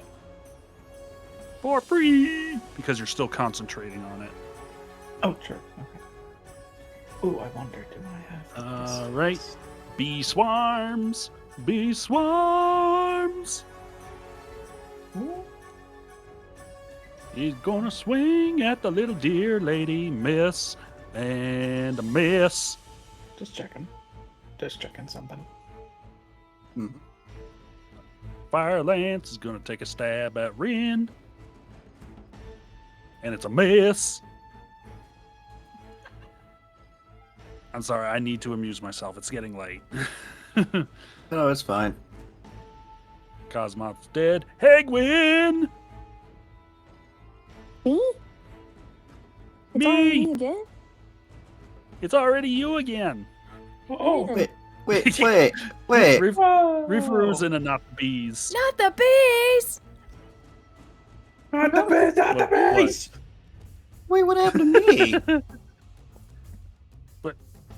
Oh, you're right. I am Oh, yeah, that's what I was sorry. thinking. I was just like, hi. Delirious, delusional, I was gonna despicable. say, to It is your turn, them. Verona. It is Verona's turn. I am sorry.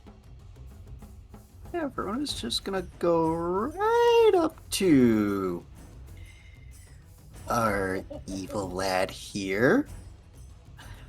Put a hand on his shoulder and cast Chill Touch.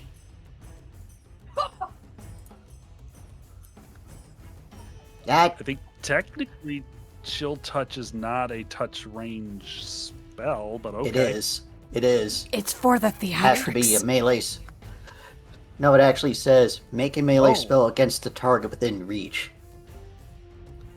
But Oh. I only rolled an 8.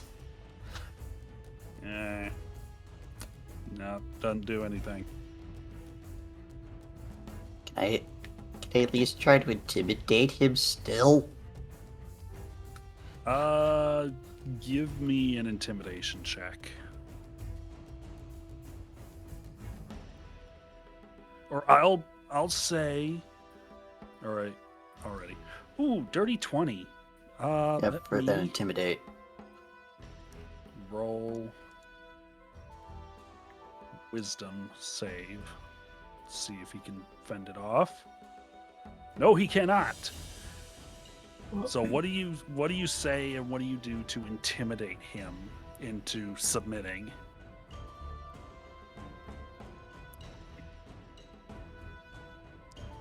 Enough with the insect theatrics.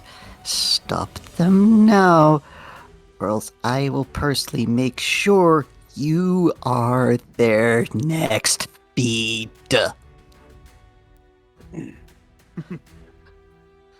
Okay.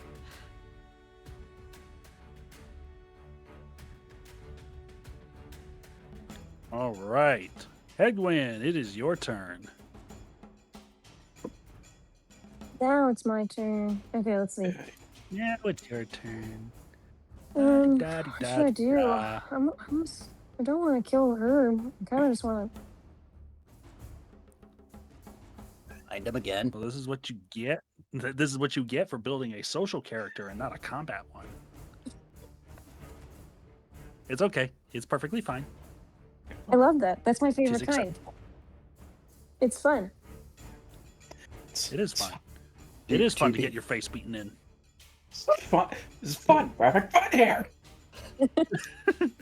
I mean, in all fairness to Amy, it's like how I sometimes usually like to build the characters that are like the investigative types, the one that just Yeah. like to dig their nose into things. My little hedgehog nose. Anyway. Duh. Yes. Back to reality. Oh, there goes gravity. Yep. We gotta stop the evil man who can control the bugs. Oh yeah, I should do that. Okay. What are my options here? Okay, my cats are going crazy too.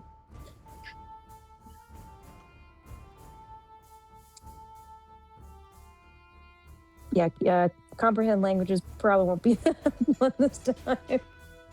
Am I close enough to melee or do I need to move? You can get in close enough to melee the fire lance next to Rin. You have The enough fire lance? enough movement for that. It's The the bug next bee. to the Rin. Oh, I'll get the bees. The bees. 1, 2, stab. Make a dagger attack. Okay, here I go. Oh, do I just hit it? Oh. Push the Here I button. go. Which button do I press? Like the plus number, not the What? one that says D whatever. It Oh, there should it be is. like the plus. Oh, I got a nap you one, got so it. it's a You got 6. No, you got a 12. Oh, that's a 7? You Oh got my a god. 7. You got a 7, not a 1. Sorry. Not quite enough to hit it. That's okay. So it misses. And you're out of Bardics, so I believe it is Rin's turn. Okay.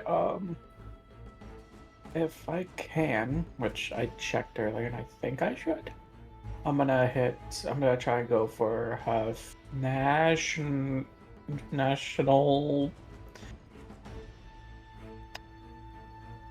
What? Herb, that's his name.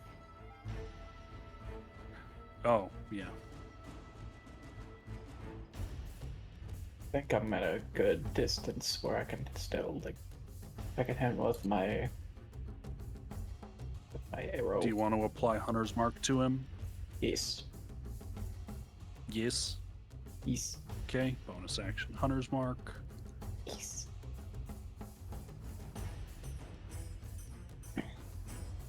To hit. Come on, big money. Oh, okay, big money. 14 plus 8, Big money. 22. That'll hit. Roll damage. Come just on, big money, adding big more money, no vowels. whammies, no whammies. Stop! Aw, okay, well that's 5. Roll d6. But... oh, heck yeah, that's a total of 11. He is still up. My gosh! How?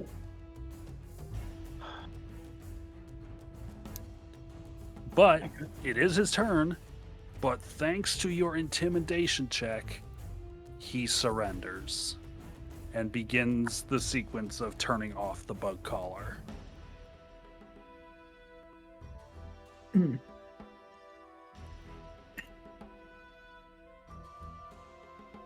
I gotta.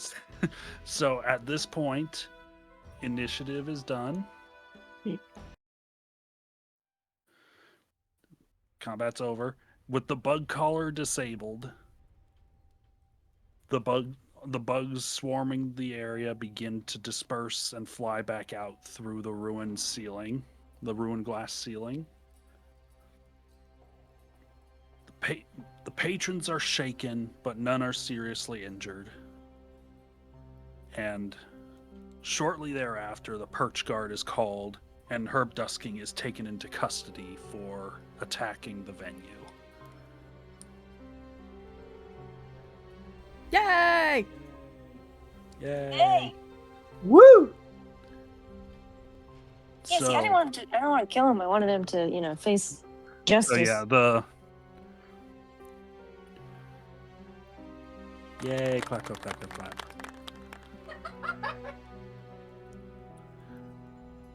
So, in the aftermath, in the days following the arrest of Herb Dusking, he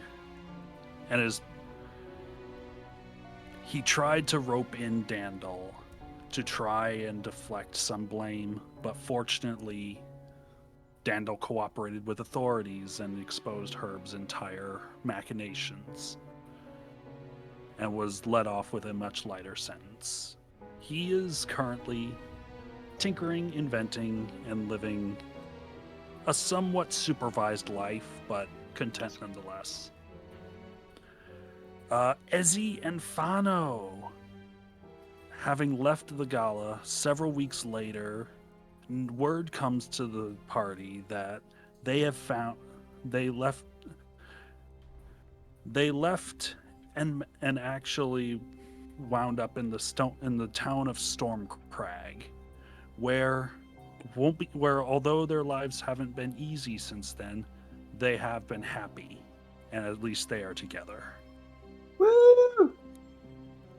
Celine and her father Faroe have finally reconciled, and he realized that Herb was constantly being the devil on his shoulder and pushing him away from both his family and his associates in an effort to try and seize control of his company and the Merchants Guild for himself in revenge.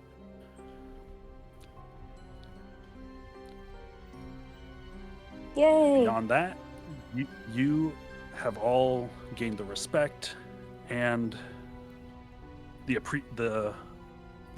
appreciation of all of the Merchants Guild and the nobles who attended the Golden Gala. Congratulations! Congratulations! You all win. Yay, we won! Woo! We did almost lose Crystal, but Oh my gosh. Although I will Congrats. say, Regan, on I'm that here. last bow shot, Oh. you dropped him to 1 HP. What? You were 1 away from dropping him. I oh, What?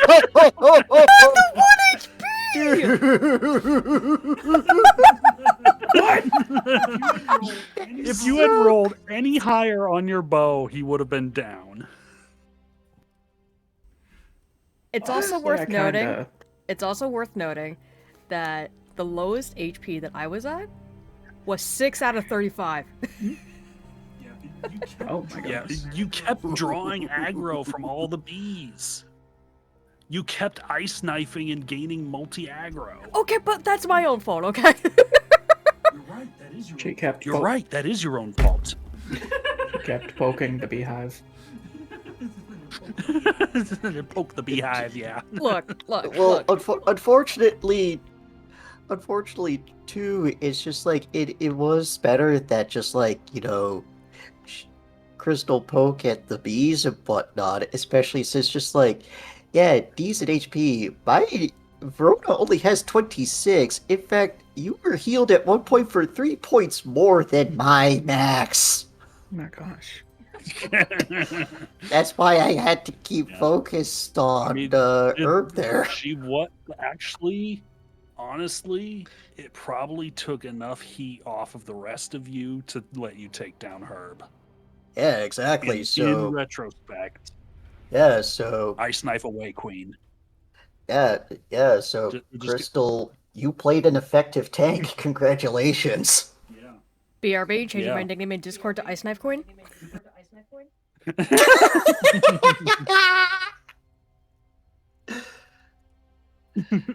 If I can remember how to do it. You'll figure it out. Yeah, but no, no, but this was also why I was just like I wanted to see if I could hopefully come in clutch with that intimidate of just like we're undoing the damage you're trying to do. How about you just stop and we'll make sure you don't just die. Die. Yeah. Yeah. Well, it's- you are now while Herb was taken into custody, you are all now on his revenge list. Potential for a sequel? If you all would like to play an actual Humblewood campaign, I'll Ooh. definitely give it a thought, but maybe but not on stream. That's a lot of stress. yeah, that it, Maybe Yeah. not could on definitely stream. That was actually could definitely just be an us thing, but yeah. It was actually a little bit of a stressor on the stream because, especially with graphics acceleration and Google Chrome turned off, because right now I am looking at my bitrate. It is 38,000 kilobytes per second when it's supposed to be set to 1,500.